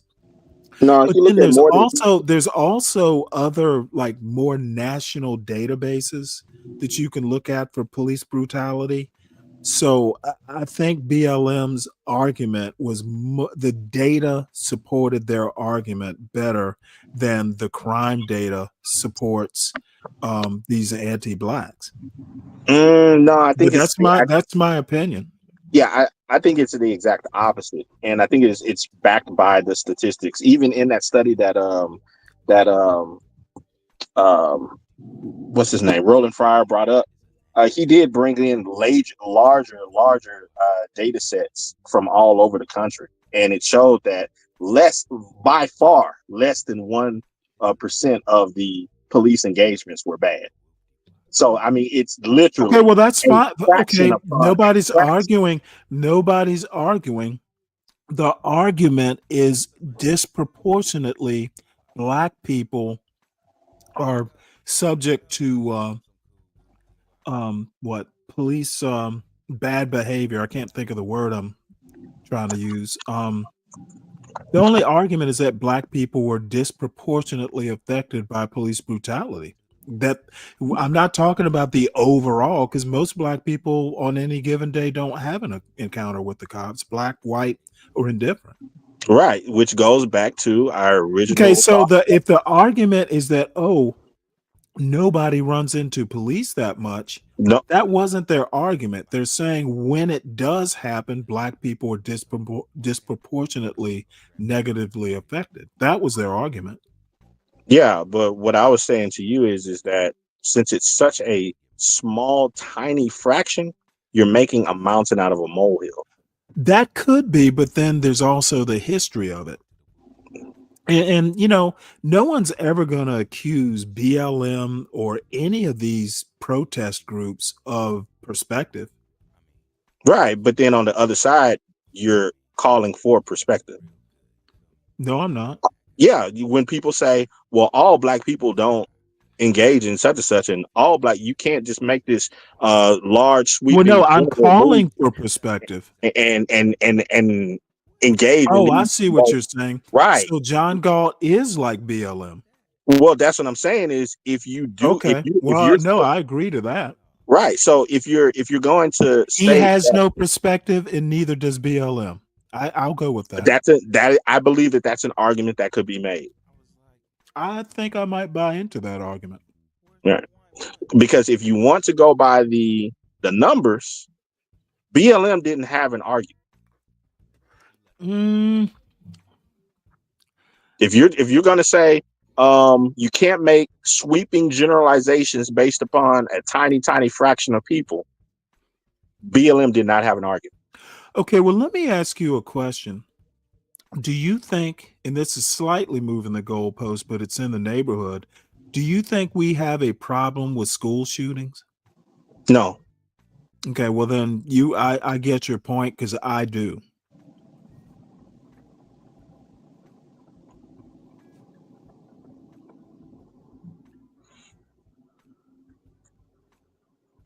So, yeah, you and I just are on opposite sides of what's bad and what's not. You don't think there's a school shooting problem, and I know it's based on numbers. I think even if the numbers are minuscule, it's too much. Right. If it's happening once or twice a year, and it's so random. Okay, right. It's not like if it was in one area, it would be a huge problem, but I wouldn't have to, every parent's going to worry a little bit. I'm 2 hours away from Winder, Georgia, but it's still all in the kinda not exactly metro Atlanta, but it's definitely out in the exurbs. That school shooting that happened over at Winder, I knew everything would be fine at my own school, but that was pretty close to home. Right. And I get it so far as media and so forth, but I'm not blaming the media. I'm saying because it actually happened. No. What I'm saying is coverage. There are shootings at schools in inner cities every week. Mm-hmm. Well, those should be reported, but they're not. They should be. Why are they not? No idea. And that's the problem, because for someone to say, so are you basically saying the media is racist?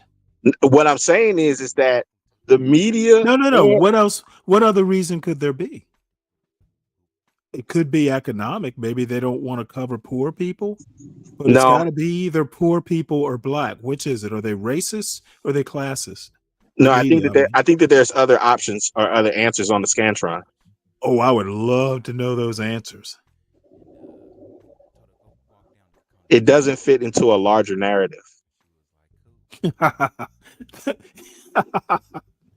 Okay, I get you.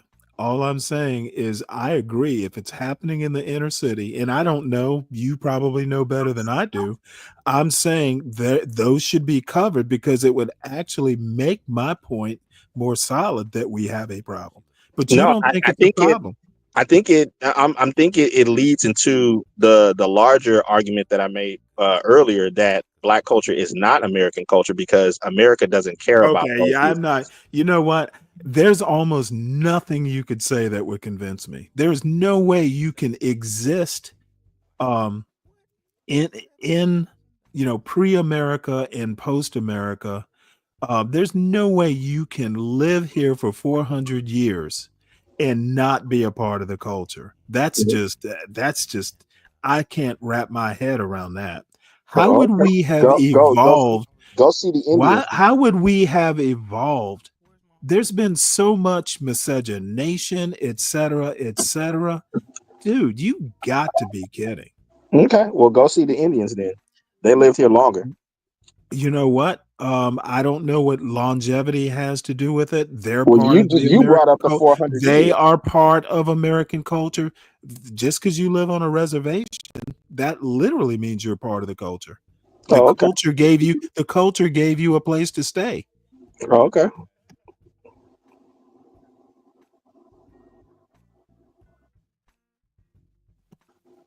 So, Native Americans on the res are part of American culture. Oh, okay. We didn't play cowboys and we didn't play cowboys and Zulus. I would say to you, the invention of the reservation was a way to dissect the cultures, to make sure that the cultures would remain separate. Okay, well, maybe I don't even know how to think like you think. Okay, those cultures having a piece of land given to you and you're told to stay there literally means you're part of the culture. No, I think it literally means we want to triage you, so because Okay, you don't I want think to what assist. it is people deceiving themselves into thinking like separate but equal. That was a deception. There was no such thing as separate. Yeah, I don't believe in anything about the separate or equal thing. I just stated that I believe that the reservations were little triages of, okay, so you want to continue with this style of living, and you don't want to integrate. Well, then here you are. Okay, let me reveal the reality to you. If you move the Cherokees from North Carolina, Georgia, and that area where the Cherokee lands were, if you move them to Oklahoma, away from their native lands, you are literally changing their culture and making them a part of your culture because y'all moved them from their traditional, their culture was built around the land that they had been on for millennia or whatever the time was, and you moved them across the country. They are part of your culture now. Oh, okay.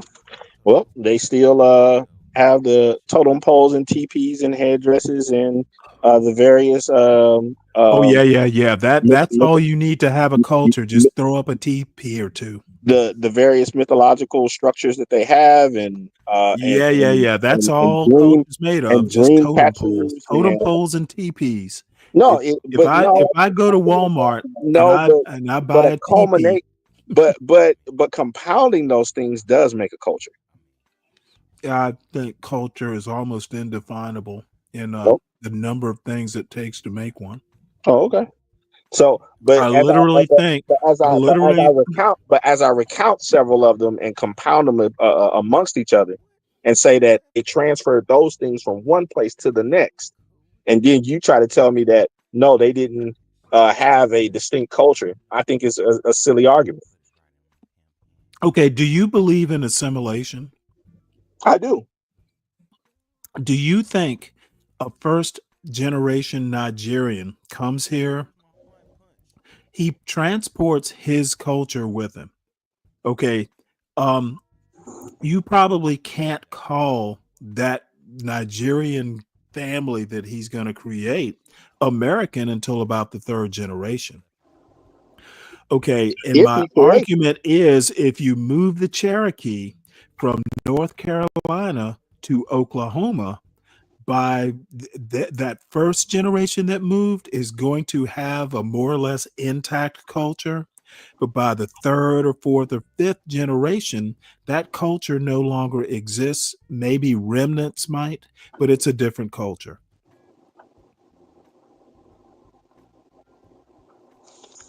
So then, if that's the case, I'm not saying if. It is when. Okay, so I'm assuming your proposition, your claim to be true. I'm just following the logic to its conclusion. I'm inserting. Well, there is no logic, really. It's true. All right. So if the truth has to have logic, if not, it's not. Not necessarily. You and I would go round and round on that. Oh Because my I'm God. not even sure. I'm not even sure there is truth. So then I think truth is conceptual. So then why even use the word then? Are we dealing back in the metaphysics argument? I actually think we shouldn't use truth, and we definitely abuse the word. Yeah, well, that's something to be said amongst the community anyway. They abuse words all the time. The word coon has I don't know how many connotations. So who is Miss RBR? I don't know. I haven't even looked at the chat or anything.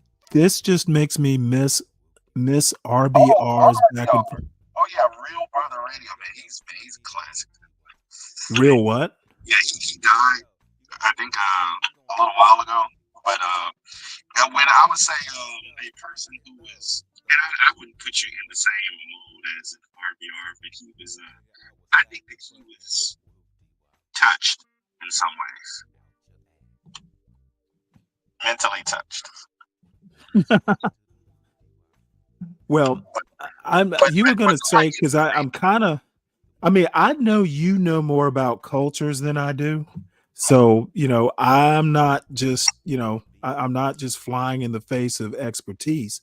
But what I do know is that a culture will change with some major sea change, like geography. Especially if it's like a traditional, like homeland or something. Yeah, I'll give you that. I mean, but yeah, I just I don't think that the movement was dramatic enough to take away the core concepts of the Indian culture, as it were. A lot of the people. Well, I think, there's no one Indian culture. I was talking Cherokee specifically. I should have probably specified that. Indian cultures, the various tribes, and so they each have their specialized. Right, but my point is that you take the Cherokees, do a Trail of Tears to Oklahoma. By that third generation after they get to Oklahoma, you don't have a Cherokee culture. The original Cherokee culture, it will morph into something else. Well, I mean, you might still call it Cherokee because I'm sure they do, but I'm saying it. Let me put it to you this way, and I've seen the occasional, documentary or something. The Cherokee, the Cherokees in North Carolina, don't necessarily one-to-one identify with the Cherokees in Oklahoma. Right. It's two kind of different, ways of being Cherokee, I guess. Yeah, just like the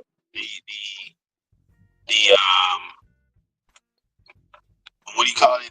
The LA Crips don't see eye to eye with the Chicago whatever gang, major gang people that are there, black gang people that are there. It's like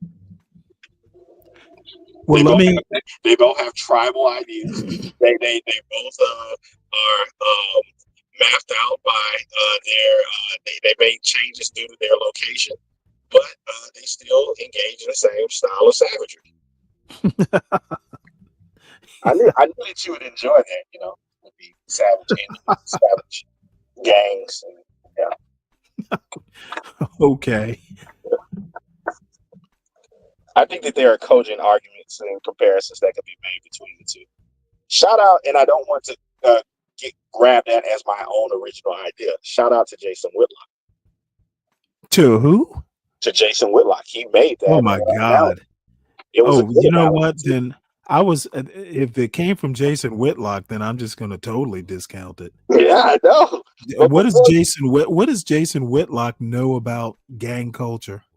Well, he grew up in it. Was he a gang member? No, but he had family members that were. Yeah, okay. Well, shout out to Jason Whitlock then. I'll concur. But I also think that he's an anti-black.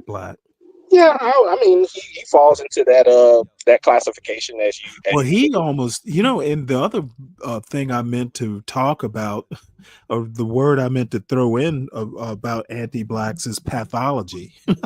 Oh, wow. Now you've gone to add a medical term. I'm going to start calling it the anti-black pathology. Wow. He's went and added a medical term to it. I want to see how you arrange those ideas together. I'm not saying that it won't hold form. I just like. I'm just winging it at this point. Oh, you just spitball. You just throw the spaghetti against the wall down. No, look at this. Majestica Madness. I don't even know who that is, but he or she is anti-Stanley. Oh, wow. Well, let me ask you a favor. The next time you say you're anti-Stanley, can you spell Stanley right? Oh, wow, man. If you're going to be anti-Stanley, at least spell the syndrome right. You said Stanley. Okay. Well. Stanley? Maybe it was on purpose. I don't know, but maybe it was just Yeah, there he goes. Happened in the what do you call that? The autocorrect on your phone or something. It's happened to me before.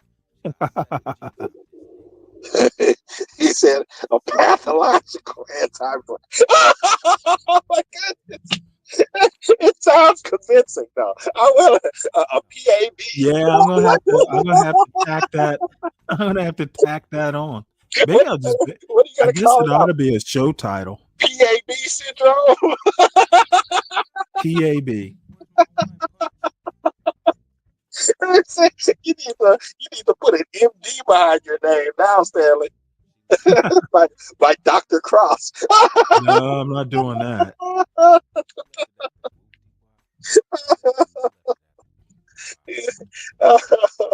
Oh man, he said, what are you studying? I'm studying the madness of anti-blacks. The mental disease that they Well, it could be.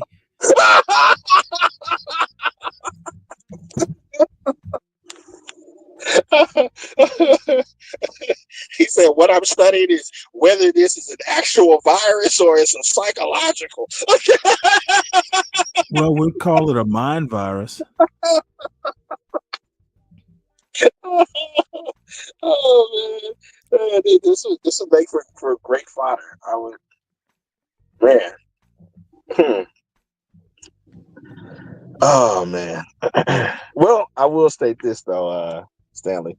At least this interaction between us has been of great entertainment, and I would say some intellectual value to the audience. I don't think that they typically get a lot of this. Probably not. Stanley. Yeah, I guess I'll watch I actually had let's see, this video and then another video after this and then another video after that. But it's 9 Oh man, yeah, I'm gonna have to well it's 8 after 8 your time. I got a doctor's appointment that I'm gonna leave for around 10:45, so probably need to wrap this up in the next half hour, 40 minutes or so. Yeah. By the way, I suppose that had been on my tractor 20 minutes ago. So yeah, you know what? I actually miss. I used to mow my great aunt's lawn with my father's tractor. Mowing the lawn with the tractor, like a full size tractor, is actually fun. It is. I enjoy myself out there. Typically, when I come out there, I'm here now. But typically when I get out there or get out here, my neighbors will come over and at some point and they'll want their stuff taken care of as well. So I know it's going to be an all day occurrence. I won't get home until late tonight. Are you gonna have to drive back? Yeah, I got to Oh, drive back. that sucks. Yeah. But yeah, typically I would do it on the weekend. But I got a notice that we had some high grass out here, which we do, and I didn't want to get fined or anything. So um so I was like, let me go ahead and take care of it. So it's not like a field. Yeah, well, yeah, it's several acres, so Really? mhm. But And you got a notice? mhm. Don't those come from HOAs or something? Yes, it does. Huh. Or various people in the agricultural fields, because sometimes they will be like, hey, do you want us to, let our animals graze and all that type of stuff? So, Yeah. yeah.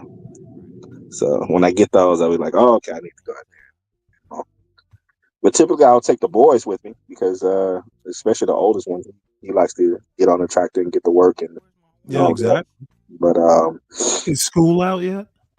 no, not yet. A few more weeks.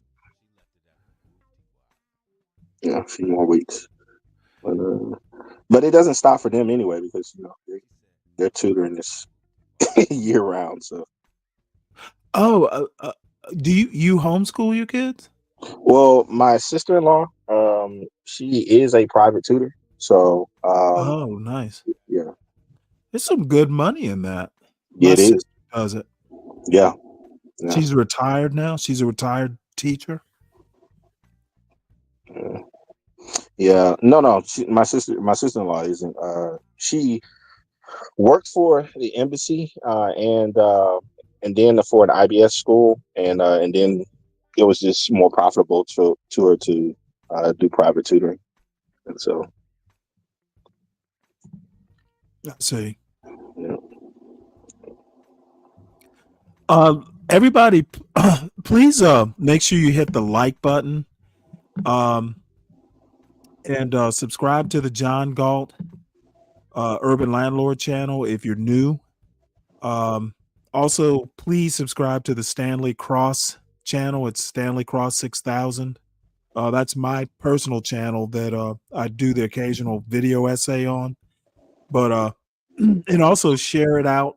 Share the wealth of these interactions, these types of interactions that you get almost every morning on the John Galt Urban Landlord channel and the Stanley Cross channel. Every now and again, it's actually kind of good. Drink your coffee and just kind of hang out and talk pseudo intellectualism sort of conversations. So there's more of these to come, I guess. And I don't know. I assume John will be on at some point today, but I will finish because I wanted to talk more about Edna Lewis, who Oh yeah, I don't want to distract well, you. no, that's all right. Because we're running out of time. I don't know. I might have time to show because this one's 36 minutes where they interview like her niece or something like that. And then this particular one was a PBS special that I clipped just to show because it had Savannah, a restaurant that kind of was inspired in Savannah. And I know right where this restaurant is. It's maybe 15 minutes, 20 minutes from where I grew up. And then Charleston, she actually worked at that plantation that they turned into kind of like a resort / bed and breakfast / wedding spot. And so, going back to my original premise, somebody made the point or tried to make the point that blacks basically, and I think it was along the line that, blacks had no culture. They are a separate culture, but they had to learn certain things from the parent culture.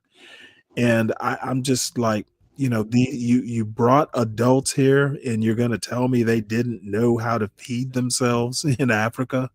That just Yeah, yeah, stand to reason. that's an asinine comment. Right. And there were certain things that they learned. I mean, like Well, black of course. stuff But like then that. there are also some things they taught. Remember in South Carolina, they went to specific places because those people knew how to grow rice and indigo. So, Oh, okay. there were some things that were brought over here like okra. That wasn't native to America. There's some things that got imported with the culture. Oh, okay. Maybe not civilizational type, but I would honestly say the rice culture and the indigo culture made fortunes in Charleston. Mm, okay. Yeah, I would not. No, there's the whole thing about rice culture in South Carolina. Oh wow. Yeah, I don't know nothing about that. You're the expert there. Yeah, well, I mean, my mother's side of the family, I grew up, 50 miles from Charleston in Savannah. So, I need at least know some of the local stuff. Yeah. But Let me let anyway, you I'm let me saying let you that get to that video though. Let me get in here, get on this tractor, okay. get this AC running inside as because I'm in Texas, it's hot. So yeah, I'm not gonna do that old school tractor out in the open air. I don't blame you. Yeah. But good talking to you, man, and Oh, you too. I'll listen and go from there. Okay. Well, have fun on the tractor. Yeah. All right, folks. Well, I'm going to drop the link if anybody wants to join. I do want to try and get through these next two videos, which are specifically about cooking. And then if we have time, I've got an actual recipe video that's slightly unrelated, but one I wanted to see anyway. So I'm going to drop the link into both the chats. And if anybody wants to come up, we can extend whatever, SKC and I were talking about, basically, the culture argument, or we can talk Edna Lewis, who I'm kind of shocked people don't know more about. Site for weddings. They offered her a job as chef in residence and asked her to develop a menu inspired by plantation cooking. She accepted. What was it like for Miss Lewis, a granddaughter of enslaved people, to live and to work here, a place where thousands of men, women, and children worked under the most horrendous conditions you could think of? To help make sense of it all, I went to the Milton Place restaurant to meet Amethyst Ganaway. Amethyst is a friend, food writer, and chef who grew up and moved back to Charleston. What is it like visiting this? I imagine you probably went on field trips here. What is it like remembering that versus now? Talk to me about how that feels. Being from here, I have a ingrained respect of what this place is and what it means. It's beautiful in its way. It's like you look at this place and it's hard to imagine what was here. And then you think about who created this, Absolutely. Is there also a sense of pride as well? Because to your point, we built this, enslaved people built this. The entire landscape. Yeah. So is there a sense of pride in that as well? 100%. Craftsmanship, the beauty, to be able to make something so beautiful out of a tragedy. We get to experience it in such a different way. Right. So I feel an immense amount of pride. With Edna Lewis, she lived a couple buildings over right there. And I'm trying to imagine what that must have felt like for her. What do you think her impressions might have been? With her, especially growing up in a rural, freed community, I don't know. I imagine it's a range of emotions, the way that we're feeling our range of emotions. How can you not?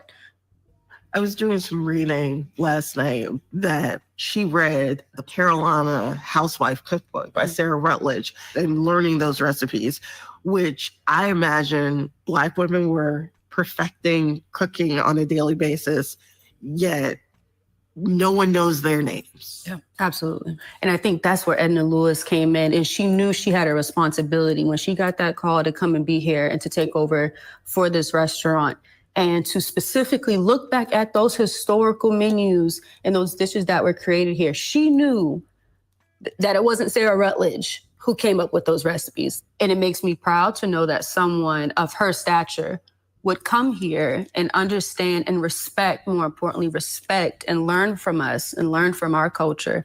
Being from South Carolina, what do you take away from this? That I have a responsibility, right, to accurately tell these stories or to give names to the nameless, right? I think Edna Lewis, if she could be sitting in the back corner somewhere in here looking at us, I kind of feel like she is, right? Like her presence is here looking at us like, look at these two babies. You know what I'm saying? Look at them. Yeah. Getting to come to a place like this and recognizing the impact of her work. Yeah.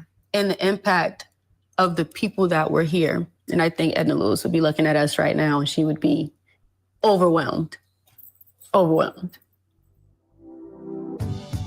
Amethyst and I, we walked the same path that Miss Lewis walked, back and forth to the restaurant every day.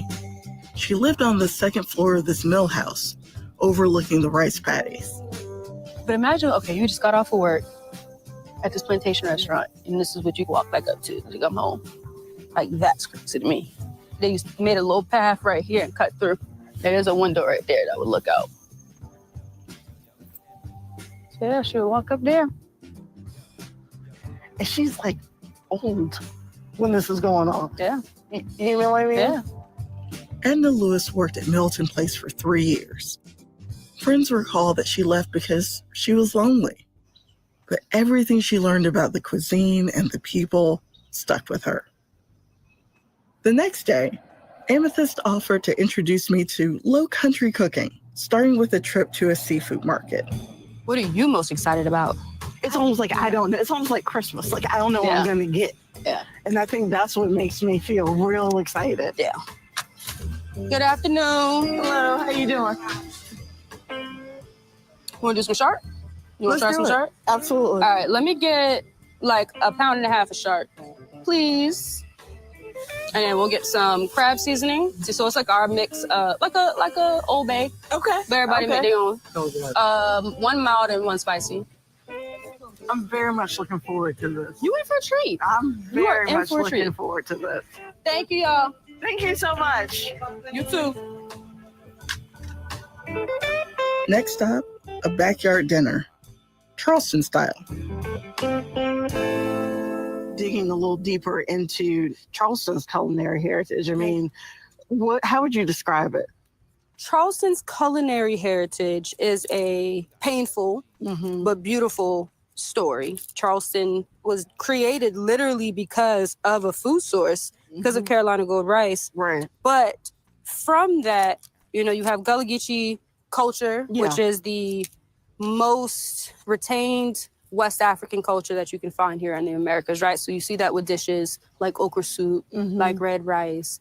So talk to me about the shark. What is happening? Yeah, I actually got some of our crab boil seasoning that we also got from the seafood market, and I just threw it in here. I'm going to kind of do my own spin on something I actually saw Edna Lewis do while she worked at Middleton Place. She did it with scallops. I'm going to do it with shark meat so I can bring a little bit of this back to Charleston and the Low Country and Gullah culture specifically. So are we going to grill it? That's what we're going to do? We're going to grill them. Okay. We're going to stew them. And then we're going to eat them. All right.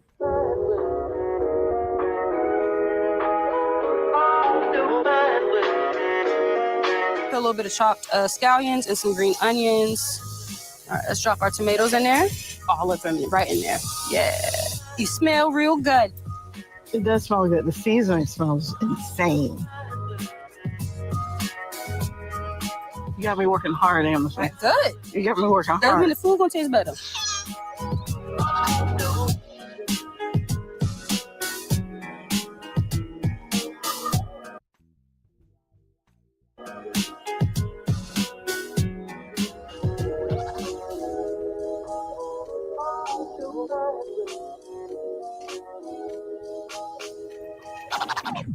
Oh, wow.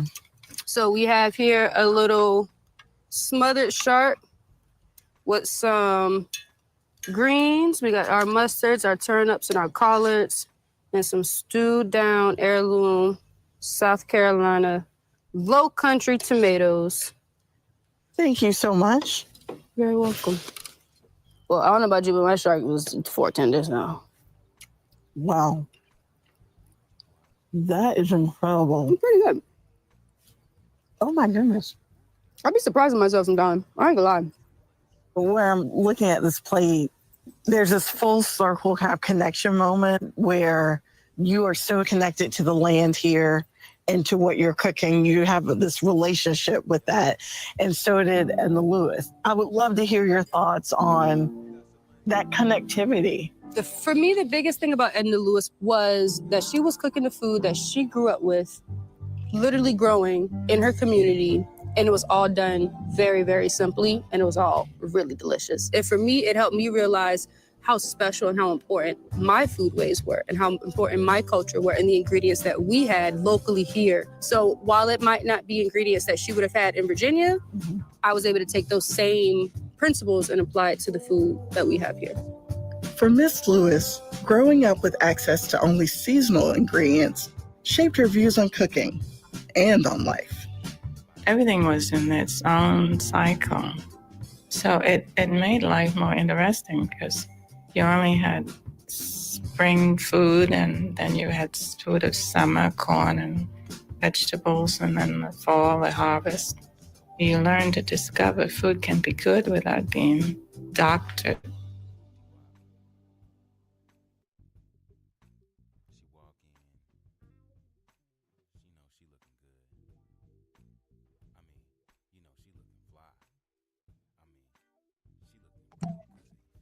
Oh boy, I see that that Be Brave has decided to get in on the action. Well, that's not allowed. We just still get to piss and moan because things aren't fucking perfect. Now, I literally basically watching a cooking video, and this motherfucker wants to start talking like bullshit. Of course, Africans didn't have electricity back in those days. Neither did the United States. Damn it, folks. These people are fucking amazing.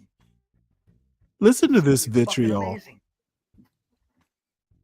Considering what goes on in Haiti, white people have to consider that. If they don't, I'll smack them upside the fucking head. Jesus. You know how many white people that are pissing and moaning in a fucking workplace where I'm at, and I say, what's wrong? What's wrong with you? I don't know. It's just a Monday. There's no Mondays allowed here. Did your mother pass away? No. Is everything okay in your life? No. Did your wife leave you? No. Yeah, Roz. Then don't have a fucking Monday around me, you stupid let's white shut son this of a old bitch. fool up. Number one, I told him before, you're white. Well, here's the deal. You know what? I'm sorry that I don't bring your early dose of anti-blackness. I have other interests, and I'm sure I've said this before, but I tend to like news, culture, politics, and current events. I'd much rather talk about that. It's not as exciting and it's not as, funny, etc. But, unless I get riled up, I tend to be a fairly laid back person. And bottom line is I'm much more interested in the historic parts of the culture than other parts. So someone mentioned blacks in cooking. So, I know because yesterday I talked about this cookbook that I bought my mother years ago that was about, about black food ways, but it was kind of like a more fine dining take on it. But this woman's a food historian. She went back, looked at like 200 recipe books and, did a whole bunch of work. And I think she won a Pulitzer for it. It's a really nice, like, cookbook. And I happen to like cookbooks, by the way. So Edna Lewis was another like famous black woman cook. Unfortunately, she she basically her heyday was back in the 50s, 60s, 70s. So, she didn't get to experience the celebrity culture and all this, but she's literally credited with being, if not the founder, one of the founders of the farm to table movement, because she cooked kind of differently than other people, the famous chefs did. But she grew up like, I'm sorry, she cooked like when she grew up. Back in the day, if you lived on a farm, you pretty much ate what was in season. And, if you couldn't get it at the grocery store or afford it, you did without it. So I'm a big fan. I wish I could live like that. As a matter of fact, later on today, I'll probably stop by a produce stand and get some fresh vegetables and stuff. But anyway, the long and short of it is I'm not going to always be knee deep in controversy on these shows. I think Black people and Black culture in general has more to offer than just toxicity and pathology. And if that means you wind up going over to Be Brave or you wind up going to listen to John Galt, so be it. But I'm not going to change. I like what I like. And, those who want to ride with me can. Those who don't, run along and get your daily dose of anti-Blackness. So that's pretty much the way I feel upon it. So I do have this other video that I was gonna show, but I don't know if I'm gonna inflict that on you, especially since I kind of, really probably should be running along here. But I will show this small video, and then the other video, if I get a chance, I'll do it tomorrow morning. But I'm running short of time, so I figured maybe what I'll do, this short video about barbecue chicken. This looked interesting, so I'm going to gonna show it, and hopefully I'll probably get hungry watching it. See that is that nice crispy skin and juicy. I love chicken. If you haven't had chicken, the original Black's barbecue or smoked chicken with the crispy skin, the juicy meat, you are missing out. I think it's absolutely our most underrated meat on our entire menu. Every time I order it, I think to myself, like, why do I not have this more often? But today I want to show you how you can do it at home as well on your own smoker. First is, we start, of course, the whole chicken, but we're going to break this down just a little bit, very simply, to make it easier to handle on the smoker, get as much flavor as we possibly can, and have as many chances and make it as foolproof as we possibly can, get nice and crispy skin. So stay with me here. So we took it out of the package. I took out the neck I don't know and why the this giblets is and the buffering so much.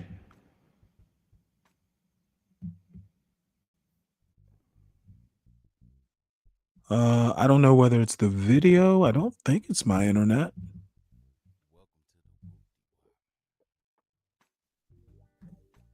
Well, this may actually be unwatchable.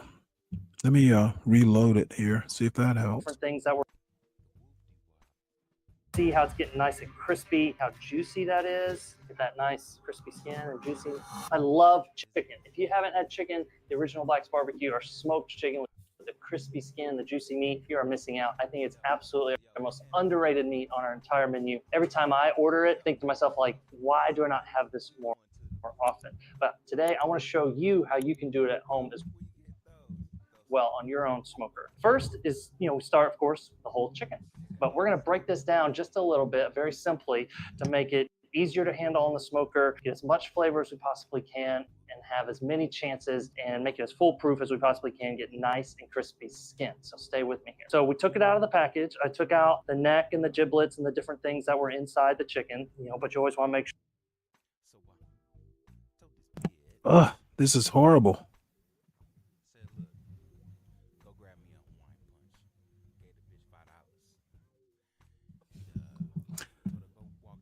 Why is this messing up like this?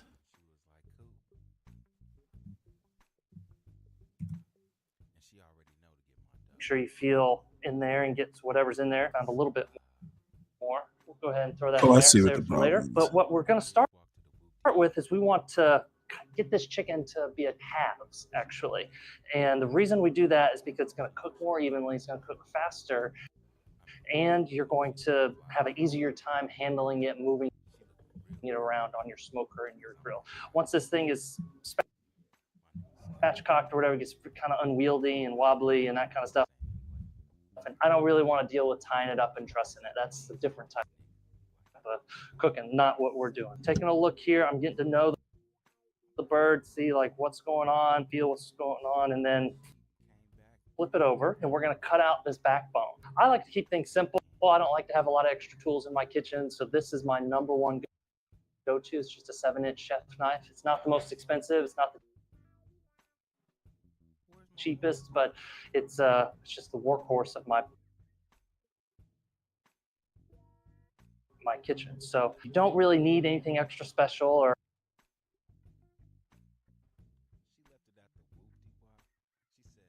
I'm gonna try killing that tab.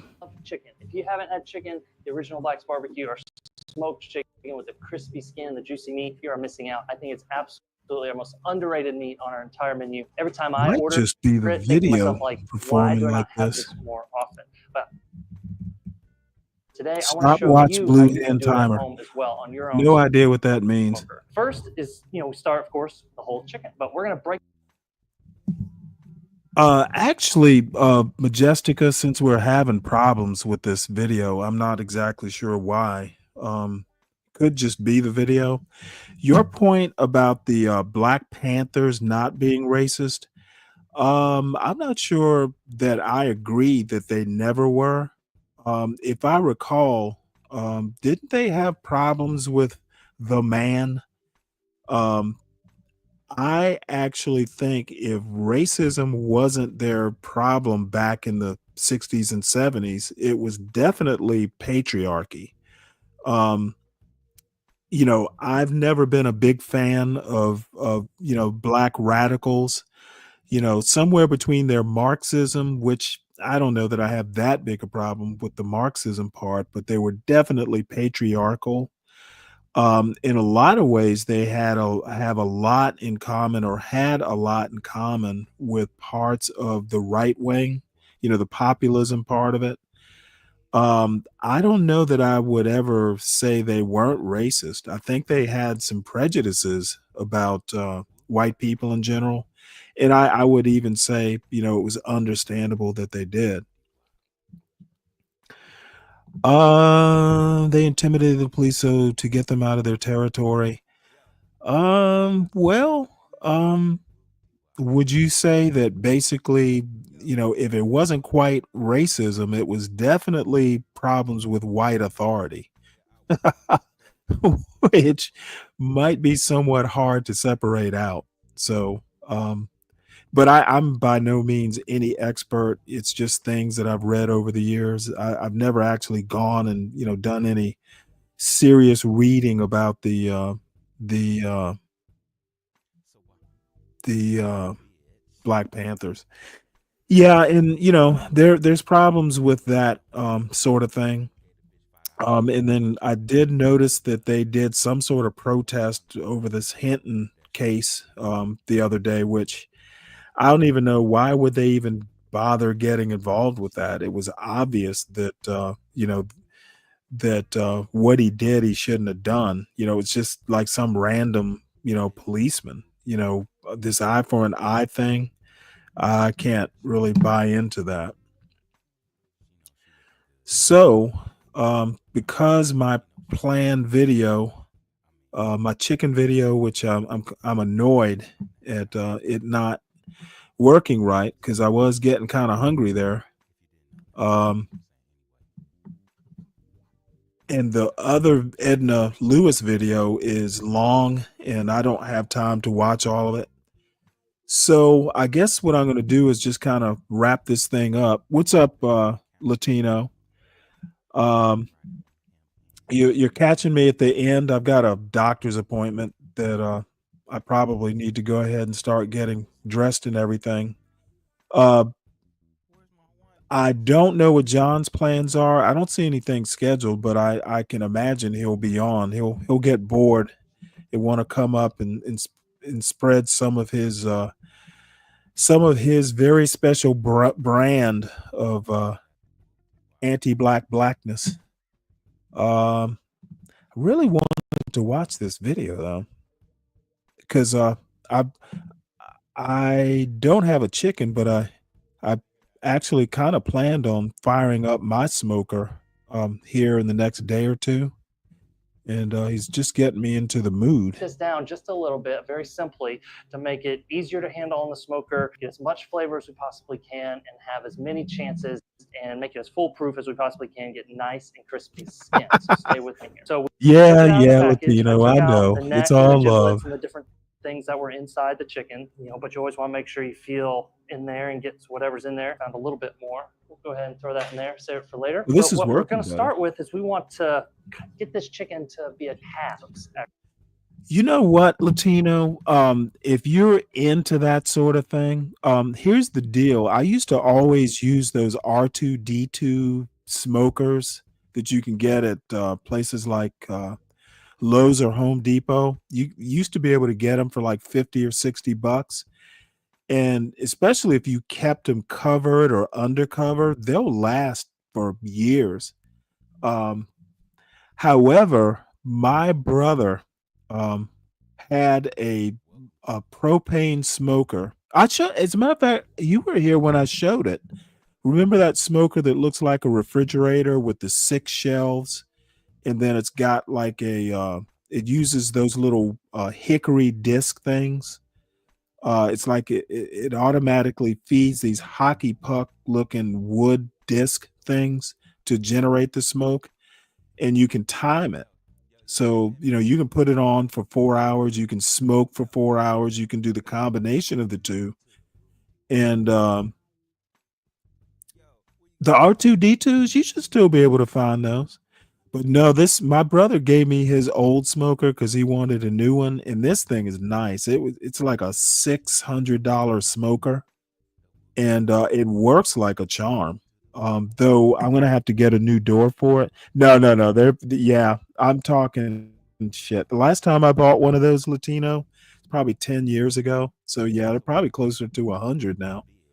But if you don't have a lot of money and you just need something real quick, now it burns charcoal or wood, but it's good stuff. I've even smoked sausages in those things. You just get the twine, because I used to occasionally make my own sausage. You can actually rig up string or wire or something like that to hold the sausages vertically.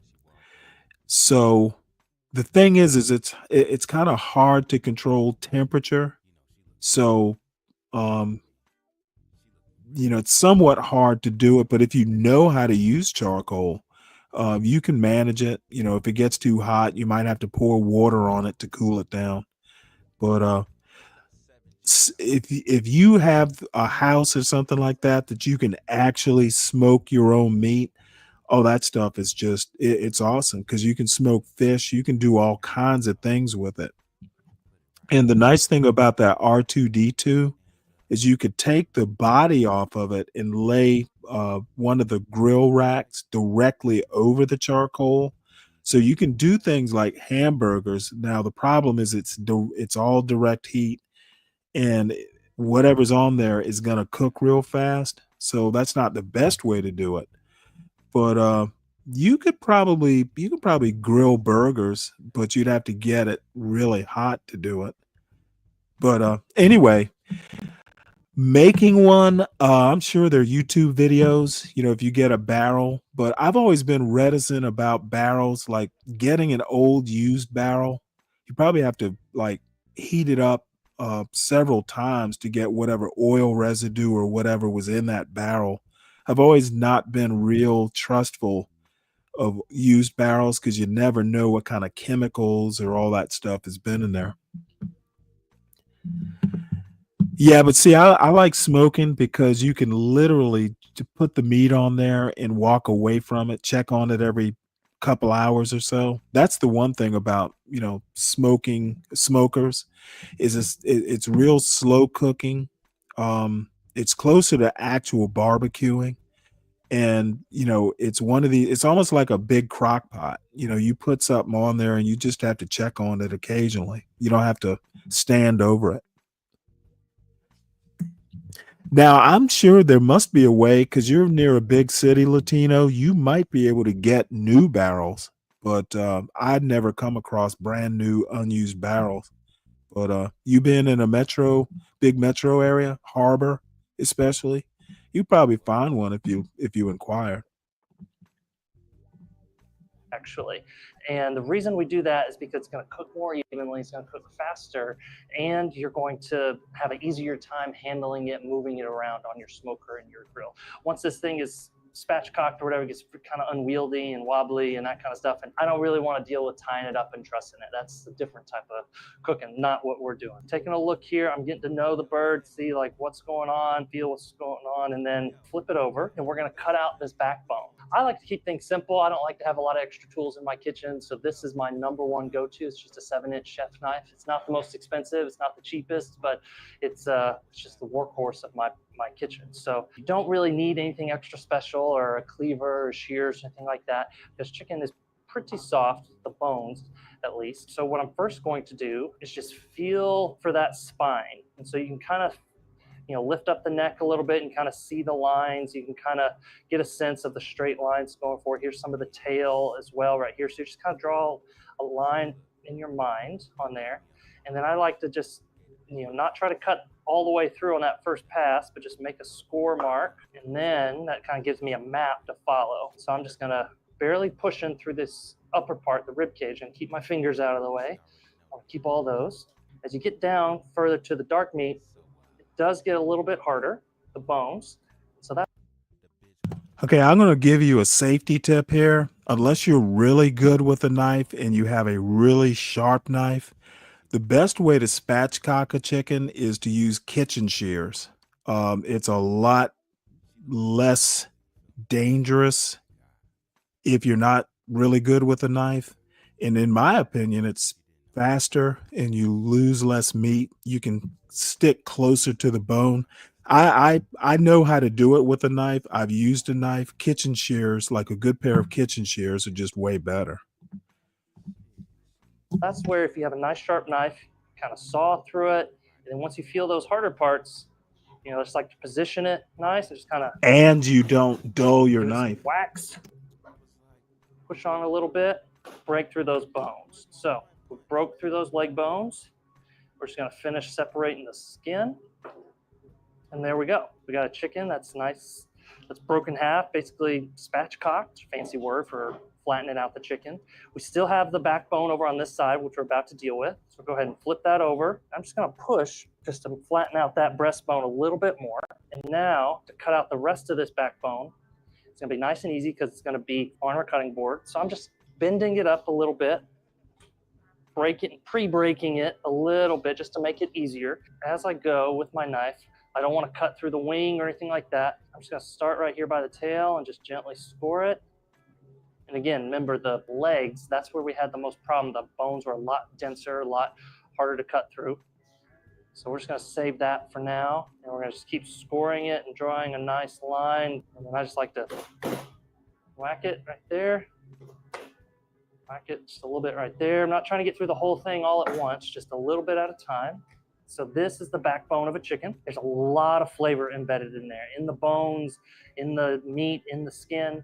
There's not a whole lot, on there, but I usually throw this in my freezer, save it for some stock, some soups, just something just to know I've got it when I want some extra flavor to, brown in my pan or something like that. Or you can also throw this on the smoker, next to this. This will finish pretty quick if you just need like a little snack, a little nibbler or something like that. So now we've got a beautiful whole chicken that's been spatchcocked, basically flattened out, nice even layers. But we mentioned we're going to cut this in half as well. So what I'm doing right now, I'm just feeling, you can kind of see where the The bone broke, the breastbone, but I like to just kind of feel it out, push it apart with my fingers just a little bit so I have a path, I have an idea, and keep those breast muscles intact as much as possible. So I don't want part of this side cutting that one. And so I'm just separating it out with my fingers a little bit, and I can feel where the bone is, I can feel where it's kind of soft, you can kind of feel the muscles. And again, I'm just gonna, very little pressure, just kind of make a score mark.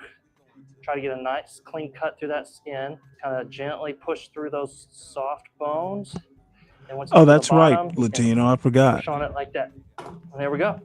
Now we've got two beautiful chicken halves ready for the smoker. Not quite, not quite. I'm getting ahead of myself, sorry. I haven't had lunch yet, so I'm getting hungry for these bad boys. But we're going to season these up. But there's a few extra twists and turns to help ensure that we get the crispiest skin and most flavorful meat as well. And where a lot of people go wrong is they'll just sprinkle some salt, some meat, some seasonings, whatever it is they're wanting, butter, whatever, just on top of the skin. This skin is delicious, but it's also an nearly impenetrable layer of flavor. It keeps pretty much anything from getting in. That's what its job was, before it got to us, and that's what still its job is right now. And so what I like to do is just kind of separate the meat from the skin very gently. I want to do everything I possibly can to not rip this skin, not only because it's great and it's going to look beautiful, but also we want that skin to do its job to hold all the juices and the flavors in when it's time. But I'm kind of just gently getting in here and making a little pocket, breaking away the connective tissue very gently, very slowly.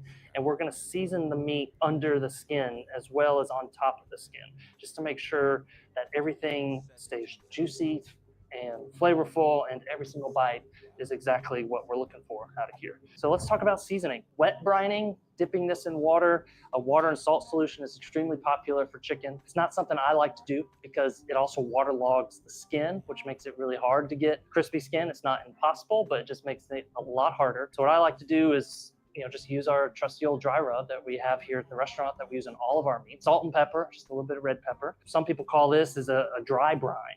There's wet brine where you're soaking it in water in a concentrated salt solution. But what I like to do with pretty much all of our meats is a dry brine. And basically all that means is you're seasoning with salt, not with salt and water, but it accomplishes a lot of the same goals. So instead of impregnating the meat with more water, you're just changing the structure of the molecules to where it holds on to its own water better. That's the science of it. I mean, all I know, I've learned little bits and pieces of it, but all I know, it tastes great, it works. When I don't do it, it doesn't taste as good. So I'm gonna keep doing it. What I'm doing is I'm just pulling the skin back, sprinkling a little bit on there, and just rubbing it around to try to get as even as a layer as I possibly can. You might notice we use table salt. It's a smaller crystal than kosher salt, and it's what we use on all of our meats. It's what my great-grandfather started with in the 1930s because that's all that was available to him. That's what we keep using because that's just part of our tradition. But also, I think it's the best application for any barbecue meat because it dissolves quickly, it penetrates and becomes part of the meat very easily, and just make sure that every single bite you get is deeply seasoned, deeply flavorful, and extra juicy. We've got this one seasoned on the inside, we got it seasoned on top of the skin just a little bit, and then we're just gonna go ahead and season the back. So you want every single bite to have as much flavor as you possibly can. So if you've seen this fork sitting on the board, it's not because I'm ready to eat a piece of raw chicken. It's the final tool to help us ensure we get the crispiest skin we possibly can on here. In chicken, there's little pockets of fat, which you can see where the skin's a little bit wider. You can see the meat through some of it. You can see pockets of fat in different areas of the chicken skin as well. Fat is flavor, fat is our friend. It can also waterlog the skin and keep it from getting nice and crispy. And so what we want to do is take advantage of that fat to help self-baste itself, basically.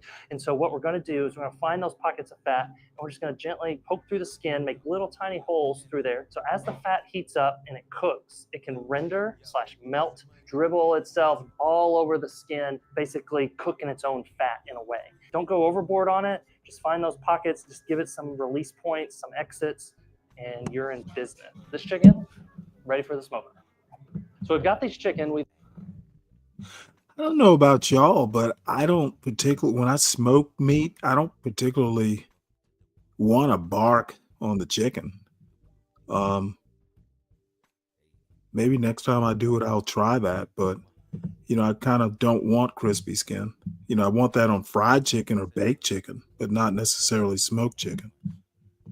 We've let them rest for about an hour to let that salt really penetrate and dissolve into the meat. It's ready to go on the smoker. This, of course, is the smoker my grandfather built in the late 1940s. I don't even have one of these types at home, but it runs at 275 degrees. And what I suggest for if you're just starting out, you're not sure about your smoker at home, start at 225 just to make sure you're not going to burn it, overcook it. And when I'm placing these on the smoker, that dark meat's got a lot more fat, a lot more juiciness, a lot more to break down. So I like to face that towards the hotter part of the fire because it can take it. We want to preserve and give that white meat as best a chance we possibly can to be nice and juicy and flavorful without drying it out. Those legs, those thighs, they can take it. So we're going to let those cook for about an hour and a half, 2 hours. Chicken always takes longer than you want it to, it seems. I'm sorry, I am stuttering, I am hungry, I haven't had lunch yet. I cannot wait for these to be done. All right, so we've got a clean board, a clean knife, and an empty stomach. I cannot wait to eat these. The chicken that we put on is still cooking. I went up to the front, stole it from the front, because obviously our team does an amazing job on chicken every single day. And look at this beauty. It's got nice, crispy skin. It doesn't develop a bark like brisket, of course, it's not on the smoker long enough, but that skin develops that nice mahogany color. You can see how it's getting nice and crispy, and the fat is rendered just perfectly. Beautiful, beautiful. So there's a lot of ways to enjoy it. Of course, you can put this on your plate, eat with a knife and fork. Barbecue, we like to use our hands. When we're selling it at the restaurant, and what I like to do at home, cut it into quarters first. So I'm just looking for that divide between the dark meat, the leg, and the thigh right there. You can kind of see a line. And just kind of sneak up under the wing a little bit and just kind of get through there. Those bones are nice and soft. And you've got the white meat right there. See how juicy that is? Not as marbled, it's not as fatty as dark meat, but still very, very juicy. And then you've got the dark meat too. So if I was serving this at a party, golly, look at that juice. Goodness. If I was serving this at a party or a big group, had a lot of chicken, it was one of many different meats, I'd go ahead and cut this, a little bit more. I'd separate the leg from the thigh. And so what you're doing is you're just basically, the leg bone goes this direction. And so I'm just kind of get that knife parallel with the leg bone right there. And the easy way, just cut right through that thigh bone right there. And you got little nibblers there. So you got a nice leg. That's my son's favorite. Got the chicken thigh, which is my favorite as well. And I'm gonna dig in. I'm going for right here. Get that nice crispy skin and juicy.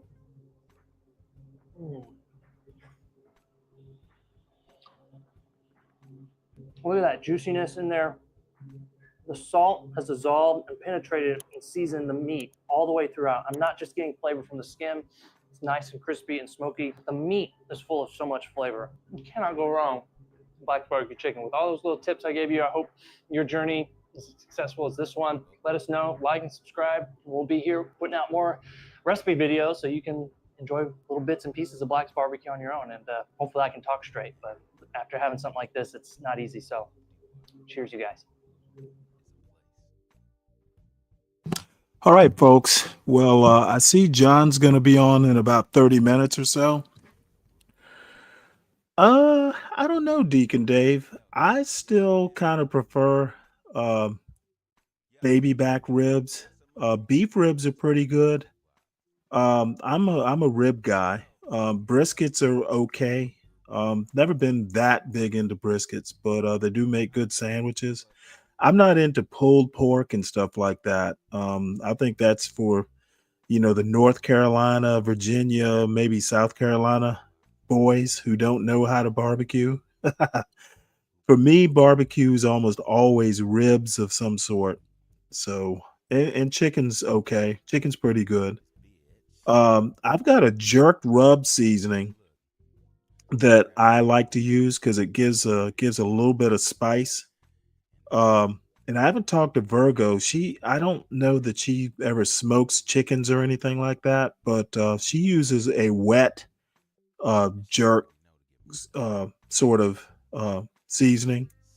I've always used dry. Maybe one of these days I'll try a wet seasoning. But yeah, I saw that. Poor guy. But anyway, I've got to rush because I got to get ready for this doctor's appointment. I should be back around 3:45 or 4 in the morning. And I do have one video I wanted to get to, but who knows? It would be about Edna Lewis again. And who knows, I may be thinking about something else by then. But I've never had smoked pork belly that I know of, Deacon Dave. Maybe that's what I'll do. I'll try that next. Yeah, maybe I'll do that because there is a layer of fat that would be interesting to work with. So thanks for that suggestion. All right, so folks, I'm out of here. Everybody have a good day. Please make sure you hit the like button on the way out. Subscribe to the John Galt Urban Landlord channel. Share the wealth. Lots of good things going on here, mostly. So share it out.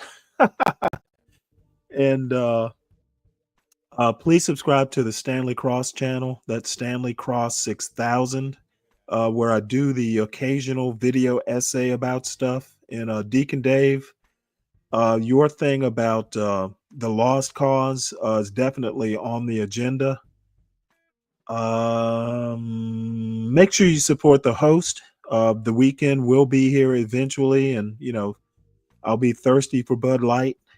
And make sure you support our executive producer, Portia J, who is the person who pretty much inflicted me upon you. Well, yeah, you're right, Deacon Dave. He does make me raise my game.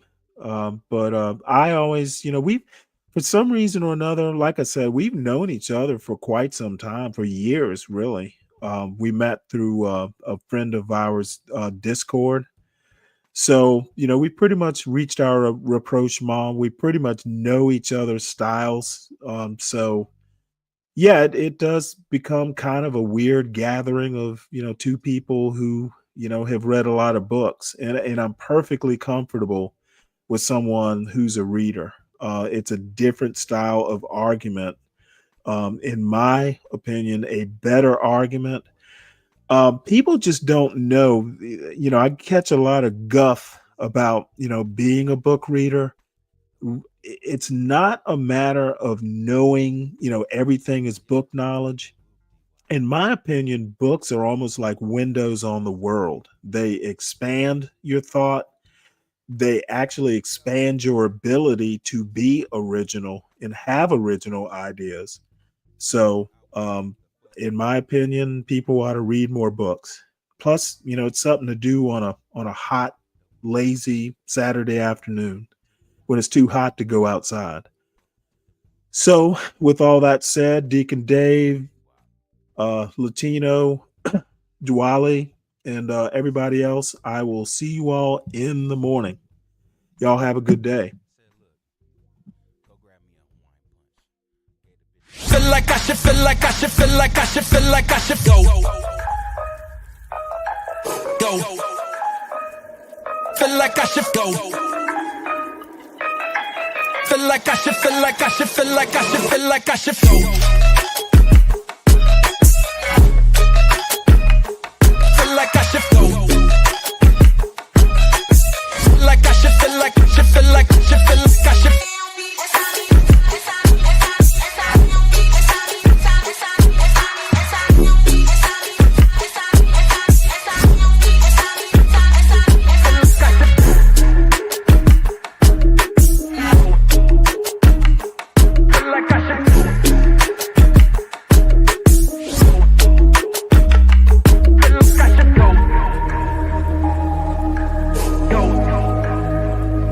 Feel like I should go.